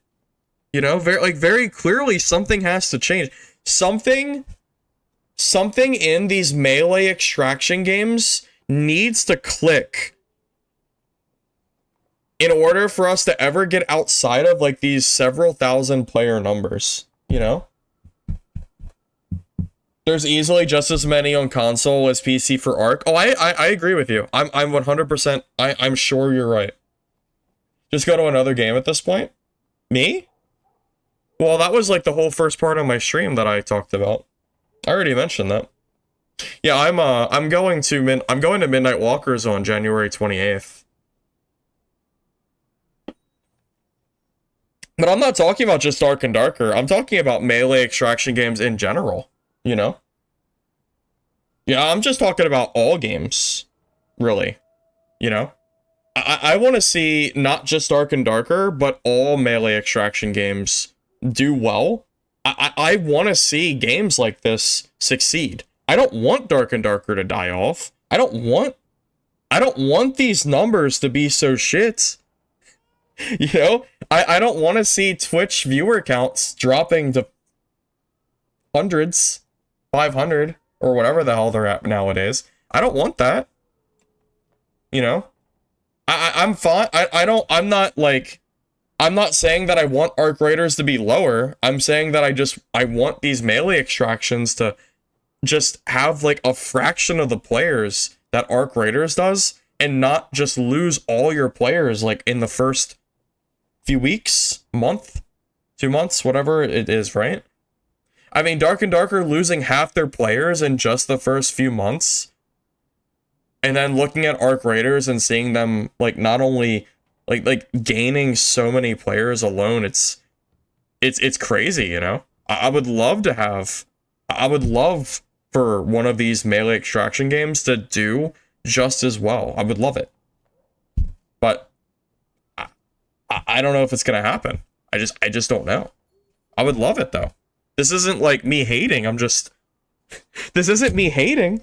Like, I'm not like saying that like I want dad to die because I don't like SDF or whatever like BS, right?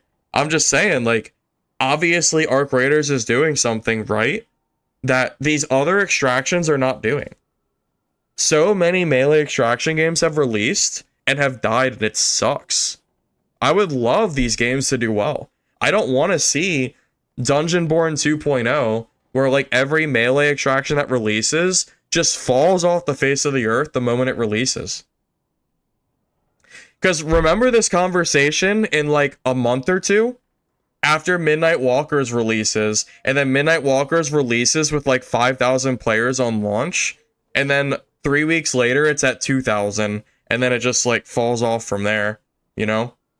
Or Mistfall Hunter releases, and it does the same thing. I'm really hopeful that Hunger does not follow that trend. Hunger seems to be one that will actually maybe compete with like Hunt Showdown numbers.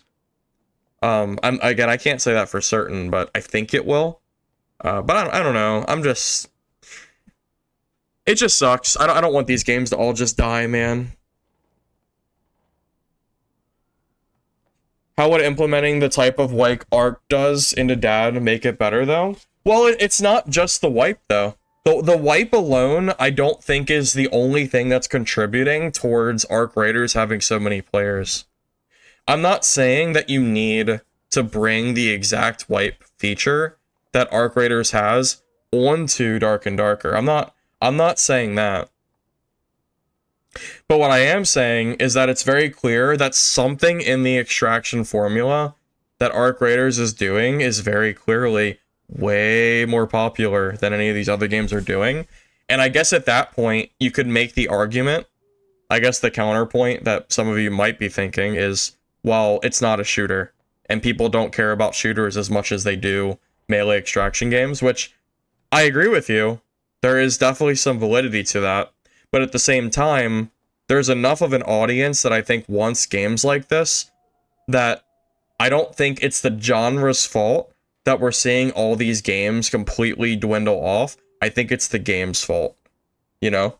I'm not saying that Dark and Darker needs to have 400,000 players to be successful, you know?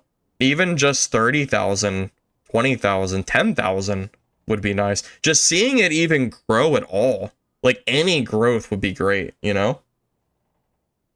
So I don't know, I'm just giving like my thoughts. I don't know. I wish that these games were doing even somewhat as good as Arc Raiders is doing, because I just really do not like care for Arc Raiders that much.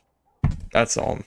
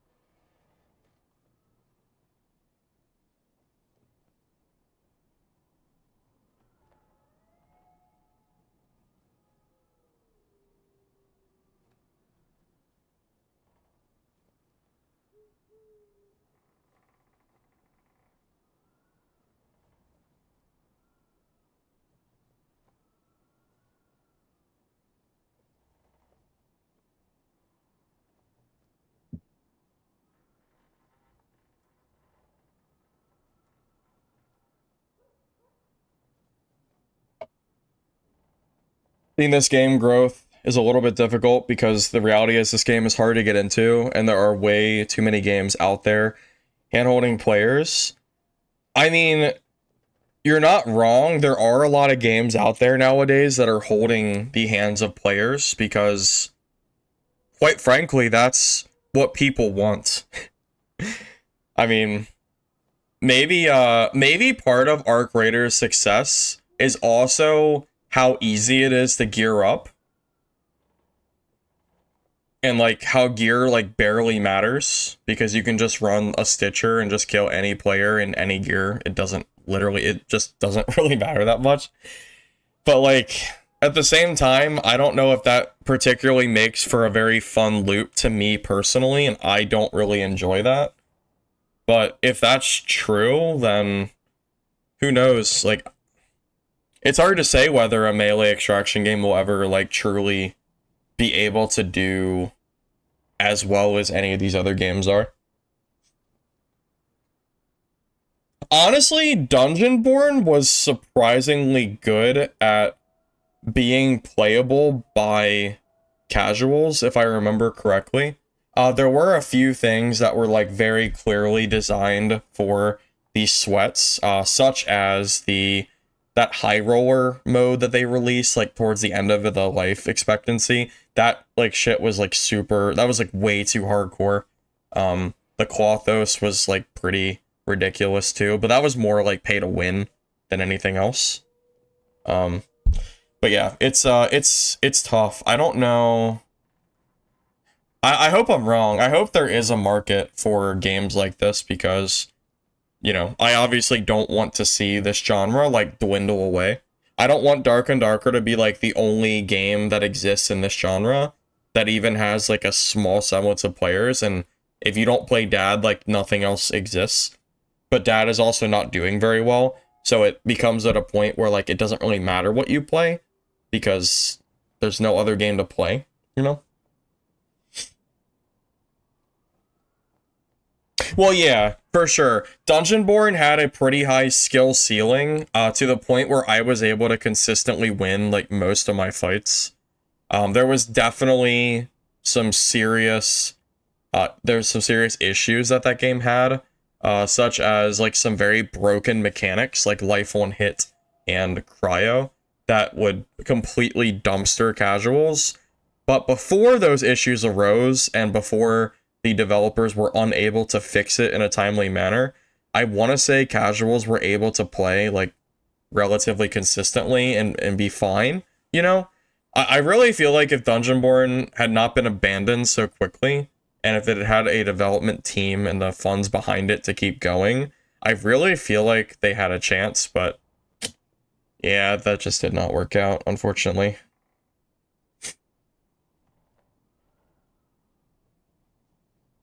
When you hear people talk about playing Arc Raiders that come from the Dark and Darker community, it's almost in spite of something they don't like about Dark and Darker instead of something good about Arc. Well, I've already said a few things that I think Arc does like specifically well, but you have to keep in mind that the Dark and Darker community is pretty small at this point, and a lot of people that are still around the community are, quite frankly, negative because of really what SDF has done. SDF really just has not shown to have good updates for this game, and I think a lot of people are upset at just how the game has progressed over the years, you know? And so like I'm also not surprised that those people haven't left the game either. Because even though you have a lot of people in the community left that are negative, there's nowhere for them to go. Because every single clone, quote unquote, that tried to release similar to Dark and Darker has died off completely off the face of the earth. They've all died. Some of them haven't released yet, but a lot of them have just completely fizzled out. Which is just is what it is. Well, that's true. Dark and Darker will never have a massive audience. I agree with you. However, Dark and Darker, I really think if it had a better development cycle and had been treated, just better, and if it had just been better development-wise.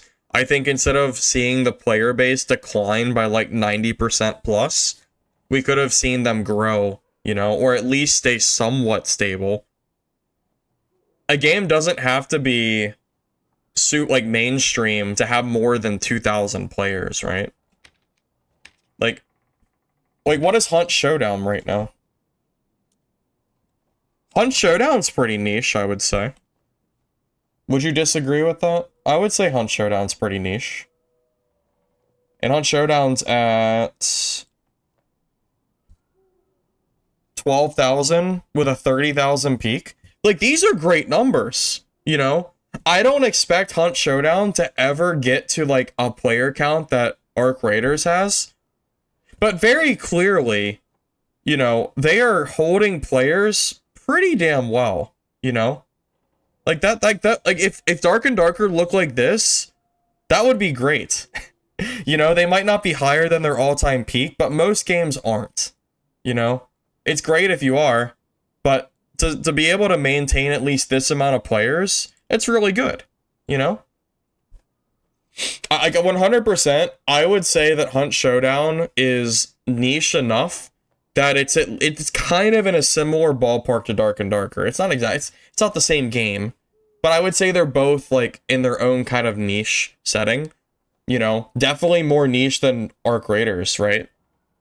You know, so you know, I think there is some level of responsibility that you can hold to Ironmace and the development, like SDF, to the decisions that they've made over the years, to be able to say Dark and Darker is not super low player count just because of the niche, but also because of the decisions that SDF has made, you know?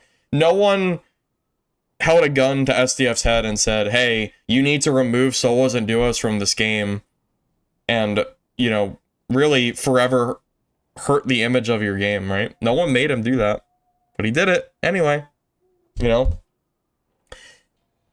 I don't know. Just some thoughts. Hey, Ondar. What's the future of the channel? Future of the channel is come January 28th, I'll be playing Midnight Walkers, and maybe we'll do some other games if anything else comes out before then. But basically, pretty much waiting for the new melee extractions to come out at this point, because it won't be too long from now. So that's the quick TLDR I can give you for that.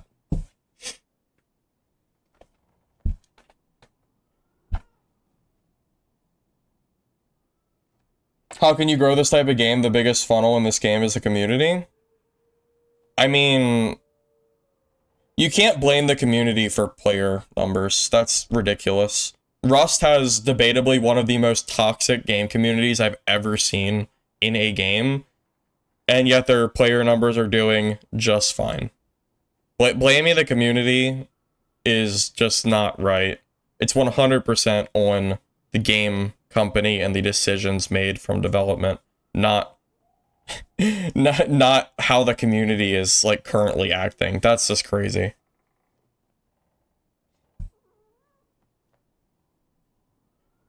Rust was almost dead. I don't think Rust was ever down as bad as Dark and Darker was. I think when you're saying dead, they still had way more than 2,000 players. Yeah, even at the low period of Rust, the absolute low, it was at 10,000.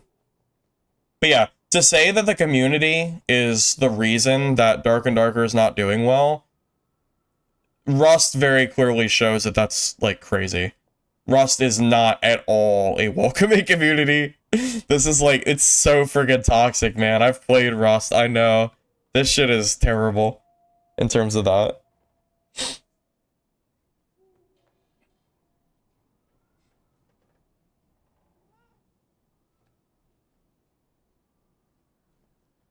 Rust has PvE servers. So does Dark and Darker. Darker and Darker also has PvE servers. Yet the creation of those PvE servers were not done very well. Because, you know, in Rust, I'm pretty sure PvE servers, you can't find, like, unique ways to kill other players. Not in the same way that you can in Dark and Darker. People have been griefing PvE mode in Dad for I think almost since it like first released. You know, that's a development issue. It's on Ironmace for not creating a proper PvE mode and shipping it off in the state that it's in. Well, streamers definitely help, yeah. I think streaming, it has a very big impact on like player counts like this. Absolutely. It's not a community problem, it's a game problem.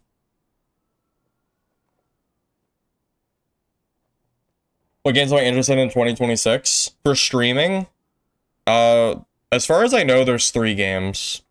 Hunger, Mistfall Hunter, and Midnight Walkers. I don't know what other games I might stream in 2026, but at the very least, those 3 games are on my list. Because I don't like Arc Raiders, and I don't particularly plan to... I don't plan to play Arc Raiders, just... Frankly, I just don't plan to play it at all. Yeah, I'm just waiting for those to come out at this point.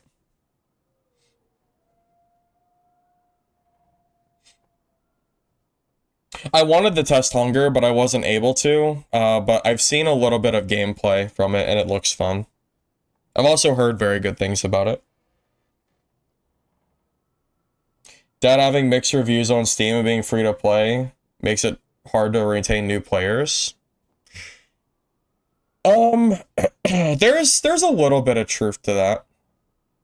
There's a little bit of truth in that if I like see a game and it's mixed reviews, I will definitely kind of sit back. Like if I'm a new player and I've never played a game before and I see mixed reviews, I will say I am more hesitant to try it out for the first place. But I would make a counter argument that this is still Ironmace's fault. Think of how many updates Ironmace has done that have been very clearly terrible for the game / the community. Like, that it is Ironmace's fault that their game is mixed. Like, if Ironmace just, quite frankly, if they just did better, their reviews would be better. A free-to-play game is not guaranteed to have bad reviews. But, you know... Here we are, right?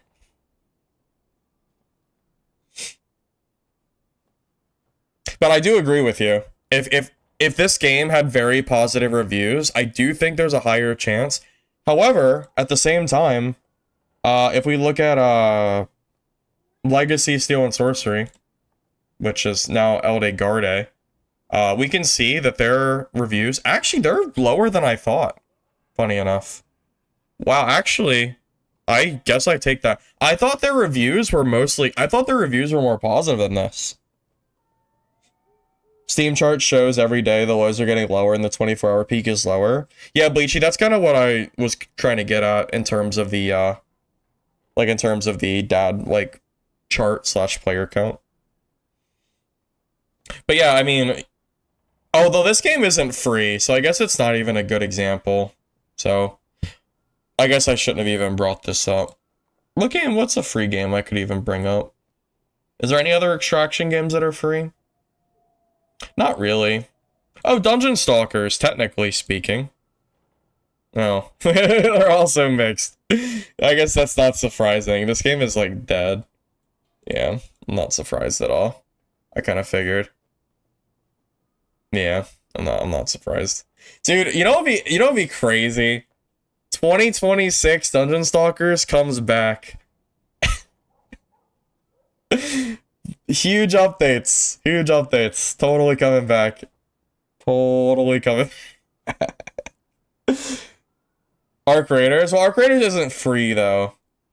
Because I was trying to think of free extraction games, but I will say Arc Raiders very clearly has very positive reviews, and it's not free, it's paid, you know? You know, that's another good thing to talk about. I used to have people in my chat tell me that Dark and Darker and games like it are failing because it's not 100% free to play.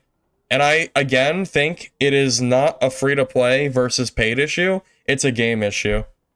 Because if you truly needed a game to be free to play to do well, Arc Raiders would not have the success it had because Arc Raiders has a $40 price tag, which is actually on the higher end, right? Like, this very clearly shows you do not need a game to be free to play to draw players. You don't, it's not required. The game just has to be good. The game has to be good, and you have to have, you know, I guess that's true, the marketing behind it, right? But that's ultimately what it comes down to. And unfortunately, Dark and Darker is free, not completely free, but because it like starts free, I see, I don't really know. I don't know if reviews are more likely to be bad if it's free or to be bad if it's not free, because a game can still have really bad reviews even if the game is paid, right? So I don't know if ultimately it matters over like a long course of time. Oh, Tarkov's, yeah, what's Tarkov at right now? Tarkov's mixed. Wow, oh my god, it's so bad. They're at 46%. That's so terrible. They still have 17,000 players, though. Which is crazy to me. That's so crazy that they have this many players. And it's like so like negatively reviewed. That's so insane.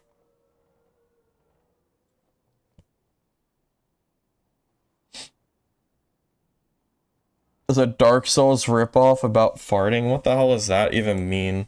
Okay. Alright.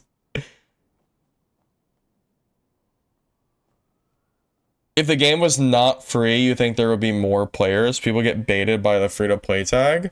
You know, honestly, that's a whole different debate that we could go off of, is, do you think Dark and Darker, like, having a demo is actually good for the game? I would say it is. It seems like positive. Not a lot of games let you try out so much of the game that Dark and Darker lets you try out. You really do get quite a lot, like, to, you know, to, like, be able to decide if you like the game or not, right? I feel like you do, at least. Extraction is frustrating as well. Well, that's true, but Arc Raiders is also an extraction game, and their reviews are doing just fine regardless of being frustrating or not. So, you know, I'm not convinced that every extraction game is doomed to follow the same kind of path that Dark and Darker has followed, because we can clearly see that Arc Raiders is doing insanely well. And also not, I mean, even games like Hunt Showdown and Tarkov still have, you know, 10 to 20,000 players. There's no risk after you get rich. That's every extraction game, though. Dark and Darker, when you're, like, super late game and you have, you know, trunk loads of money, I'm talking, like, very end of wipe, there's not much risk to dying, I would say. I've definitely had wipes where I was playing in like the last like few weeks or last week, and it didn't matter if I died or not because I had, you know, 20 other kits I could use of like similar quality.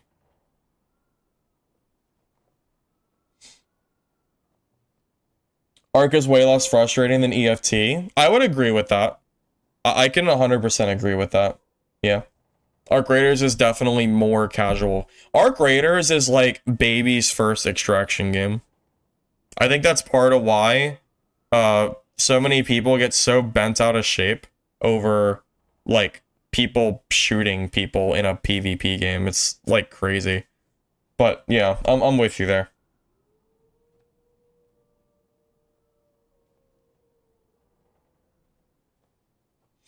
The real bait for dad is that players that do enjoy it think they need to play HR to enjoy it. Well, there's some truth to that too, Clack. I mean, you could just look at people in my chat from like months ago that would always ask me like why I'm not in HR.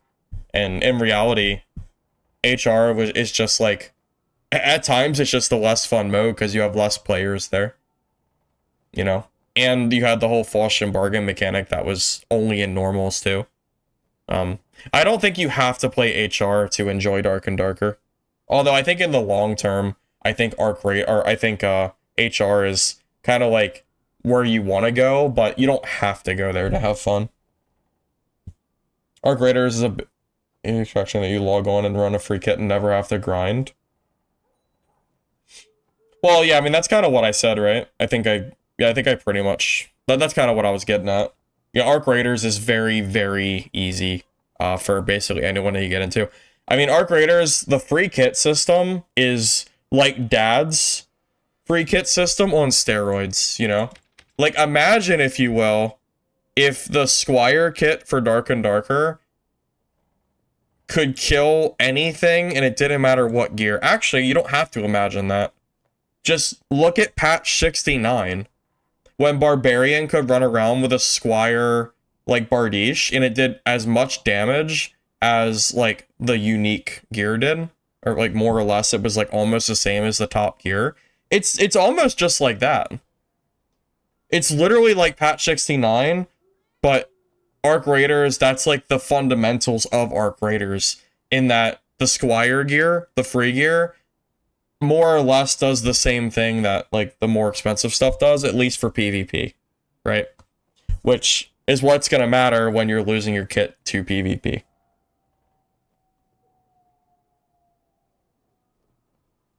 Q-shot by a Toro? Well, yeah, but the thing is, first-person shooter games are just shooter games since it's not technically first-person. Generally speaking, shooter games have far quicker time to kill than, you know, melee games are going to. So, like, yeah, your Toro can two-shot, and yeah, like, sure, but the guy that has a free Stitcher kit can also just sit in a corner, and you walk by him, and then, oops, he shoots at you first, and you're dead, you know? And there's really not much you can do about that. The time to kill with guns in general is just way faster. It's part of why I prefer melee extraction games.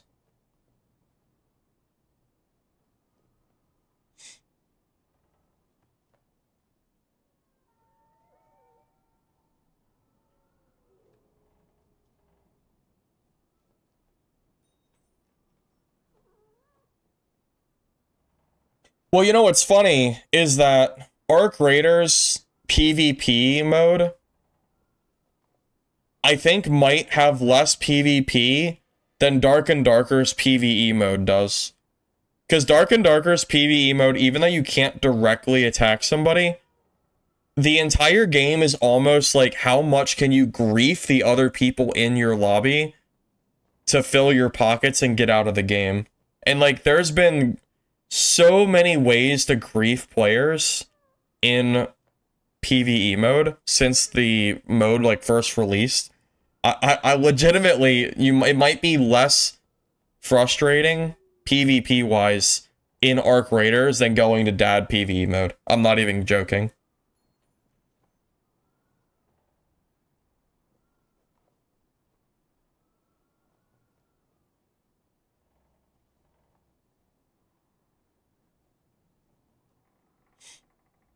Well, yeah, money. I would say it depends on your funds as far as Arc Raider progression goes. Yeah.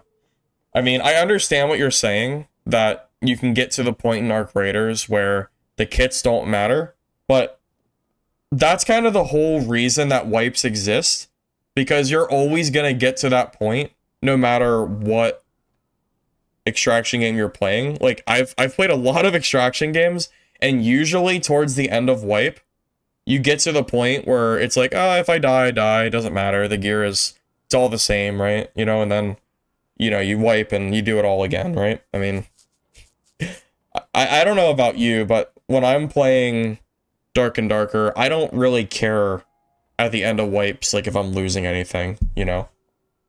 Well, you are right, rolls do add a lot to gear, that is very true, and I think that's part of like a key difference between Arc Raiders and Dark and Darker. Dark and Darker has way more gear customization than Arc Raiders. Arc Raiders has what? A shield, a gun, and I guess consumables? And oh, and your looting augment, like your backpack. You know, Dark and Darker has way more pieces of gear that have way more customization to it than Arc Raiders has. So there's some like validity to that, I would say. Hey Kush. Hey Aquatic. What's my plan? Went over it a few times, but I'll do a quick TLDR. Basically, my plan is to wait until the next melee extraction game comes out, which, as far as I'm aware, January 28th is going to be Midnight Walkers. I might try Apogea on the 15th. Apparently, there might be some other betas coming out in between now and the 28th. But as far as I know, that's probably going to be the next time that I'm going to try to more actively stream. At least for the current moment. Oh, yeah, I did hear that trigger nades were, like, super broken. Yeah, I heard about that, yeah. Tagging grenades plus smoke plus shotgun for aggressive, but the rest of the gear is definitely simpler. Well, yeah, it's not that Arc Raiders doesn't have some gear that has, like, some more specific uses. It's not that. It's more so that I think Arc Raiders in general has way simpler gearing than Dark and Darker does. You know, in an Arc, you just grab your weapon, upgrade it a few times, maybe throw some attachments on it, and you kind of just go, right? I mean, you can grab your backpack and your shield, but I don't feel like it's anywhere near the level of customization that Dark and Darker has with rolls and stuff, right? I feel like it's very different, at least. How much will Midnight Walkers cost? I have no idea. If I had to guess, I imagine it's going to be like 25 bucks. But that's just a guess.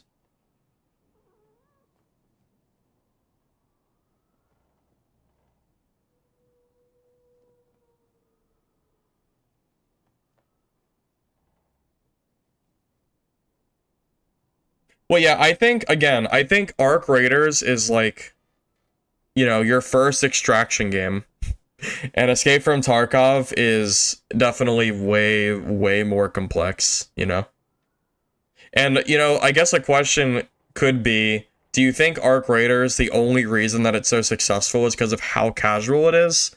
And if that is true, then, can these more complex extraction games, like the melee-focused ones, can they do well? Like, I hope so, you know? I really hope that games like Hunger and Mistfall Hunter and Midnight Walkers, those are the only three that I really can think of, because most of the other ones have kind of dwindled off.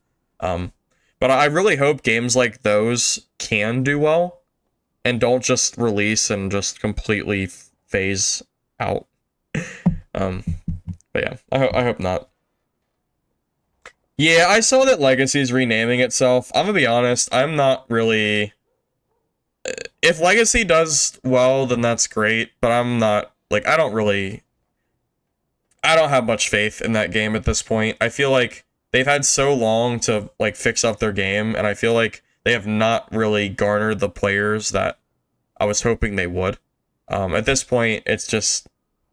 If they do well, that's, you know, good for them, you know.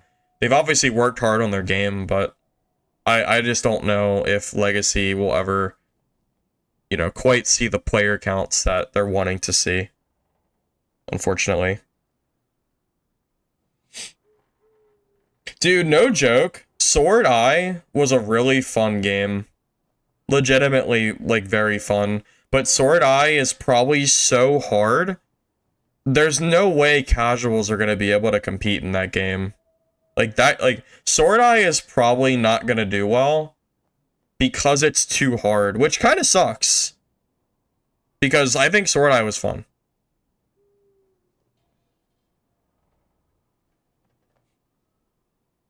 And I will tell you straight up that I think Sword Eye's AI was very engaging, you know? Like, it was actual melee, like, combat, you know, not just, like, walk up to them, they swing, you back away, then you hit them once or twice and they're dead, and then you move on. Or you jump on a little ledge and you cheese them, because that's what, like, half the mobs are just cheesing them, right? I think the AI is way more engaging in something like Sword Eye, but again, I am worried that Sword Eye is going to struggle to garner anywhere, like anything decent player base, which does, again, it does kind of suck. Because, you know, it's another game that I actually enjoy playing, but you know, the game is, it's hard to play a PvP extraction game when it has 50 players. That's really what it comes down to. You need a decent player count to play games like that, you know? Oh yeah, 100%. I'm with you, Ghost Cat. I'm with you. The AI in Sword Eye, like, had me freaking trying my ass off. It was hard. I don't really... Fugla, do you consider the arc engaging in Arc Raiders? I feel like most of the arc is, like, relatively simple, right? I mean, I don't know, I guess it depends. I don't feel like it's anything super complicated. I mean, I won't lie. It can definitely kick your ass, you know? But I will say a lot of it seems relatively simple. Did I play the latest test? For which game, Jelena? You mean for Sword Eye? Because I don't know when a test was out. Sword Eye will always land in a frustrating bucket for like more than 50% of people. Probably more like 98% of people, unfortunately. Yeah, Sword Eye is like For Honor and Mordhau with a kind of like a mixture of that combat. And then you throw it in an extraction game with really hard AI while also having to fight players in the mix. It's fun, but it's really, really hard. Legacy, it's Legacy, Steel and Sorcery. They changed their name to Elde Garde or something like that. The game has unfortunately not been doing very well. I was mentioning that just because I used to play that game on my channel. But like I'm not even hating on the game, just straight up the player base is just miserable for this game. They're like I guess the final hope for them. They're like releasing the game sometime later this month. So I guess they're hoping that whatever update they have will bring players back. And if it does, maybe I'll play it. Because I enjoyed playing Legacy back in the day. But I also think that Legacy did a lot of updates that were not particularly great. And that's kind of caused, quite frankly, that's part of why the player base has fallen so far. Sword Eye is a melee slasher with a polish. Yeah, I definitely don't think Sword Eye was complete. Remember, I think it's only being made by one singular guy. So yeah, I'll agree with that. It's definitely not, like, ready by any means to release. I was just saying I thought it was fun for, like, a beta, you know? Like a quick little playtest. I think, what's that freaking game called? That death game. Gods, Death, and Reapers. This game was kind of fun when I played it back in November. Maybe if they do another playtest, I'll give it a try. I don't really know what their plan is, though. But it was okay. It's not like the best game I ever played. And there's a reason I didn't put it, like, in this stream already with games I'm, like, looking forward to. Because it's, like, it might end up being fun, but it's a Diablo extraction game. It's a real dice roll. It's a real dice roll, because I've seen a lot of games just like this. Not exactly, but just come out, a little bit of hype, and then it fizzles away, and then everyone moves on. So, you know, I might try God's Death and Reapers again, just to see how it is, but I'm not, like, super invested or anything like that. If it's good, it's good. If it's not good, that's cool too.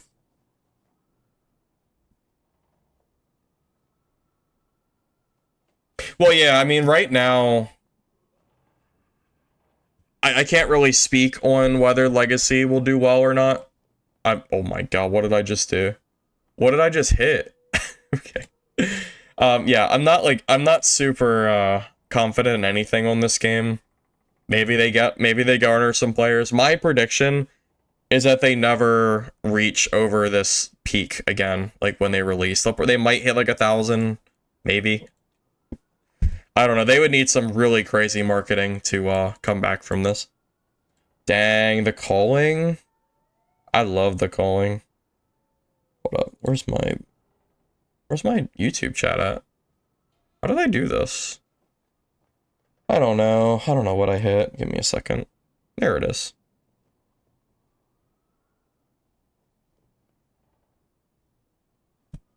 Oh, anyway, yeah, the calling, dude, that game was so good. Dude, that's honestly another game of mine in like my top. That game is probably in my top 5. And the developers just shit all over that game. I freaking hate Xaviant. I hate them so much. I hate them. Oh my god.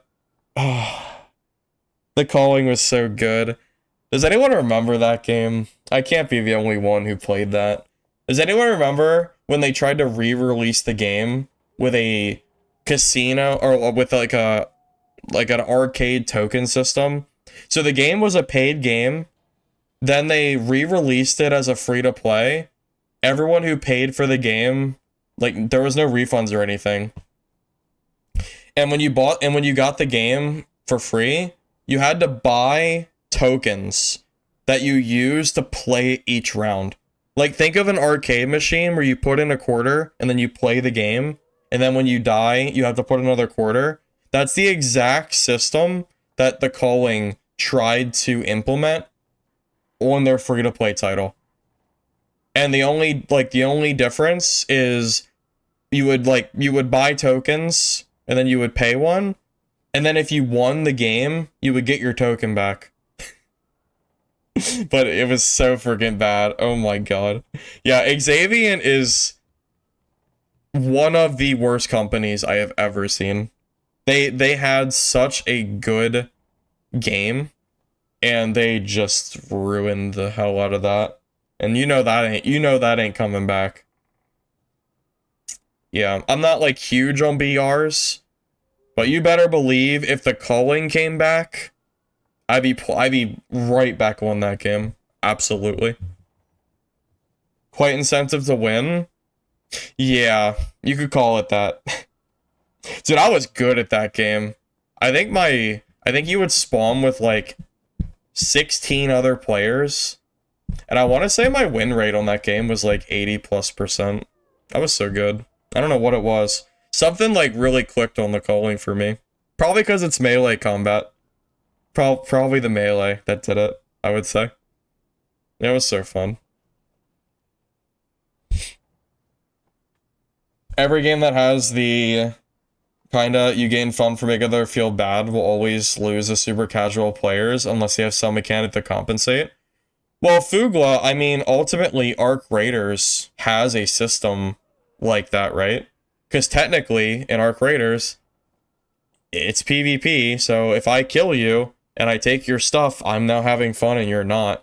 The thing is, Arc Raiders has, like, it's just so casual.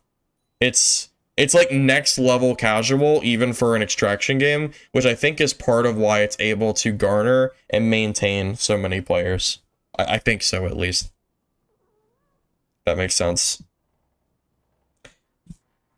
Your prediction, Legacy will move away from extraction and will become a PvE co-op RPG.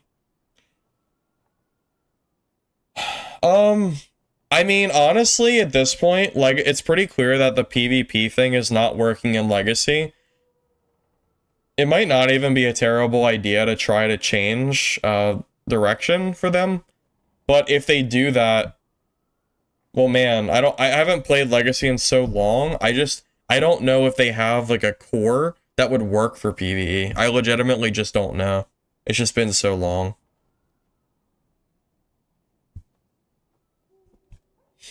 You know what else? I've noticed, like, Dark and Darker has not done particularly well at doing good quality of life functions. Like, Arc Raiders has, you know, like the quick organize on your stash. Where the hell is that, you know, in Dark and Darker? You can't even move items and replace them with each other. You have to manually move every individual item and then reorganize it on the other side. Stuff like that, which should be a staple for games like this. You know, the fact that that is still not in the game years later is crazy to me, you know? I mean, yeah, it's been years and my Ranger still just has arrows sitting in their small inventory that's already not that big, right? Like, these squares down here are still unused. There's a lot of stuff in Dad that, like, either doesn't make sense or they've went, like, very weird directions, you know? I know, the inventory guy left with the quiver guy. I know. It's crazy. Alright, before I go for today, because my, it's pretty hard for me to keep talking like this. I don't know if you can actually tell that I'm still sick, but it's not, this is not easy to do. I'm considering, what game to play next for stream. So right now, I don't know what beta is supposed to release next. Like, I don't know if there's another beta. Like, at the very minimum, since 3 hours my voice is off, yeah, that doesn't surprise me at all. Makes sense. So yeah, I don't know what the hell I'm really gonna be playing this month. Like, for sure. Like, almost 100%. Something would have to happen for me not to play. Like, if Midnight Walkers fails, then I guess that would be it, but most likely I will play it on launch. So Midnight Walkers will release on the 28th. I will definitely be playing here. Other games, not exactly sure what I'll be doing while I wait for Midnight Walkers to release. But I'm hoping that this game does not flop, because the last beta had a really bad cheater issue. And if they don't fix it for this release, the game will probably be dead on arrival. So fingers crossed that they do better than that. And other games, again, someone mentioned Apogea is going to have another playtest. Wow, it's been since June. Wow, it's so long. Yeah, someone mentioned that this game's going to have another playtest, I think, in like a week or two. So maybe I'll end up trying this for stream. Outside of that, I don't really know. Yeah, Dungeon Stalkers was pretty much ruined by cheaters. Also, the game had some issues too, but the cheaters really hurt that game. Enough that I made that cheater video. Because I literally couldn't stream the game because every game I played was full of cheaters. Yeah, Blifford, I love The Culling. It's one of my favorite games of all time. By far. Alright guys, thank you all for stopping by. I wanted to let you know that I'm not dead. I'm still around, and I do plan to do more streams. Hopefully, more consistent streams, / longer streams, once we have some more games to play. So, thank you all for stopping by. Hopefully, you know, you enjoyed the info about Dad and the info about my channel. Hopefully, I'll see you around when I start playing these other games. So good night, everybody. I'm going to rest my voice because it is very tough for me. Thank you, guys. I'll see you hopefully very soon. I really hope that once Midnight Walkers releases in full, the dry spell will be over. I would love nothing more than to never go this long without streaming again. It's going to be 100% determined on these games coming out. So, we'll see. I'll see you guys soon, alright? Thank you all for stopping by, and I'll see you guys next time. Peace.